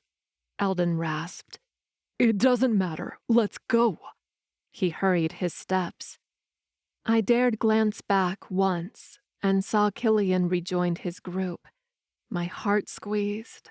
I already missed him. Eldon and Tack took me out of the party, through the expansive blue garden in front of the castle to where Damien and Bates waited. Did Domic see you? Damien asked Eldon. Eldon nodded. Yes, keep going. We walked faster to the edge of the property where the ward against magic ended. Once we were through, Eldon opened a portal. Tack pushed me toward it. Go. I forced myself to not look back once more. Instead, I braced myself and entered the damn portal. When we made it back to the manor, Chess was waiting for Eldon at the front door. Report, Eldon told him as we entered the foyer. We apprehended 2 more supernaturals, my lord, Chess said, proud of himself. My stomach sank. There were 2 more supernaturals in the basement, locked in those cold cells, and waiting to be put in the boxes. Geez, I had to find a way to weaken the warlocks fast so Killian and the others could storm the castle. Which ones? Tack asked. A goblin and a demon hunter, Chess said. My contact is sure he found the dragon shifter, but was unable to capture him. Eldon nodded. Send a dozen men to help him. That should be enough. Yes, my lord. Chess bowed his head low and left. Damien yawned. Since we couldn't stay long and enjoy the party, I'm going to bed. Me too, Bates said, heading for the stairs. I stayed rooted in the foyer. What happens now? I asked, the words tumbling out of my mouth before I could stop them. The 4 warlocks turned to me. We have several supernaturals, but not all the boxes. What's our next step? I tried sounding like it didn't matter to me, but I wasn't sure I was fooling anyone. As a matter of fact, we'll be retrieving another box tomorrow, Eldon said. so go rest. You'll need your strength. He shooed me off, then headed up the stairs. Bates and I exchanged a brief but tense look. The warlocks went to their bedrooms, and I forced myself to move and go to mine. But sleep evaded me. Instead, I came up with a plan.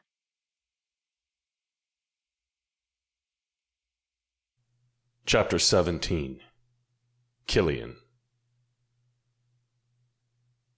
With Lavinia and the warlocks gone, and the arrival of the dark devils, Drake decided it was time to leave before we started a real war in what was supposed to be a neutral place.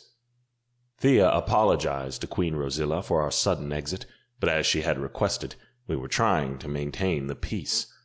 I didn't want to leave yet, but there was no other choice.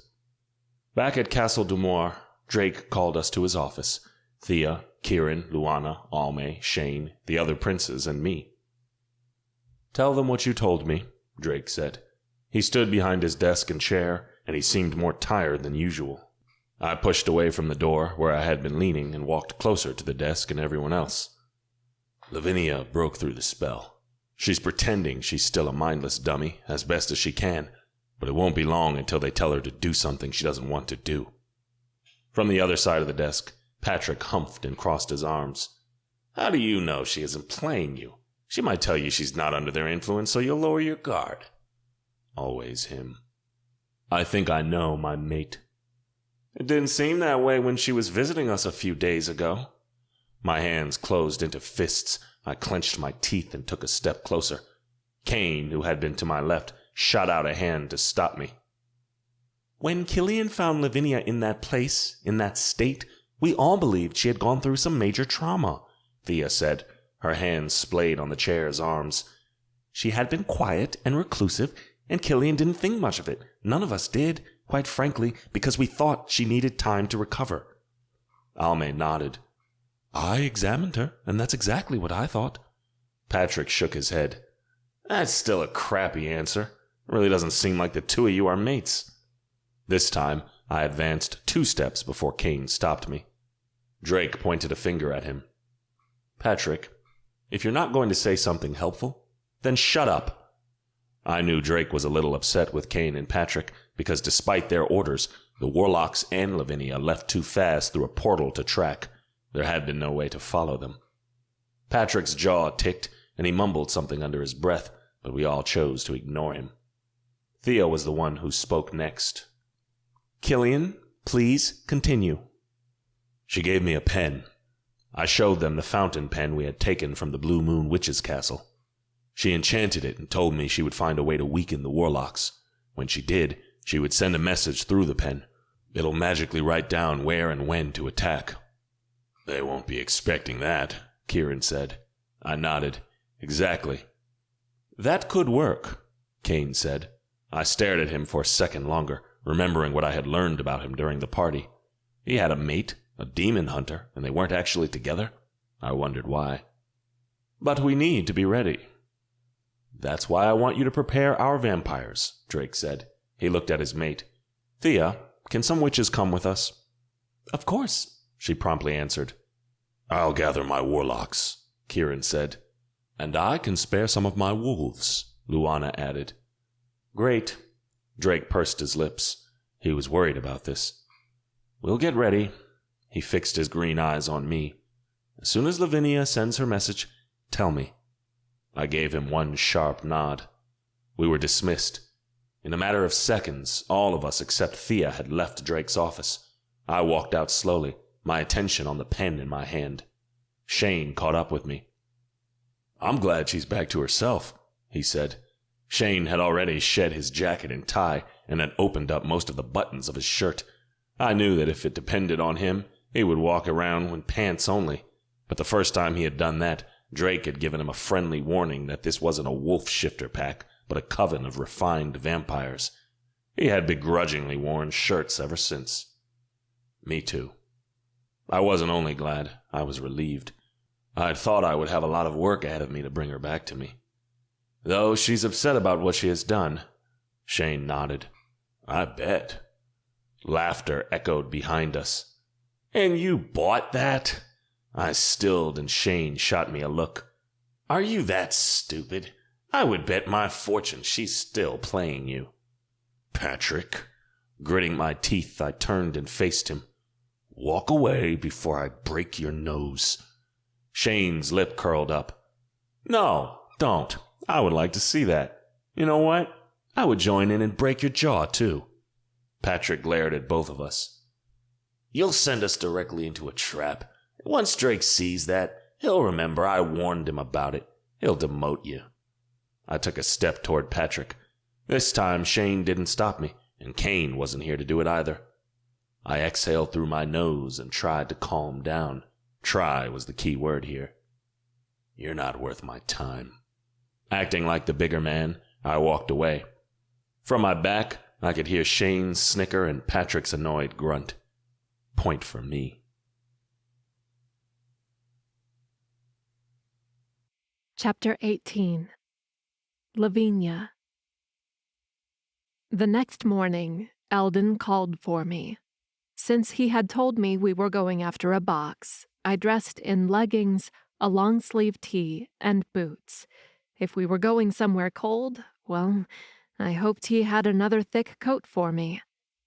I stopped in the kitchen on my way to the summoning room, where I grabbed a cup of coffee and a bagel for breakfast. I was giving myself more time to calm down, refocus, play pretend. My stomach was in knots at the thought of finding another box. I mean, Killian and I had mentioned finding them all before, but that had been different. We wanted to destroy them. I didn't like finding the boxes for these warlocks. But right now, I had no other option. I drank my coffee and ate half of my bagel before walking toward the summoning room. I shoved the last piece in my mouth as I stepped into the room. Eldon, Tack, Damien, and Bates were already there, as usual, as were the 7 boxes in their places in the circle. Their power hit me right away. It never really went away, but whenever I got too close, it was like the air scorched, and I could barely breathe. "Where are we going?" I asked, once again forcing my voice to sound bored. I'll show you. Eldon beckoned me closer. Like a good puppy, I did as he asked. I walked to him, but when I skirted the circle, a force hit me in the side. I yelped and stepped into the circle. The magic of the boxes pressed against me, and I felt dizzy. Then that forsaken, burning pain spread over every inch of my body, and I crouched down, gasping for air. Eldon moved his hand, and the pain increased. My, oh my, dear Lavinia. "What are you doing?" I asked, my voice barely above a whisper. It hurt to talk. He shook his head. I didn't think you were so naive. Shit. This could only mean one thing. What the hell are you talking about? The pain increased, and I screamed. Tack walked closer, but like Eldon, he didn't come into the circle. "You thought we wouldn't find out?" Damien stepped to his side. You broke free of the magic and talked to your sweetheart. What did you tell him? I blinked. "Oh, shit. I don't know what you're talking about." Tack groaned. You're making this harder. Damien's lips curled up. I like it. Despite myself, I glanced at Bates. He stayed several steps back, quiet as ever, and this time avoiding my gaze. Eldon walked the circle's perimeter. We can go about this the easy way, or the hard way. He glanced at Damien. If she resists, I'll let you play with her. Damien licked his lips. My stomach curled. Oh, Lord. Answer the question, Tack said. I shook my head. The pain was so intense I didn't remember anything anymore. What question? What did you tell Killian? Eldon asked. Did you tell him where we are? I clamped my mouth, closed my eyes, and breathed in. I focused on my chest moving up and down, slowing my breathing, pushing away the pain. I wouldn't surrender so easily. Can I play with her now? Damien asked, sounding like a kid asking for a lollipop after dinner. Eldon didn't answer. Instead, he twisted his hand again, and along with the incredible pain, a dark bolt flew to me. I pushed back on my heels, but something bumped behind my legs. The bolt hit me square in the chest, and I fell seated on a chair. Magical rope snaked around my legs and wrists, forcing my arms apart and to the side of the chair. I screamed. What the hell? Eldon picked up a box from one of the points inside the circle, walked in the circle, and approached me. I'm afraid we'll have to start all over again. I gaped at the box in his hand. Oh, God, no. I pressed my lips together. I wouldn't tell him about anything, no matter what he did. The ropes tightened around my wrists and moved my arm up. I screamed, trying to regain control of my movement, but I couldn't. There was nothing I could do. Eldon pressed the box against my hand, and the box's magic flooded into me like an avalanche. I blinked and looked around. Why was I tied to this chair? Lavinia, Eldon asked. I looked at him. Who's your master? You are, my lord, I answered. He smiled at me. The magical ropes disappeared from around my wrists and legs. Completely sore, I pushed up from the chair. What had happened to me? It didn't matter. Not when I could see all my beloved boxes in the circle, when I could feel their magic attuned to mine, when I could bring it inside me, fill my veins with its delicious power. I inhaled deeply, filling my lungs with their dark power, too. Lavinia, Eldon started, you met with Killian last night. What did you tell him? I cocked my head and thought for a bit. I met with Killian. It took me a moment, but I remembered. I frowned, not understanding my past actions. I gave him a pen. I told him I would send him a message through the pen when I had weakened you. I fished the bottle of ink from my pocket. I was going to use this. Eldon grabbed the bottle from me. Good girl. He examined the bottle. Today we'll find the new box. I think its power will give us advantage. But when we're back... Tack, assemble our warlocks, get them ready. In 2 days' time, we send a message to Killian. We let them come. Into a trap, Damien said, hunger in his voice. I liked it. Eldon grinned. Chess rushed into the room. Sorry to interrupt, my lord, but you have to see this. Eldon and the others hardened right away. They followed Tack out, and I went with them. We halted at the mansion's entrance, where from the front porch we could see a large group marching toward us from the distance. Is that Dumore vampires? Tack asked. A moment later, Eldon said, No, it's the Dark Devils. Damien cursed. They found out about the boxes! They came for them! How did they find us? Bates asked. It doesn't matter, Eldon said. Tack, call the warlocks now. We have a battle to fight. And win. Tack ran into the mansion with Damien and Bates at his heels. Eldon turned to me. Lavinia, absorb the box's magic. as much as you can, and then kill them all.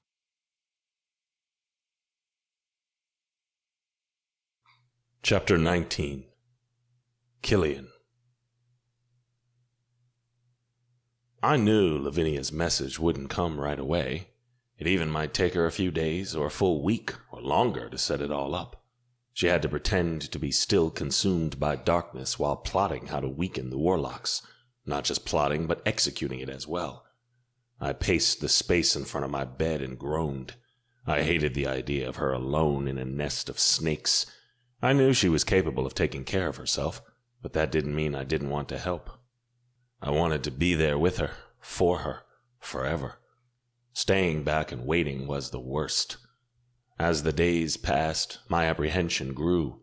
Shane tried telling me what I first told myself, that she had to be so careful it would take a while for her to set everything up. Patrick kept getting on my nerves by saying Lavinia was playing me again. She wasn't getting ready to send us a message to attack the warlocks. She was getting ready to attack us while we were distracted. I wanted to punch him so damn hard. His words didn't affect me. I knew in my heart that this time Lavinia wasn't lying. She was herself again, and soon she would send me the damn message. Because I wanted to be ready for the upcoming battle, I fed twice a day. Sometimes Shane went with me, though he ran far from me when I was in true hunting mode. Not because he was afraid I would attack him, but because he didn't want to see me kill innocent deer. His words, not mine. At this point, Dumoir Castle wasn't in lockdown anymore, but we still hadn't found who had helped the warlocks kidnap Lavinia. So far, our theories were that it had been another clueless vampire like Baleen, who did it in exchange for something they desired, or that one of the warlocks had sneaked into the castle and kidnapped her. None seemed good, though. I sighed and went to my window. The sun was high in the sky, shining down on this world as if it was the most perfect thing to exist. Down below, vampires, witches, warlocks, and starlight wolves had gathered, some of them training, some talking and mingling, but all of them waiting for the damn message that never came. As if I had willed it, the pen in my pocket jolted. Holding my breath, I picked it up and went to one of my nightstands, where I had left some paper ready. I gently pressed the tip of the pen to the paper, and the pen moved of its own accord. All I had to do was hold it upright. A sequence of numbers appeared first, followed by a short message. "We don't have much time. Lav." I picked up the paper and ran to Drake's office. I burst into the room, obviously interrupting an important talk between him and Kane. "I've got it." I lifted the paper. "Lavinia sent us coordinates." Thankfully, we had powerful witches and warlocks in our midst. Never thought I would say that, and when the sun began to set, they opened portals to the location, a remote wooded area in South Dakota. We portaled just outside the coordinates range, where the snow covered the ground and most of the naked tree branches. Once again, the witches and warlocks stepped up by revealing the hidden road that led deeper into the woods. And then, a mile out, we heard the sound of battle. "What is that?" Drake asked. He had taken the lead. I focused on the noises. "It's a fight." But that didn't make sense. Even if Lavinia had been found out, it would be her against all other warlocks. By the grunts, clanks, and other sounds we heard, it was obvious there were two large groups fighting each other. We approached with care, trudging through the snow, until the manor and the battle came into view. The gray manor looked like an old, abandoned boarding school, with its severity and creepiness factor high on my scale. And around it, vampires fought against warlocks. "The Dark Devils," Kane said through gritted teeth. "How did they find the warlocks here?" I asked. "That doesn't matter," Drake answered. He turned to the rest of our big party. "We are going in there and stopping them, even if it means killing them all. Just spare Lavinia and any other innocents who are clearly trapped there. Clear?" The message was passed through the crowd, and we all nodded. He pumped his fist in the air. "Attack!" We ran from our hiding place and joined the fray. Both the Dark Devils and the Warlocks were surprised to see us there, but they quickly changed tactics and attacked us too. 3 enemy groups fighting each other. This wouldn't end well. I made my way through the vampires, approaching the house and the vampires, my eyes moving side to side, searching for Lavinia. Where was she?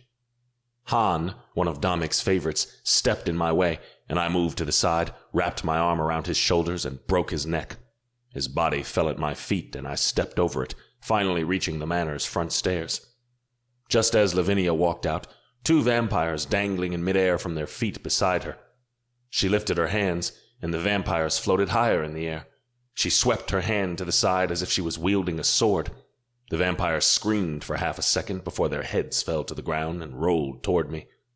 I stared at Lavinia, at the wicked smile on her lips, at the dark glint in her eyes.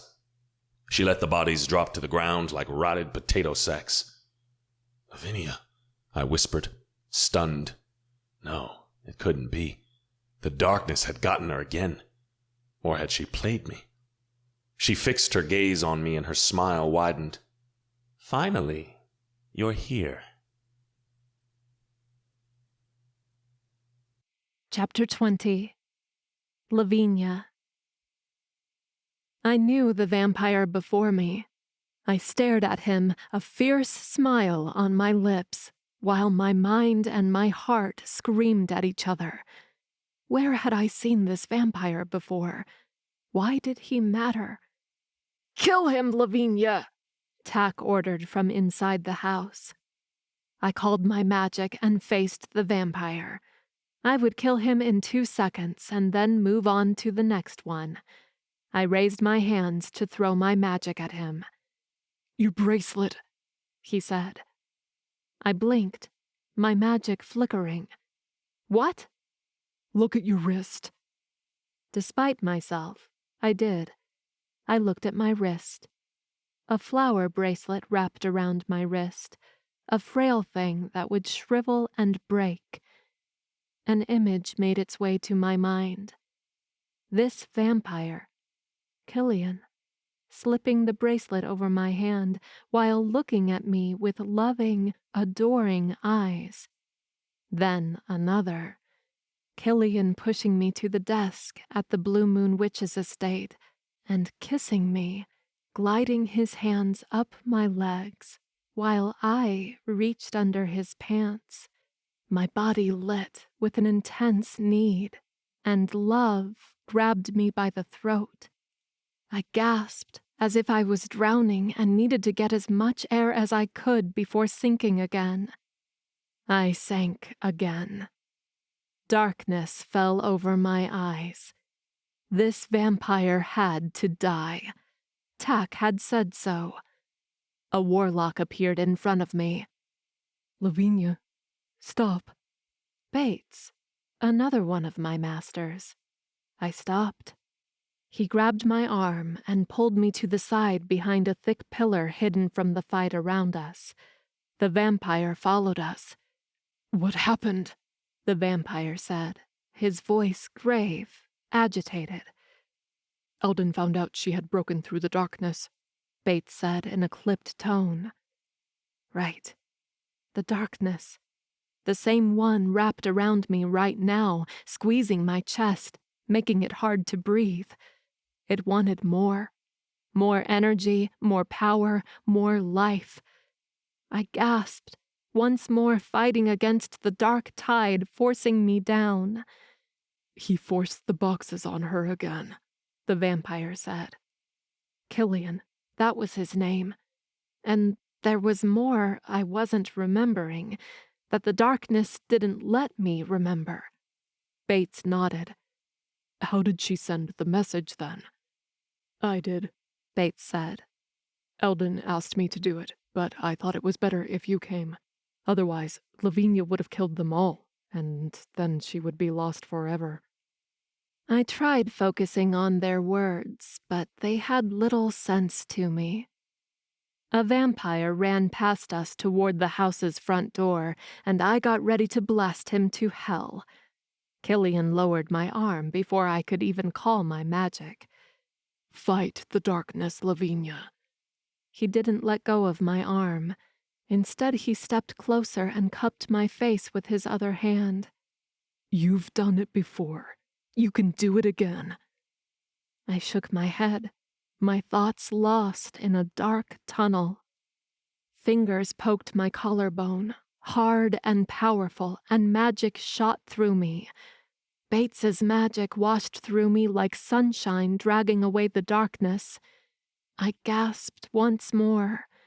The magic wasn't strong, and the darkness started advancing again.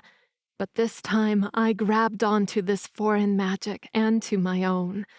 I held on to Killian's hand as hard as I held on to the light inside me. I pushed the box's magic away inch by inch, slowly and painfully. I gritted my teeth and groaned as if I was ripping my own soul from inside me. Then it was gone. The darkness left me. I took in a deep, clean breath. I felt the darkness surrounding me, trying to push through the bubble I had built around myself. No, it wasn't getting back in, especially now that I had Killian here with me. I looked at him, tears in my eyes. I'm sorry I wasn't strong enough. He leaned into me and pressed his forehead to mine. Don't say that. You're one of the strongest people I know. You just broke through the box's magic a second time. That's amazing. You're amazing. I sighed, wishing I could melt into him and pretend nothing else was happening right now. We don't have time for this. Bates grabbed my arm. We need to get the boxes. You need to take them. Reluctantly, I disentangled myself from Killian, but he didn't let go of my hand. I nodded to Bates, and he started toward the manor. Killian and I followed him. The fighting went on around us, but we dodged it as best as we could. When someone attacked us directly, Killian used his super speed and strength to shove the vampire or warlock far away. We halted before the last hallway leading to the summoning room. Warlocks crammed the space, all ready for a good fight. Shit, I muttered. Lower your guard, Bates ordered them. The warlocks only raised their hands, dark globes of magic hovering over their open palms. Chess stepped forward. We don't take orders from you anymore. Too quick for me to make sense of it, someone appeared from behind Bates. Bates groaned and fell to his knees. I stared at Tack, at the blood-stained dagger in his hand. What? Tack came from me next, and in my shocked state I barely had time to react. But Killian did. With his fangs showing and the black lines around his eyes, he grabbed Tack by the throat. Tack was ready, though. He threw a powerful magic bolt at Killian's chest. Killian let go of Tack and jerked back. I turned to Tack, my hands up and the magic gathering at my fingertips. But he ran behind Chess, and the warlocks threw bolts at us. Killian hooked a hand around Bates's elbow, and we ran for cover around an archway. Killian gently leaned Bates against the wall, and I crouched beside him. You're going to be okay, I whispered, thinking of Delia and him. He had helped her escape, at the risk of being found out, and now he had helped me, and that had cost him. Liar, he croaked. A cough rose beyond his tongue, and red stained his lips. He fixed his glassy eyes on me. I'll tell Delia she should be proud of you. My breath caught. Holy shit. I opened my mouth to tell him he would have time to tell her that later, but I heard as he sucked in one last breath, and then his chest stopped. I glanced at Killian. He shook his head. Tack pierced his heart from behind. There was nothing we could have done. A lump formed in my throat, but I swallowed it. This wasn't the time for being sentimental. We had to get to the boxes. Even if I hated the idea of being near them, we had to get them from Eldon and the others and take them somewhere safe, where we could find out how to destroy them. A vampire and a warlock fought each other and fell right at our side. They didn't even pay attention to us, but that was a sign. We need to move. As much as I think the both of us are powerful, I'm not sure we can take on 20 warlocks by ourselves, Killian observed. I knew that, but what other choice did we have? We can help, a new voice said. I turned around and saw Shane in loose shorts.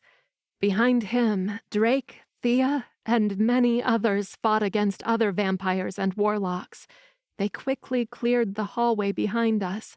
Now we needed to clear the one in front of us. One vampire advanced on Drake. That's Domic, Killian said. I knew that, but only because I had almost killed him a few minutes ago. Eldon had ordered me to hunt him down. I was on my way to him when Killian found me and helped me break free. 6 other vampires followed Domic, but Drake was well equipped with not only his power, but with Thea and a few others I didn't recognize. Killian turned to Shane. What happened to your clothes? He shrugged. Already shifted and back. Brought plenty of extra pants and shorts just in case. His gaze found the body beside us. Then he spied out the archway. A black bolt zipped through the air, missing him by less than an inch. Crap. Are you two ready? No, not really.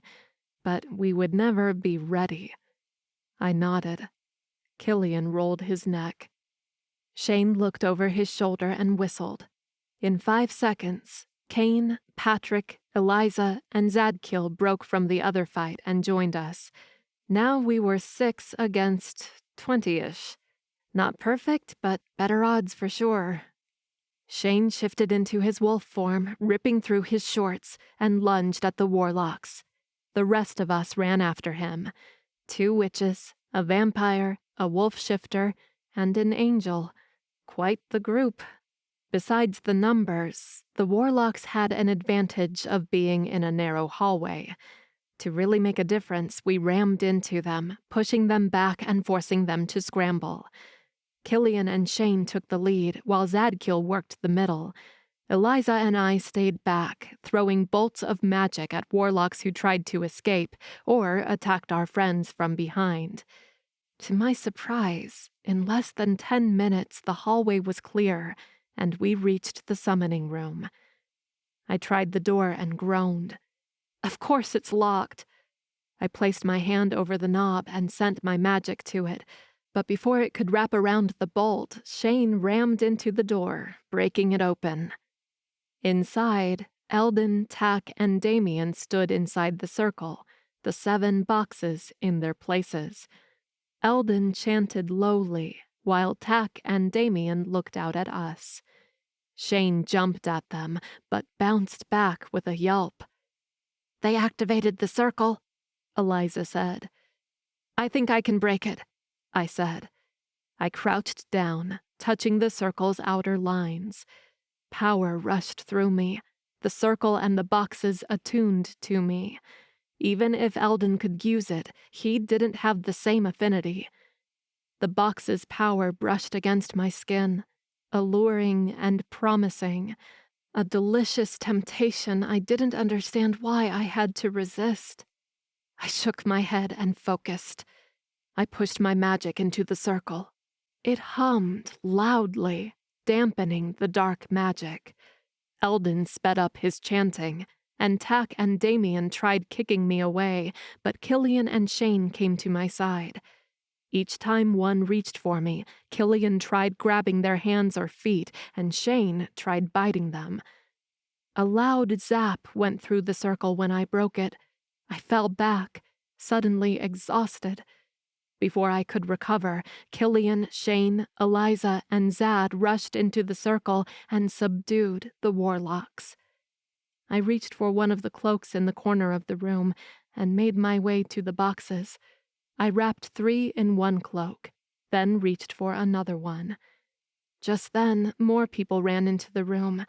Drake, Thea, Domic, Patrick, Kane, and some other vampires. It was pure chaos. While twisting out of Drake's way, Domic's eyes landed on the boxes. He dodged out of the fight and came at me.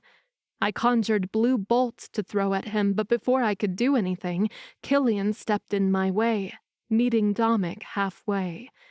The two of them exchanged punches and kicks, while Drake and the others got busy with Domic's vampires. Eldon, Tack, and Damien joined us, coming directly for me. I threw out a shield in front of myself, but their assaults were strong and frequent. After breaking the circle's power, it took everything in me to keep the shield up. I groaned with the effort, my arms trembling. My shield shuddered and broke, and I tried to accept that this was for the best. Hiding behind a shield didn't win wars. I threw my bolts at them as fast and hard as I could, while dodging theirs. Tack threw a big one that forced me to retreat several steps. Eldon dove for the cloak with the boxes. "No!" I screamed. Killian immediately turned his back to Domic and went for Eldon. Tack and Damien pressed harder, keeping me from stopping Eldon. Killian rammed into Eldon and went directly for the throat. The two fell on the floor, and Killian sank his teeth into Eldon's neck. Eldon screamed. Wiping at his mouth, Killian shot up and turned to Tack and Damien. I looked at the boxes in the cloak to make sure they were safe, only to find they were gone. Despair filled my chest as I scanned the room. At the doorway, Domic held the cloak and the boxes tight. He glanced back at his vampires but didn't say anything, didn't warn he was leaving. He was sneaking out of the room and no one saw it. "Domic!" I screamed. "He's getting away with the boxes!" That got the room's attention. Domic shot me a death glare before dashing away from the room in his vampire speed. Killian made for him, but Tack and Damien kept him busy. Drake, Thea, and the others tried going after him too, but Domic's vampires stayed in the way. After a few seconds, I realized that even if I were to go after him, it was too late. By now, Domic would be a couple of miles down the road. I had no chance of catching up with him. Almost no one had. 3 boxes were gone. Renewed with frustration, I faced Tack and Damien with Killian. Both of them moved their hands as they had done before, accessing the potion inside of me. But all I felt was a trickle of pain, something easy to ignore. Realizing what happened, they stared at me for a moment, dumbfounded. Then they acted. Tack and Damien threw magic after magic at us, but Killian dodged them, and I threw my bolts at them, breaking their focus. Killian took advantage and tackled Damien. He wrapped his arms around Damien's head and snapped his neck. Eyes wild, Tack brought up a shield between us. Then he opened a portal. "No!" I shouted. 1 second he was here, the next he was gone, and the portal was closed. "Shit," I muttered. "It's okay," Killian told me. "He won't do much damage by himself." True, and thankfully he hadn't taken any of the boxes with him. I glanced at the scene around us. The fighting was dying out as Drake, Thea, and the others overpowered the vampires and warlocks, and killed most of them. Killian stepped into me and pulled me into a bear hug. I melted into him, suddenly so tired. "It's over," he whispered into my hair. This battle, yes, but Domic got away with 3 boxes. "We'll destroy the 4 boxes left, and the prototype. He won't be able to complete the spell with just those. It's over," he repeated. I nodded, my chin rubbing his shirt. I wanted to stay with him like this forever. Well, maybe after a shower, some food, and rest, then, yeah, like this forever. I reluctantly stepped back from his embrace. "We should gather the boxes." Killian nodded. "Right." I grabbed another cloak from the corner, and Killian went for the prototype on the long table along the back wall. I laid down the cloak in the center of the circle, A couple of feet from Eldon's body, I wrinkled my nose. With the corner of the cloak, I reached for the first box. A hand closed around my wrist. You bitch! I screamed. Eldon rolled to his side, blood seeping from his open wound, and reached for the box. I groaned, trying to break free from his grip, but I was still in shock. He hadn't died. Eldon grabbed the box and pressed it against my hand.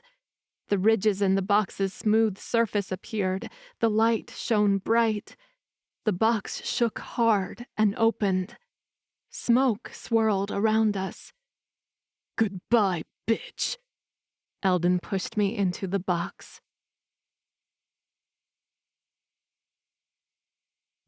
Chapter 21. Killian.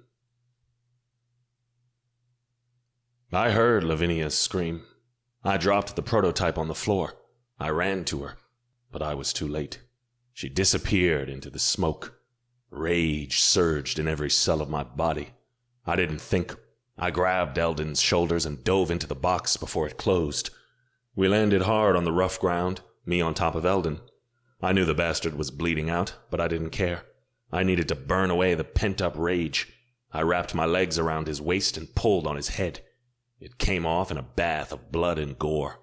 I dropped the head, wiped my hands on his shirt, and stood. I looked around, and a wave of despair hit me hard in the chest. Dark skies, heavy clouds, thick lightning, loud thunder, dry air, warm breeze. No landscape other than the desert ground for miles and miles and miles. Shit. I couldn't believe I was back here. And Lavinia was here somewhere too. I glanced around again. Hadn't she come through a few seconds before me? Where was she? I let out a sigh. This place was treacherous and unpredictable. In my time here, which hadn't felt like 20 years and made me think time passed differently here, I couldn't make sense of it. I would have drawn a map if I had found a pen and paper, but even if I had noted down everywhere I had been, I believed the landscape, the land per se, was always changing, moving, as if it was fluid and fickle. But the worst part was the monsters. This land was filled with nasty monsters I had never seen or heard of before. At some point, I had believed I was in a bad part of the underworld and these were demons, that I had died and my soul was so tainted I had to pay for it, and the demons were my punishers. But with time I learned this was another realm, and the creatures here were unlike anything else. I had never seen another earthly supernatural or human in here before, but now that I knew about the boxes, I was sure the other supernaturals who inhabited their boxes were somewhere in here too. I promised myself to come back later and search for them, free them from their boxes, even if we couldn't destroy them. At least, that was what I had hoped someone would have done for me. But for now, I would find Lavinia. With a long exhale, I started moving. The majority of the monsters here didn't have rhyme or reason, but there was one group, one powerful enough group, who ruled a corner of this world and thought they could and should rule everything. If someone knew where Lavinia was, it was them. I rolled my shoulders, focused on my surroundings in case random monsters showed up and attacked me. That happened a lot here. Chapter 22. Lavinia. I hid behind a lonely rock in this forsaken desert land and held my breath. Several yards from the rock, a creature with bluish skin sniffed the air. I pressed a hand to my mouth to keep from yelping or even breathing too loud. The other hand pressed to the side of my head where a small bump had formed. I believed I had hit my head and fainted when I entered the box. When I came to, I was in a dark, dry desert land. At first I panicked because of the darkness, but this place was open and never-ending. The dark part still got to me, but the lightning and thunder came frequent enough, and it scared the hell out of me, that it illuminated the place some. As soon as I arrived, I looked back and couldn't see any portals or doors. There was no way for me to go back. I stood my ground for a while, hoping a hand would reach out from the air and bring me back to the warlock's manor. But seconds turned into minutes, and minutes, well, I lost track of time. And I was fairly sure time here was different. It certainly felt like it.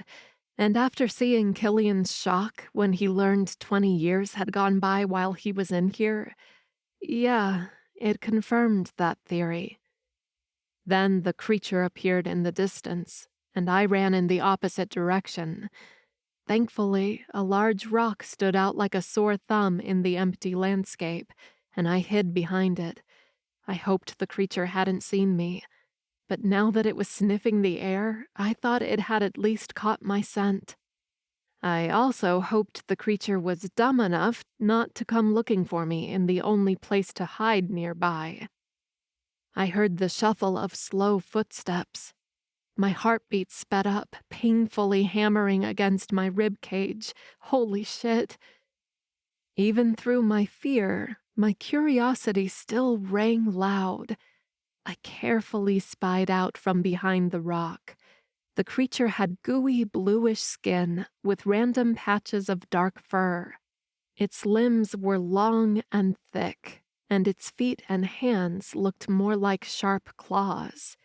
Its head was abnormally big, the muzzle was longer than a wolf's, and its teeth seemed larger, stronger. Its eyes were red, and I couldn't see any ears, only 2 horns that curled behind its head, probably balancing its weight. I had never seen anything like it, and I truly hoped this one was the only creature like this in this place. But the many scars on Killian's arms, back, and chest told me otherwise. Shit, I had to find a way out of here. The creature stopped, and I recoiled behind the rock again. After a while, the footsteps started again, and grew distant. I waited behind the rock, trying to slow my heartbeat now that the danger seemed to be getting away. I waited a while longer and then spied around the rock. There were no more creatures around. With a relieved sigh, I stood up. And something rammed into my back, taking me down to the hard, rough ground. I yelled as the creature snapped its teeth at my throat. I called my magic and wrapped it around myself like armor. The creature tried to bite again, but its muzzle bounced back against my improvised shield. I took advantage of that and rolled off the creature and scurried to my feet. The creature shot up too and came at me again. I threw out the biggest blue bolt I had ever conjured. It hit the creature's head and jolted its entire body. It fell back with a deafening thud. I stood still for a minute, trying to slow down my heart once again, and to make sure the damn creature wouldn't get up again. Then I collapsed on my knees. Holy shit. After the battle at the warlock's manor, this last bolt had drained me way too much. I needed to rest for a bit. I also needed some fuel, aka food and water, but I doubted I would easily find anything here. I frowned. How had Killian survived? I glanced at the creature's body. Oh shit, ew. Well, my diet was different from Killian's. Angling my body so I wouldn't see the dead creature, I leaned against the rock and took deep breaths. Even if I couldn't eat anything, a little rest would do me good and recharge my magic. It seemed I would need it while in here. My heart squeezed. Killian had been trapped in here for 20 years. How long would I be? No, I couldn't think like that. No one knew what had happened to Killian other than the people who had done this to him. My case was different. Killian had seen me, and I was sure others around us figured it out too. He and the others were probably trying to open the box again to get me out. Shit, Almay hadn't gone to the battle, but it was okay. Killian would take the box to her, she would open it, and I would be free. All I had to do was wait. From what I understood, the box's portal didn't open in the same place, but I didn't feel like wandering in an unknown land, not even for food. So I crossed my legs, lay my head back on the hard rock, closed my eyes, and forced myself to not despair. Killian would come for me soon. I stilled my breathing and tried to clear my mind like I was meditating. In a strange land plunged in darkness and full of hungry creatures. Great. I opened my eyes again and let out a long exhale. This wasn't working. I had to do something. But what? Walk around carefully and try to find some help? Or maybe the other supernaturals who were trapped in this place. Because it was the same place for all the boxes, right? I wondered if Soren and Almay knew what they were doing, where they were sending the supernaturals. It didn't matter. Right now, my best chance to survive this place was to go searching for Twyla and the others who were trapped in here. I stood from my hiding place. Someone jumped on me.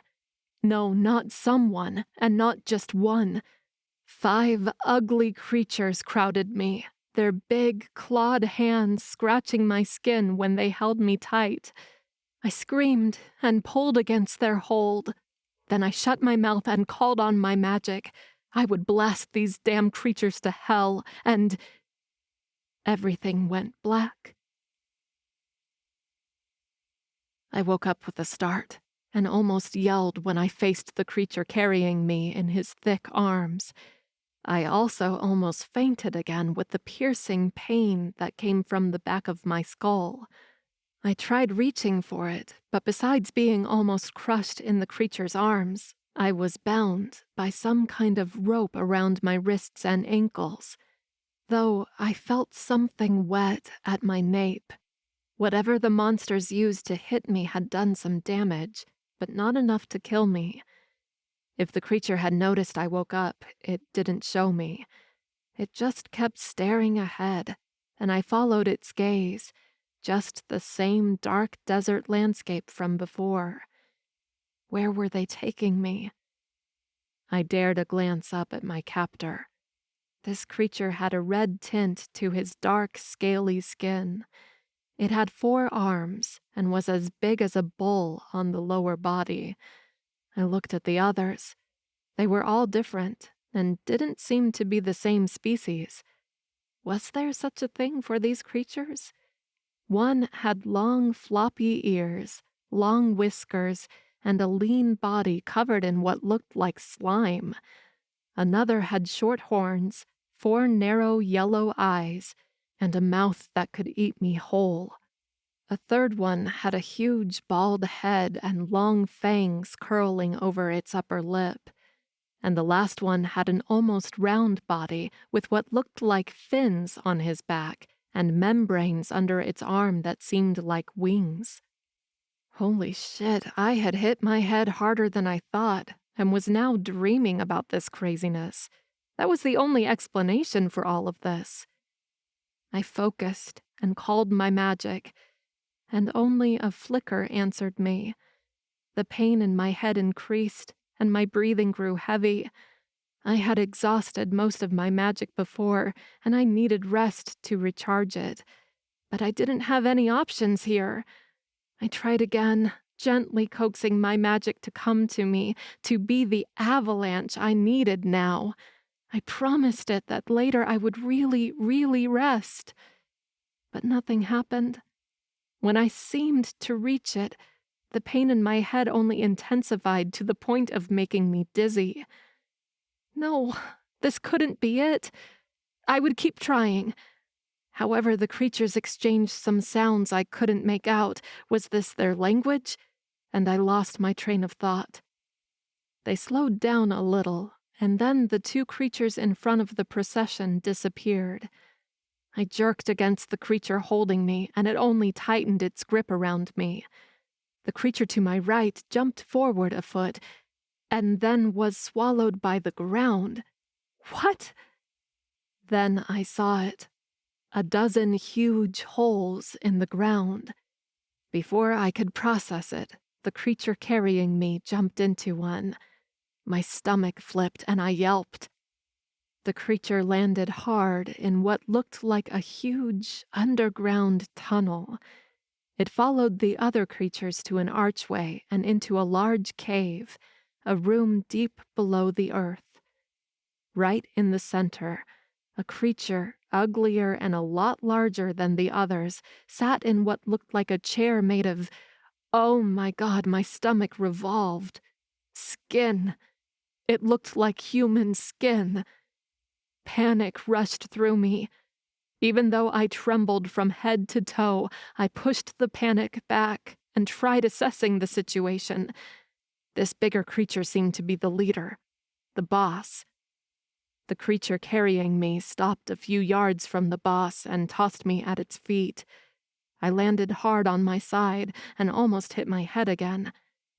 The creatures talked again in their rumbly, clicky language. Then the boss surprised me. "Hello, little witch," it said, its voice deep and with a heavy accent. I gaped at it, at a loss for words. A rumble that sounded like a cough mixed with snorts came from the creature, and it took me a moment to realize it was laughing. "You surprised, just like others." That piqued my interest and pushed through the other 300 questions that had popped in my mind before. I rolled to my side and sat up, the ropes tugging at my skin. Others? "We see others in our lands," it said. "Some we scare away, some we capture, some we eat." The boss laughed again, and this time the other creatures joined in. I glanced around, horrified by this place, this situation. I was in a lair deep in the earth, facing a monster, and surrounded by dozens of crazed beasts who all seemed eager to eat me alive. How was I going to get out of this one? A new wave of fear chilled my spine, and I looked for my magic again. It sparked, but I knew I wouldn't be able to do more than break my ropes and throw a bolt or two before I collapsed of either pain or exhaustion. Or both. There was no way for me to safely get out of here. The boss showed me its large teeth in what I thought was a freaky smile. "Time to get ready." I swallowed my fear. Ready? For... It licked its lips with its forked tongue. "Dinner."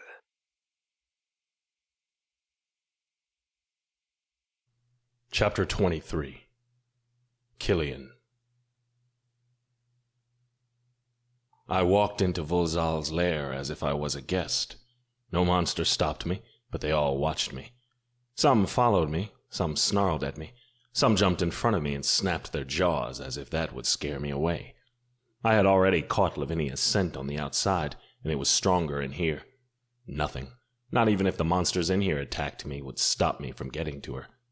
I emerged into the central, bigger room in the underground lair, and just as I expected, Lavinia was here before Volzal, her hands and feet bound, and her face pale while Volzal told her, in a subtle way, that she was going to be his dinner. Over my dead body. I cleared my throat. Volzal turned to me, and Lavinia gasped. "Killian." I didn't look at her. Instead, I held Volzal's unflinching gaze. "Ah, the vampire," Volzal said. The leader leaned back into his skin-covered chair. I had seen it a couple times before, but it always made me sick. "It has been a long time." "Hand her to me," I said, my voice dead serious. The monster let out his awkward laughter. "I hungry," he said in his broken English. When I first met him, I was shocked he knew English at all. But he revealed he had captured a supernatural before and had forced him to teach him our language before eating him. "And she smelled delicious." He licked his lips and I almost jumped at him right then. That big, nasty mouth wouldn't come anywhere close to Lavinia. "Let her go and I'll give you a cup of my blood," I offered. One of my worst scars had been from when Volzal slashed my back with his nail and had taken it to his mouth. After that, the monster hadn't stopped telling me how much he craved my blood. Volzal kept saying it would cut me in large chunks and dip my meat in my blood. "What? Killian, no," Lavinia said. She had pushed to her knees, but I was still avoiding her gaze. Volzal's face scrunched in what looked like a scowl. You lie. You lie before. So did Volzal. Before, when he had first caught me and wanted to eat me, I offered to catch others like me and work for him if he let me live. At the time, I'd had no idea what I was talking about. I had never seen anyone like me there, but I had been ready to throw any lies so he wouldn't kill me. Dumb as most monsters, Volzal agreed, and then I ran without caring for my promise. But in this land, there was nowhere to run. I roamed for, I didn't know, days, weeks, months, trying to find a way to leave this place or put more distance between Volzal and me, but the land was fluid. I always ended up near the lair again. Volzal had caught me again. We'd played this game far too often. By now, Volzal knew he couldn't kill me easily, but the opposite was also true. "I'm not lying now," I said. Volzal made a groaning sound. Just 1 cup. 2. That's the most I can offer. "Killian, you can't," Lavinia shouted. Volzal shook his head. 5 cups. I scoffed. If I let him have 5 cups, I wouldn't die, but I would be too tired to take Lavinia and me safely out of here. Because I didn't trust Volzal to follow through on his promise. The moment he released Lavinia, he would attack. I was sure of that. "A little greedy, old man," I teased. Always, Volzal answered, without missing a beat. "Bring the cups," I said. "Killian!" Lavinia called to me. I finally glanced at her. Her eyes were as big as basketballs. "What the hell are you doing?" "Be ready," I whispered. She stared at me as if I was crazy. Volzal spoke to another monster in their own language. The monster walked away to fetch the cups. I acted. In my super speed, I ran to Lavinia, ripped off the ropes around her arms and legs, and picked her up in my arms. The monsters roared. I kept running toward the exit. "If you can, do something," I told Lavinia. Lavinia reached around my shoulders and sent a wave of magic toward the monsters, pushing them back. Then she collapsed against me. "Too weak," she muttered, her eyes fluttering. "Shit. No, hang in there. We're almost out of here." A rumble shook the walls of the tunnels, and the passage just a few feet from us collapsed. I skidded to a stop before we both hit the new wall of dirt in front of us. I turned and saw Volzal stalking toward us. I glanced around, but there was no other exit, no other tunnel forking in this corner. Stupid vampire, Volzal said as he got closer. I lowered Lavinia's legs. "Can you stand?" She nodded, but when I started pulling my arms back, she slipped to the ground. I held on to her. Shit, it was worse than I thought.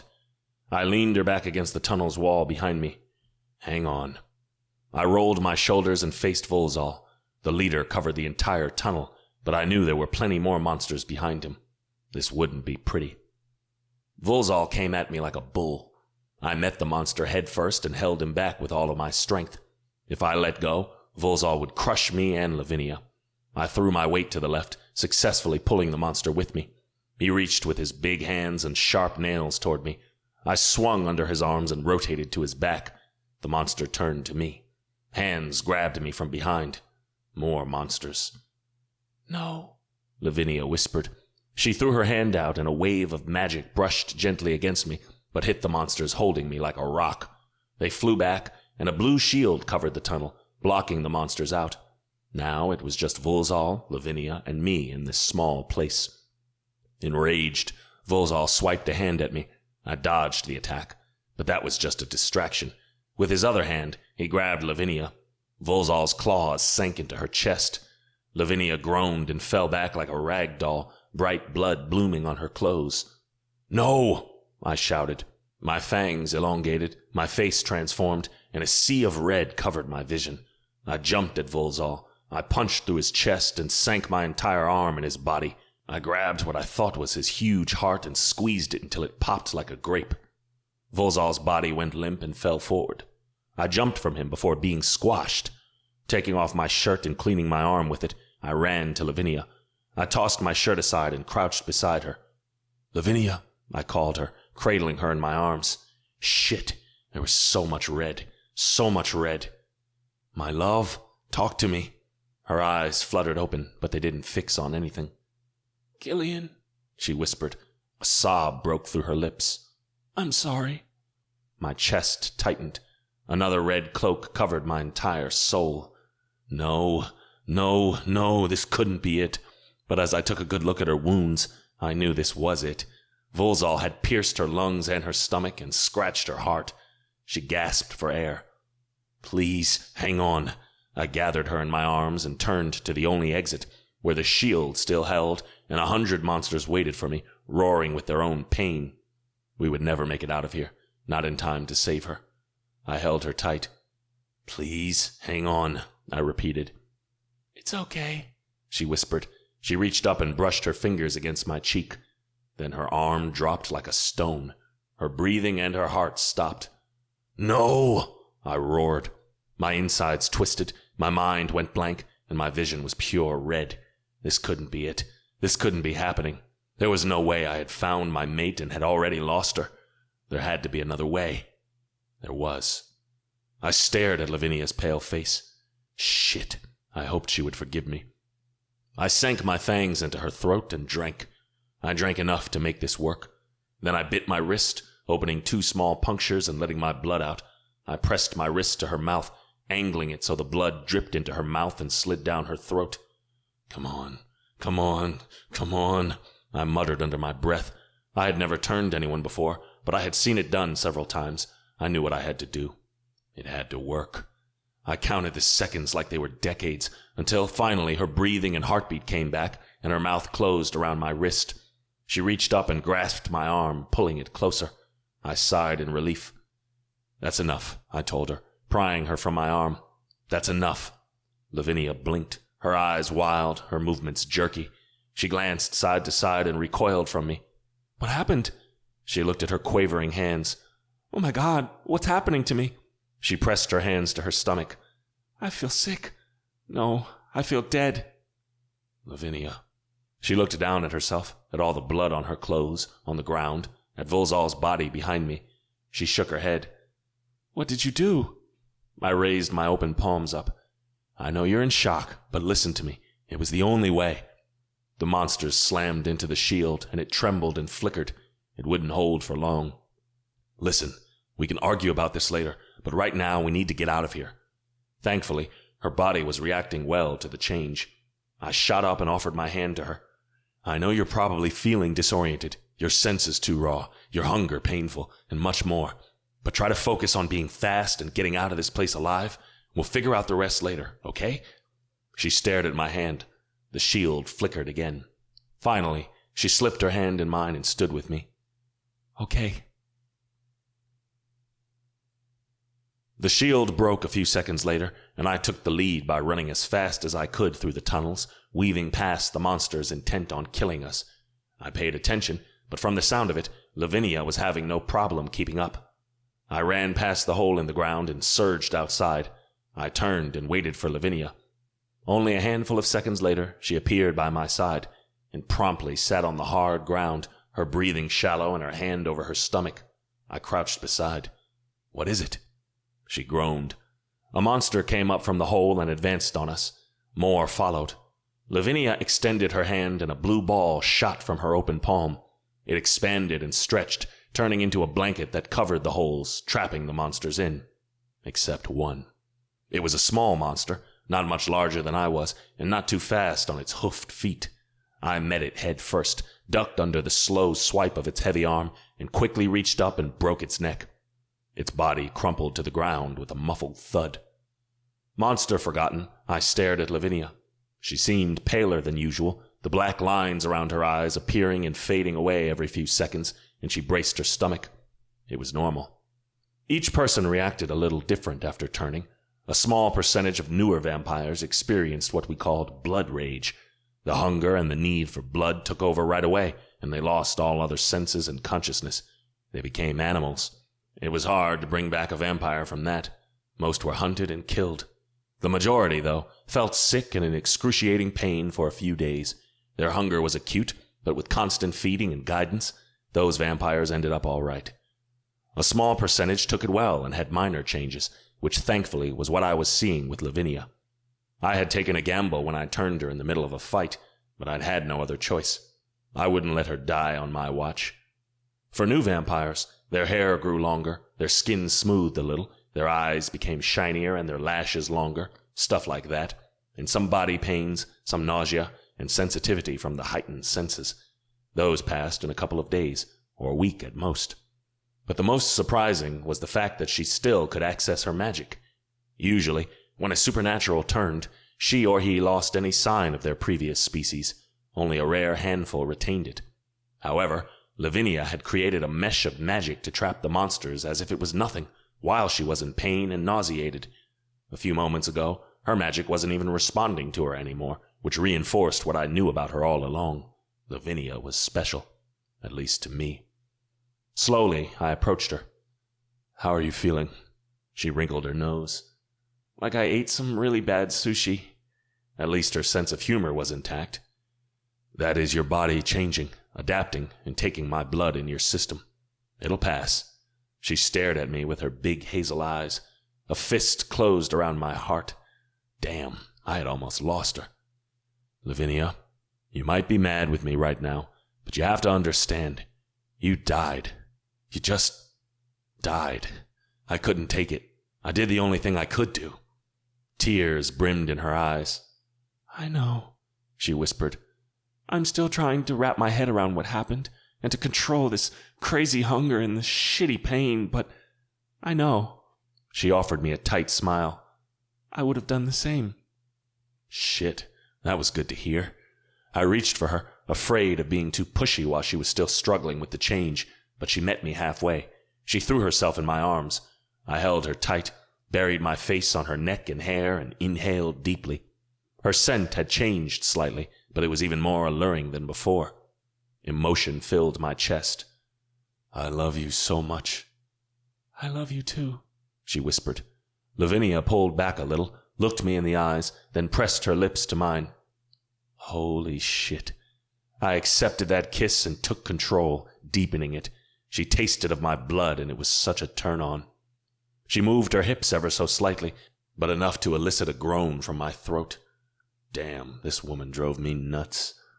Bright lightning followed by a clap of thunder cut through the dark skies, and Lavinia startled. She pressed her hands over her ears. I placed my hands over hers. "Yeah, it'll feel uncomfortable at first, but I promise you, you'll get used to it." Slowly, she lowered her hands. "So, I'm now a vampire too," I nodded. "And a witch." "And still technically half demon hunter." "Well, that side of myself never really manifested." "True, but your magic seemed stronger a moment ago. Maybe the demon hunter side will come out more now." She frowned. "Is it possible to be more than one thing?" "It's rare to turn into a vampire and still hold to the affinities of your previous species," I told her truthfully. "But we can talk about that with Drake, Thea, and Almay later. I bet one of them will know about this." I sighed. "For now, we should really get some distance from the tunnels and figure out how to get back." "First, let me say thank you for coming after me." I scoffed. "As if there was any other choice." She smiled. I lost the battle of my self-control and kissed her again, even though we really should get moving. Really, even if I was dying to make love to her again, it wouldn't be in this shitty land, on this hard ground, while she was still struggling with the change and monsters could attack. With great difficulty, I held on to her and stood up, bringing her along with me. I placed a quick peck on her lips, entwined her fingers in mine, and tugged her closer. "Let's get out of here."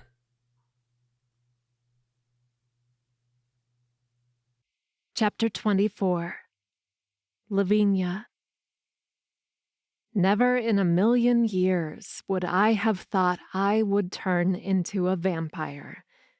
Ever since Killian turned me, everything felt intense, loud, bright, and my stomach had stopped hurting.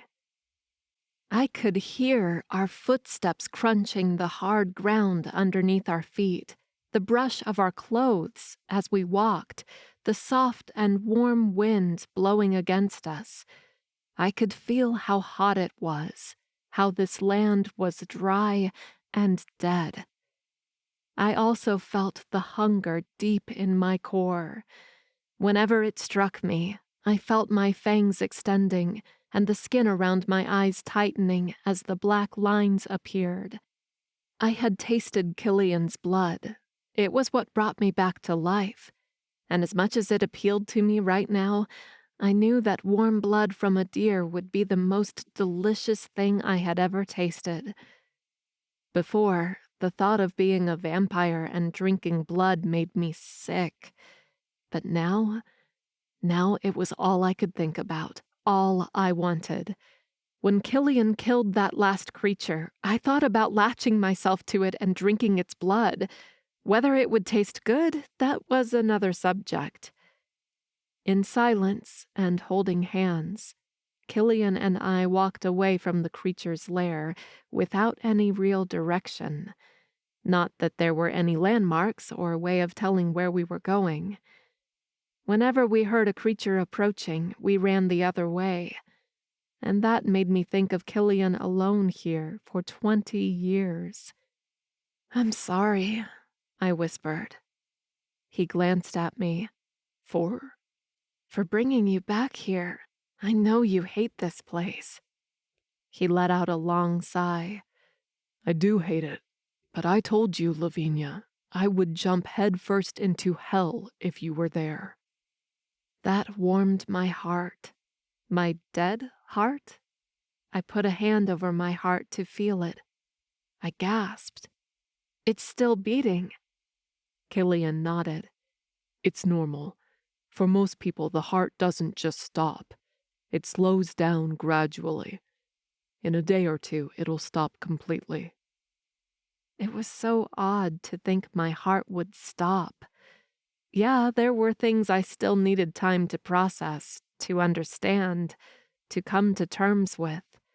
But Killian was right. Now wasn't the time. We had to focus on getting out of here first. But how? Suddenly, we heard swift footsteps approaching and a rapid heartbeat. Killian and I tensed and prepared to run away, but then the breeze blew and brought in her scent. "Twyla," I whispered, amazed. "Yes," Killian said. He narrowed his eyes at me. At first, I didn't get why he looked at me that way, but once Twyla reached us, I knew. The beat of her heart grew louder in my ears, as did the rush of the blood in her veins. Her warm, warm blood. It sang to me, almost as loud as the box's magic had done. I stared at her, entranced. Killian cleared his throat, and I snapped out of it. I let go of his hand and took several steps back. Twyla didn't slow down. She ran at me at top speed. Killian stepped in her way and pushed her back. "Don't touch me," she shouted. "She put me in here again. I'll kick her ass." Hands raised, Killian said, "Not right now. She's a new vampire and you shouldn't get too close." Twyla stumbled 2 steps back, her eyes wide. "What?" "Long story," Killian muttered. "She's back to herself, sort of. Her bloodlust is still a new thing. Just keep your distance for now." Twyla nodded, her gaze on me. "Don't worry. If anything happens, I'll intervene." "If you say so," she muttered. Damn, this was hard. I could hear her freaking blood inside her veins. I took 5 steps back and looked up at the lightning cutting through the dark skies and focused on the sound of the thunder shaking the earth. "Have you found anyone else?" Killian asked. "No," Twyla answered. "I've never met anyone else before. I don't know how we're lucky to meet now." We Killian let out a long breath. "We should find a place to hide and wait. When Almay opens the boxes, we'll come out like before." "If Almay opens the boxes," Twyla said. "Think positive." Killian walked to me and took my hand in his. We started walking, a good 20 feet between Twyla and us. He started telling her all that had happened since I put her back in the box, which I felt really bad for. But I tuned them out and focused on the lightning and thunder. It was the only way to take Twyla's blood from my mind. We walked through this dark world for hours, or was it days? At some point we stopped to rest, Twyla far from me. We encountered creatures twice, and both times I stayed far away, using my magic to fight them. I was afraid that if I got too close, if I engaged in a more physical fight, I would lose control and attack Twyla. Then we stopped and rested again. The hunger was getting the best of me, and while I sat down and leaned on Killian's shoulder, dreams of drinking from Twyla filled my mind. Holy shit, if this continued, I would have to ask her to leave. Otherwise, I would kill her. I must have fallen asleep, because the next thing I knew, Killian was shaking me awake. "Lavinia, wake up," he said, pulling on my hands. My eyes fluttered open. I was already standing thanks to him, and stilled at the sight in front of me. Almay stood a handful of feet from us, her hands outstretched. "Come on, time to get out of here." It was the same as Twyla. Her warmth, her scent, her blood. Dear Lord. I started retreating, but Killian locked his hand with mine and took Almay's. Twyla slipped her hand into Almay's too. Smoke swirled around us, making the world spin for a minute. Then it slowly faded. My senses were hammered. So many people around us. Bright lights overhead, the sound of the fire crackling in the fireplace, of voices talking together, the heartbeat of several people, their scent, and, oh God, so much blood inside their veins. I pressed a hand over my ears, and Killian embraced me, purposefully wrapping his arms around my head. "Lavinia is a vampire," he said, his tone loud and clear. The room went almost silent. "She needs a moment to gather herself." He picked me up and ran away. I felt the rush of cold air against my body when we stepped outside. After a few seconds, Killian sat me down on a rocking chair and crouched down in front of me. Not trusting myself, I glanced around. We were on a porch of a... I squinted, reading the hanging wooden sign from the post outside the porch. A bed and breakfast. The sun was setting behind a large wooded area, but in the distance I could see roofs, chimneys, and smoke. "Where are we?" I asked in a low voice. "I'm not sure," he said, his eyes fixed on mine. "Lavinia, you haven't really fed since you turned. We probably should do that before anything else." I swallowed hard. Feed. Hunting. Drinking blood from animals. It was both exciting and disgusting. But I knew Killian was right. Perhaps if I fed, if I became completely full on blood, I would be able to get closer to the others without dreaming about attacking them.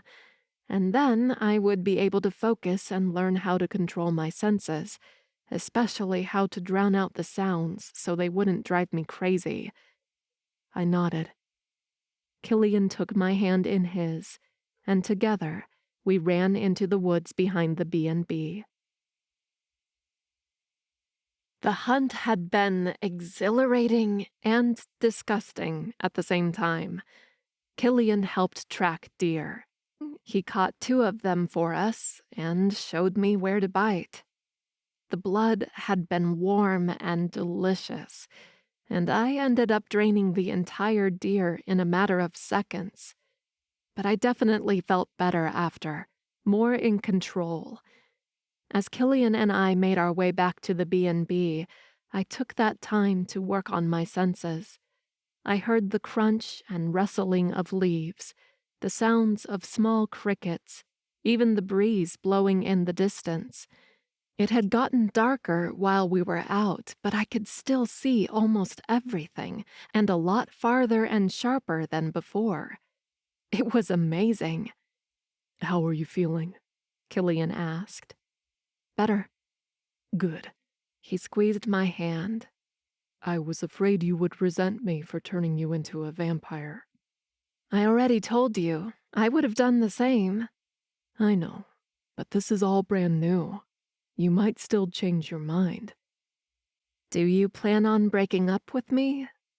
Killian stared at me with a deep, fierce frown. "Never." Then I won't change my mind. He tugged me closer and placed a kiss on the top of my head. I let out a sigh. But like you said, it's still all brand new. I'm trying to get used to it. "You just turned, maybe a couple of hours ago.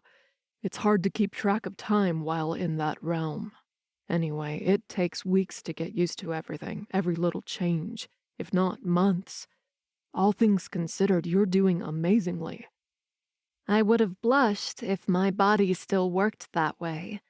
It was good to hear that because I felt like I was failing. We approached the B&B, and Drake was on the porch, his arms crossed, his shoulder leaning against a wooden pillar, waiting for us. He looked impeccable, with black slacks and a black shirt. Any human would have looked at him and said he was a powerful billionaire. The man exuded power and finesse. "We need to talk," he said. Killian and I stopped a few feet from the porch. Killian nodded. "We do." Drake went straight to the point. "What happened when you were gone?" After a long exhale, Killian told him about killing Eldon, finding me in Vozal's lair, our tentative escape, and my death. I shuddered, remembering it. Then he'd told Drake about miraculously finding Twyla and Almay showing up to get us out of there. Drake looked at me. "Have you fed? How are you feeling?" I'm a little overwhelmed, but now that I've fed, I'm feeling a little better. I shifted my weight. I think I can control myself now, but I would rather still be very careful. "It's unusual for vampires to be this controlled. Usually they don't think straight and aren't so well-mannered. All they want is blood, and they do almost anything for it. It's a long and hard process to control oneself." Drake narrowed his eyes. "But here you are, unlike anything I've seen in my 500 years. Just a warning, don't hold it against our friends if they are wary of you, at least in the beginning." I nodded. "What about here?" Killian asked. "Where are we?" "After you two disappeared with Eldon and Domic left with a couple of his vampires, the fighting died down. The remaining warlocks and vampires either ran or surrendered, and the ones who ran were hunted and killed." Drake sighed.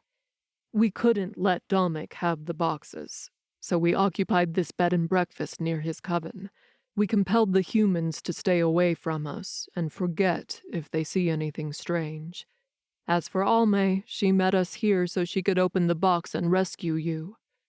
"Wait, how long were we in the box?" I asked. It took Drake a couple of seconds to say, "A little over 2 days." "Oh, wow. We had been in the box for 2 days? I had felt maybe like half a day, but it certainly hadn't felt that long at all."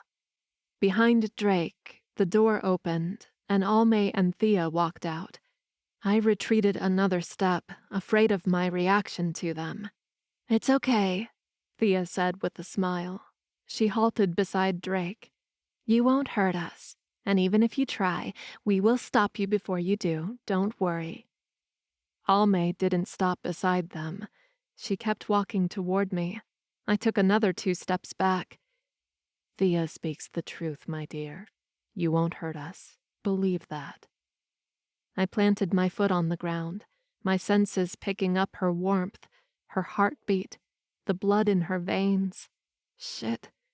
I want to believe that, but I would rather be careful for now. Almay halted 3 feet from me. I can help you. She reached for my hand. With magic. I frowned, but didn't resist it. She enveloped my hands in hers, and her magic surrounded me. Mine joined instantly, and together they gave me a sense of calm and control. The hunger, the senses, it was all pushed back and became a dull pulse at the back of my head. I didn't think it would get better than this, but it was already a miracle. I gasped, as if I could finally breathe again. This is amazing. Thank you. She smiled at me and pulled me into a tight hug. Oh, my dear, anything for you. The front door opened again, and 2 more people stepped out of the B&B. Almay pulled back and gestured for them to get closer. Lavinia, this is my son, Kieran, and his mate, Luana. She cupped her mouth. She's the alpha of the Starlight Wolves. Wow. I stared at my cousin and his beautiful mate. So he was the new warlock lord after Soren, but he now had another name. From the little I had heard, he had changed the course of the warlock coven, the ones who remained with him at least. And she was a freaking alpha? I had no idea what a Starlight Wolf was, but it sounded impressive. I said tentatively. Kieran showed me a brief smile before hugging me. Then it was Luana's turn. I felt dazed and weird. They were strangers, but they were also family. The only thing I truly knew was that they all liked to hug. And honestly, after a lifetime of isolation and trying to keep my distance from everyone, it was nice to have close friends and family. I hugged them back. It's so great to finally meet you, Kieran said. We're family now, Luana said. If you need anything, let us know. I frowned.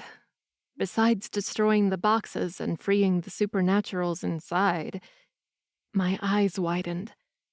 Eldon had several supernaturals in the basement. He was going to put them in the empty boxes. With my help. What happened to them? We freed them, Drake said. 2 of them left, but a friend of ours stayed. I frowned. Who? Ariella, the angel. I nodded. I remembered when Eldon and the others showed her to me, how they talked about hurting her, torturing her, and I didn't even care. That made me sick to my stomach. Is she okay? Is she hurt? Thea shook her head. No, she's fine. She said they talked big, but didn't do much. Good. Then I remembered someone else. What about Twyla? Is she here? She is, Thea said. She was tired, though, so Shane took her to a bedroom to rest. Twyla and I had talked a bit about what happened, but it wasn't enough. Now that I felt more like myself, my new hypersensitive and aware self, I wanted to ask for her forgiveness again. One of the boxes the warlocks had was occupied, I told them. A female werewolf. They left her in there. Many of the boxes that Delia hid still have supernaturals in them, Almay said. We plan on rescuing them all after this mess is done.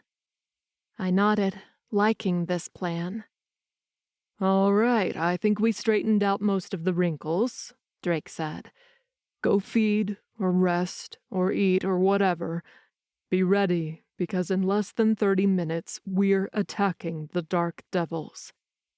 He took Thea's hand and went inside the B&B. Almay patted my shoulder and followed them, along with Kieran and Luana. Then it was Killian and me outside. He turned to me and slid his hands around my waist, pulling me to him. Are you okay to fight? It's okay if you aren't. You can stay here, and we'll come back soon. I shook my head and wrapped my arms around his neck. No, I want to go. Whatever Almay did to me, it's working. I feel much more in control now. Good. He rested his forehead on mine. This will be your first official fight as a vampire. I know. I groaned. I don't know what I should rely on. The vampire part or my magic? I would say your magic, since you're more used to it. But if things get ugly and you can't cast a spell, let your fangs out and go for the throat. I wrinkled my nose. Great visual. Glad to help. The corners of his lips curled up, and I chuckled. He grew serious again. I know this is selfish, but I'm glad you are a vampire now. Oh, yeah? He nodded, his forehead rubbing on mine. As a witch, you would live a lot longer than humans, but you wouldn't be immortal. One day in the distant future, you would leave me. Now, you won't. My heart skipped a beat at his words. If he wanted to spend the rest of his immortality with me, then it was a fact. He genuinely loved me. I rose on my tiptoes and pressed my lips to his. A groan rumbled from his chest as he melded his mouth with mine and deepened the kiss. His hand skimmed under my sweater and teased my bare skin. A shiver like none I had before rocked my body. Holy shit! I gasped, amazed about how heightened all of my senses were, even touch. If kissing him, if touching him was like this, damn, I couldn't wait until he was inside me again. Hey, lovebirds. Killian broke the kiss and snarled at Shane, who stood on the porch. Don't kill the messenger. He raised his hands in a peace sign. Drake is calling. We'll be leaving soon. He didn't wait for a response and went back in the B&B. Killian kissed me once more, fast, hard, and deep, leaving me breathless, and then pulled away. His eyes were dark, and his body seemed to be humming with pent-up energy. I knew the feeling. Killian inhaled deeply and took my hand in his. Ready? I wasn't. Not really. Yes.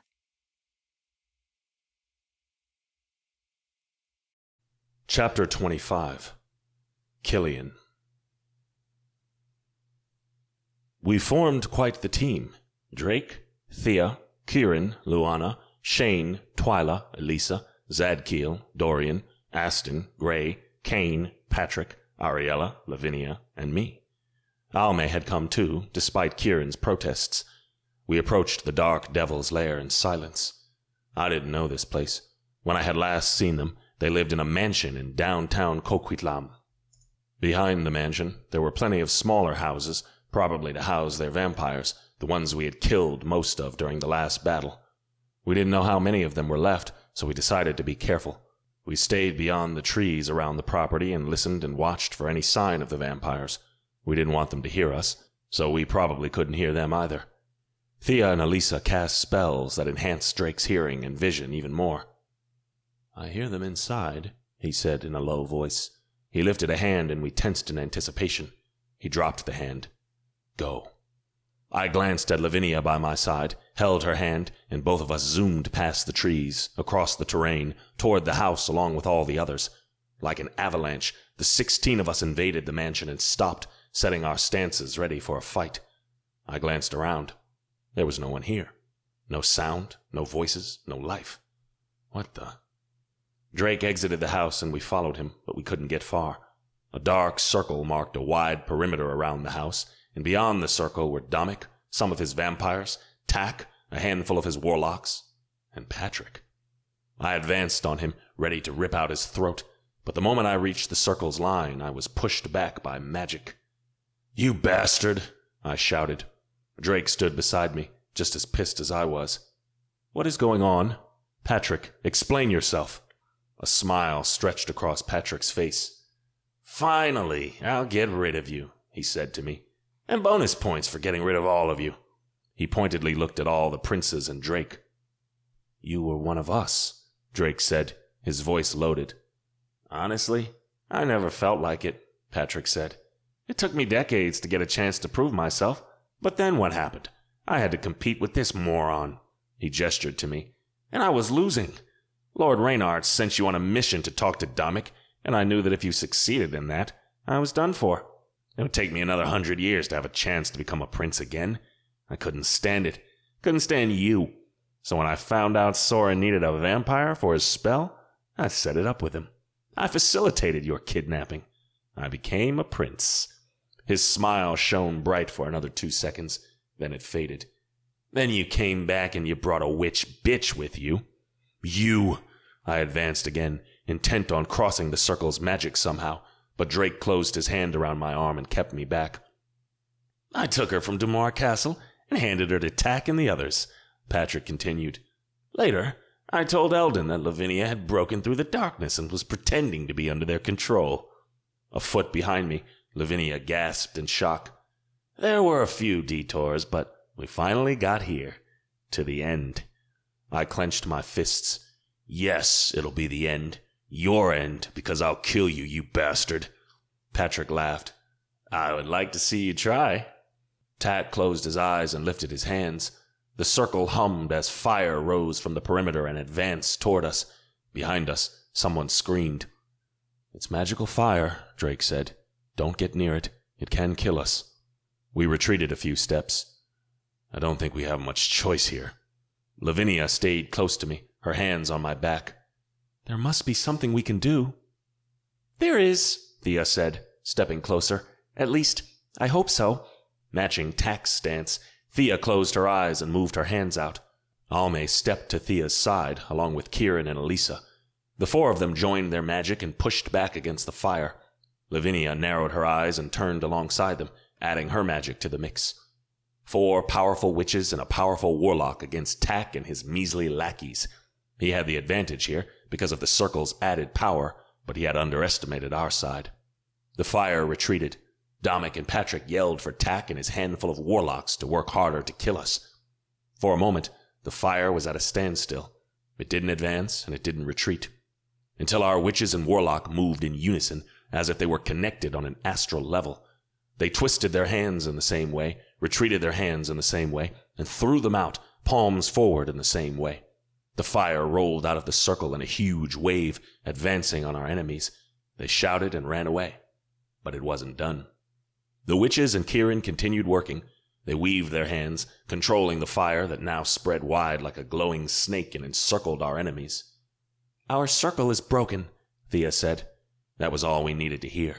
I ran toward Patrick. Drake went for Domic. Kieran struck Tack. The other vampires and warlocks were picked up by the rest of our group. Patrick faced me, his fangs out. You're scum, the lowest of the low. You can't kill me. You know I like to prove you wrong. I lunged at him, my fangs bared. Patrick moved aside when I came for him, but I expected that. When he fell to the right, I turned too and barreled into him, my hands going for his throat. Patrick's eyes widened as he wasn't expecting that move, and he leaned back. My fingers grazed his neck before he swiped his arm down and pushed my hands back. He turned for a kick, but I put an arm out, blocking it, and immediately struck again, this time with a kick of my own. It hit his side and made him stagger back 2 steps, but Patrick was also a vampire. He was fast and agile and capable, and I suspected that in the 20 years I had been gone, he had improved, while I had survived in that dark land. We exchanged a series of fast, hard strikes, trying to hit each other and gain the advantage. All the while, I paid little attention to our surroundings, to how Kieran and Tack and Drake and Domic were in a similar match, fighting against supernaturals almost as strong as they were. Meanwhile, Lavinia, Thea, Almay, and Elisa stayed back, sending bolts of magic toward the vampires or warlocks who tried running away, or the ones who went for them. Our team attacked the rest of them head on. A scream caught my attention, and I turned toward it. Still inside the circle, Lavinia was on the ground. and a vampire jumped over her. My muscles locked for a second, and my brain decided to go to her, but before I could move, she transformed. The black veins appeared around her eyes, and her fangs extended. She snarled. Blue snakes wound around her arms and wrapped around the vampire's legs, holding him in place. Then she went for his throat. She killed him in a matter of seconds. Pride and worry filled me. A second later, I landed on the hard ground, Patrick on top of me. He bared his fangs and went for my neck. Shit, he had taken advantage of my distraction to get the better of me. His fangs snapped less than an inch from my skin, and I used all of my strength to push him away. But he was stronger than me, more experienced. My arms struggled with the effort. I tried using my legs to push him away, jerk my body to destabilize him, but nothing seemed to work. My arms started giving out. Oh, shit. Die, you prick, he said, his fangs shining. He came for my throat. A blue snake wrapped around his arms and his torso. Involuntarily, Patrick stood up while the snake wound around his legs, too. Standing a couple of feet to the side, Lavinia looked at me. I would love to kill him myself, but I won't take that honor from you. She withdrew the blue magical snake. I zoomed from the ground to Patrick, who had been distracted by the magic in Lavinia. I closed my mouth on his throat and went for the jugular. I ripped out half of his neck and stepped back, letting his body fall to the ground. Are you okay? I asked Lavinia.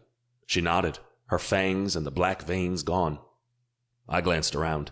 The fighting seemed to be dying out as fewer vampires and warlocks fought against our group. Domic lay motionless at Drake's feet. Kieran stood beside Drake. Where's Tack? I asked. Kieran smoked him, she said. Literally. Frowning, I entwined my hand with Lavinia's and approached Drake and Kieran. Thea, Almay, and Luana also walked toward us. The rest of our group rounded up the last of our enemies in the circle. Cain dragged a vampire toward us. The vampire held a black duffel bag. Give it to him. Shaking, the vampire dropped the bag at Drake's feet. Wary, Drake opened the bag. The boxes. He picked up the bag and slung it across his shoulders. What do I do with him? Cain asked. Drake considered it for a second. Let him go. He looked out at the supernaturals in the circle. Let them all go. Cain went back to the circle and passed the message along. I watched, my frown deepening. Why?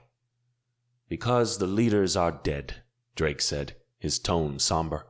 Without a leader to guide them, most of these vampires and warlocks won't do anything.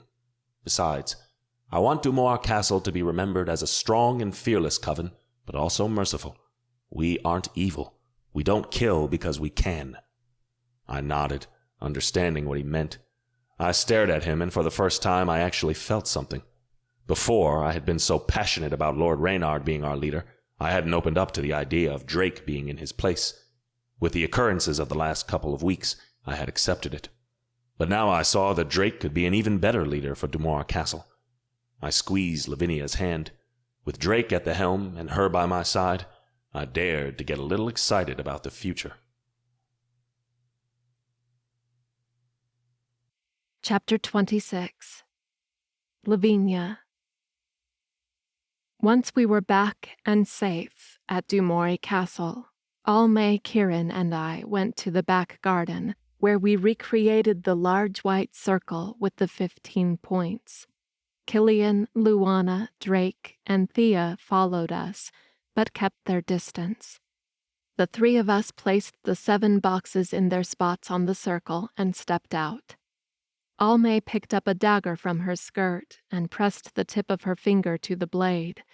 A drop of blood bloomed against her skin. She handed the dagger to Kieran, and he did the same. He passed the dagger to me. I sucked in a sharp breath before pushing the blade into my skin. It was only a quick prick, but I hissed anyway. I returned the dagger to Almay, and she pocketed it again. She extended her arm in front of her and let the blood drip into the circle. Kieran and I did the same. The drops of blood sizzled upon contact with the ground in the circle, and suddenly the circle began to hum. The hum intensified, and I could feel it inside me, vibrating in my chest, in my veins. It was connected to me, to my blood, to my magic. Almay closed her eyes, chanting in a low voice in a language I didn't recognize. "Stay here," she whispered. "Focus on your magic." Then she set out along the circle's perimeter. She stopped beside the first box and touched it. The box opened, and a figure appeared amid the smoke, the female werewolf. She advanced on Almay, but the old witch cast a quick spell and disarmed her. Almay gestured for Thea to come over. Thea helped the disoriented werewolf out of the circle and back where everyone else watched. Shane met them halfway. Almay skipped the next 3 boxes and touched the 5th one. Once more, the box opened, and a supernatural surged from the smoke. A warlock. I was surprised by this. I didn't think there would be a warlock inside one of the boxes. This time, the warlock wasn't docile. He went for Almay, but before he could touch her, Drake zoomed to him and held him back.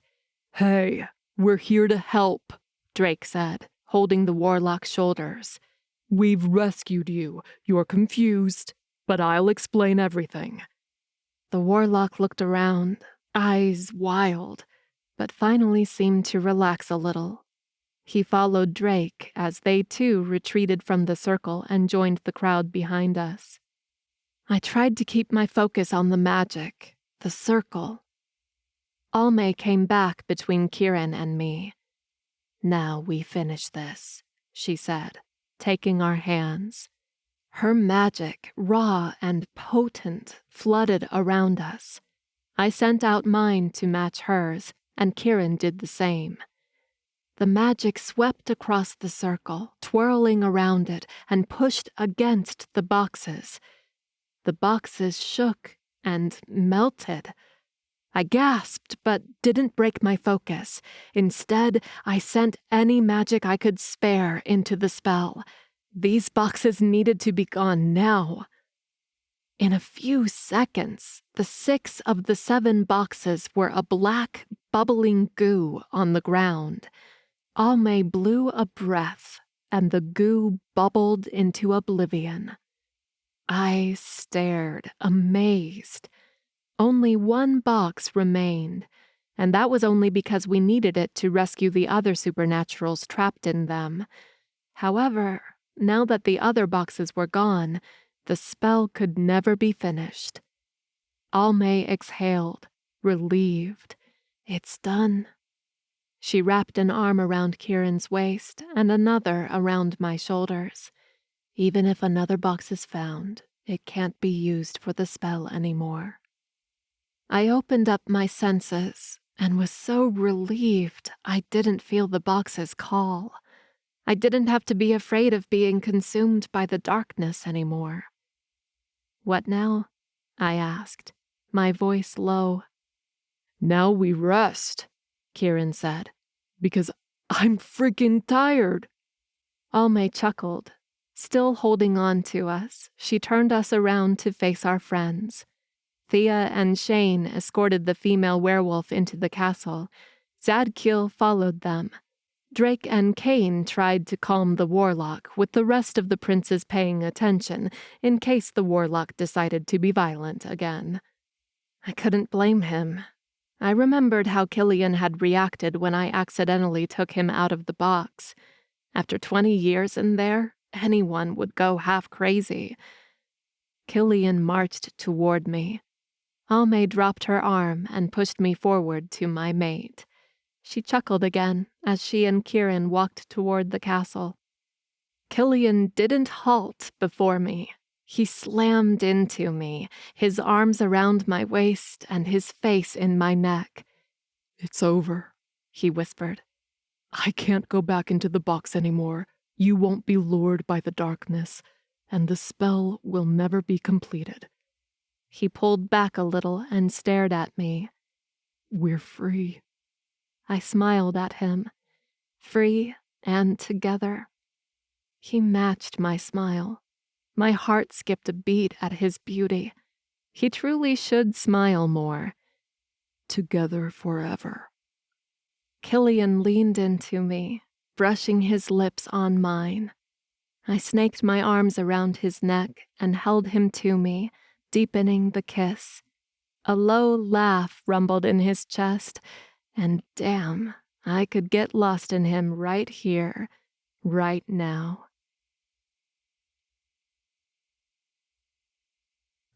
Chapter 27. Killian. I spun Lavinia under my arm and pulled her to me, swaying side to side to the beat of the music flooding from the hidden speakers in the dining room. 3 days after we defeated the Dark Devils and destroyed the boxes, Drake and Thea threw a party for their closest friends and allies to celebrate.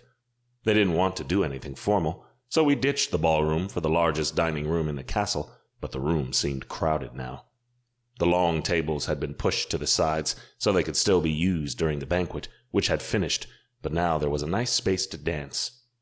Lavinia smiled at me and my heart squeezed. Damn, she was beautiful. Tonight, she had her long hair loose and wild, with the red tips redone and bright. She wore a formal black gown that hugged her curves and made me wish we didn't have to attend parties. I wanted to keep her in my chambers, our chambers, and devour every inch of her. "Did I tell you how pretty you looked tonight?" I asked, knowing how mellow I sounded. It was all because of her. "Dozens of times," she said, her smile widening. "But you can keep going. I don't mind." Holy shit. I pulled her closer until her body was flush with mine. In the past 3 days, Lavinia had surprised me and the others with her control. Drake and I had tested her to see how she was doing, and her score was off the charts. It was like she had been born to become a vampire, which made me extremely happy. I was so damn proud of her. Shane appeared behind Lavinia, dancing with Lyra, a female vampire who was rising in the ranks. Yesterday, Drake had told the princes that if she kept distinguishing herself, he would have to consider adding a princess to our ranks. I was okay with that. Shane took Lyra for a spin and purposely bumped his shoulder on mine. "As usual, you two look like you're about to strip each other's clothes off." Lyra laughed. "That's true." Shane pivoted them once more so they were dancing by our side. I narrowed my eyes at him. Shane hadn't told me about his past, not yet, but I knew he had suffered a great deal. The next full moon was approaching fast, and he had said he would need my help with something, though he didn't elaborate. Despite all of that, he was still the biggest charmer in this room. Lyra was his 4th or 5th dance partner of the evening. It was clear the females loved him, and even though he gave each woman all his attention when he was with her, I could clearly see he wasn't into it. "Why don't you two do us all a favor and go back to your room?" Shane suggested in a low voice. "And don't leave again until you can control yourselves." He winked, and then twirled Lyra away from us. I shook my head. "You know, they aren't wrong," Lavinia said. "We should go back to our room and, enjoy each other some more." My gut tightened. Shit, she couldn't say something like that. Not when we were in public. Otherwise, I would definitely rip her clothes off right here. I cleared my dry throat. "I hear you, and I agree, but what about the party? And the guests?" I glanced around. Kieran danced with Almay while Luana talked with Thea at the edge of the dance floor. Drake was seated at the head of one of the tables, with Prince Dorian and Prince Grey beside him. Prince Aston took Demon Hunter Doreen for a dance, while Prince Cain danced with his mate, the Demon Hunter Nora. I also saw the witch Elisa dancing with the angel Zadkiel. The half-demons Aaron and Ray were also here. They had come early and talked to Lavinia about her demon hunter side. They offered to take her to the Blackthorn Hunters Academy, where she could make a Dawn Blade, the demon hunter's special sword, but Lavinia refused. Her demon hunter side was weak, and with her magic unlocked and her vampire powers, she didn't need another weapon. However, she agreed to the invitation to tour the academy and the outposts, just to get to know where her father had come from, and I would be going with her. Now, Aaron and Ray talked animatedly to Frost Fae Farah and Werewolf Wyatt. Farah had been after Twyla earlier, but the Shadow Fae had been able to avoid the other Fae for most part of the day. Twyla now chatted with the angel Ariella across the room. Aurora ran around the party, dancing here and there, jumping over chairs or evading Mila, the young witch who was supposed to be watching over her. But everyone seemed to enjoy having her around, especially Drake and Thea. Each time they saw their child laughing and jumping, they smiled. It was quite contagious. "We've seen most of them for the past 3 days," Lavinia said, "and I don't think they would mind." Why the hell was I fighting this? My girl wanted me, and she would have me. I pressed a kiss to her throat and dragged my lips up to her ear. "Your wish is my command," I whispered. She shivered. I didn't care who saw us, who noticed what happened, but I held on tight to her and zipped out of the room. In 3 seconds we were inside our chambers, the door banging closed behind us. Then we slowed down. Lavinia disentangled herself from me and took a few steps back. With a wicked gleam to her eyes and a naughty curve to her lips, she reached for the zipper of her gown. "Come make love to me," she said, her voice sultry with desire. My pants were so frickin' tight. I advanced toward her while working the buttons of my shirt. You don't have to ask me twice. Her gown and my shirt hit the floor at the same time. I wound my arms around her and leaned into her. "You have no idea how much I love you." She clasped my shoulders, her nails sinking deliciously into my skin. "I think I do, because it's the same as I love you." A growl started deep into my chest. 1 second we were standing in the middle of the sitting room, the next we were in our bed, entangled in a way so pure, so raw, that right at this moment it was hard to tell where she started and I ended. Once upon a time I didn't think happily ever after existed. Once upon a time I would have laughed or even killed anyone who suggested I would love a witch so much. But here we were, and I couldn't imagine anything different. Lavinia belonged to me, and I belonged to her. Forever. This has been The Darkest Magic, Book 3 of Rite World, The Vampire Wars. Written by Juliana Haygert. Narrated by Candace, Joice, and Maxx Pinkins. Copyright 2021 and production copyright 2022 by Juliana Haygert.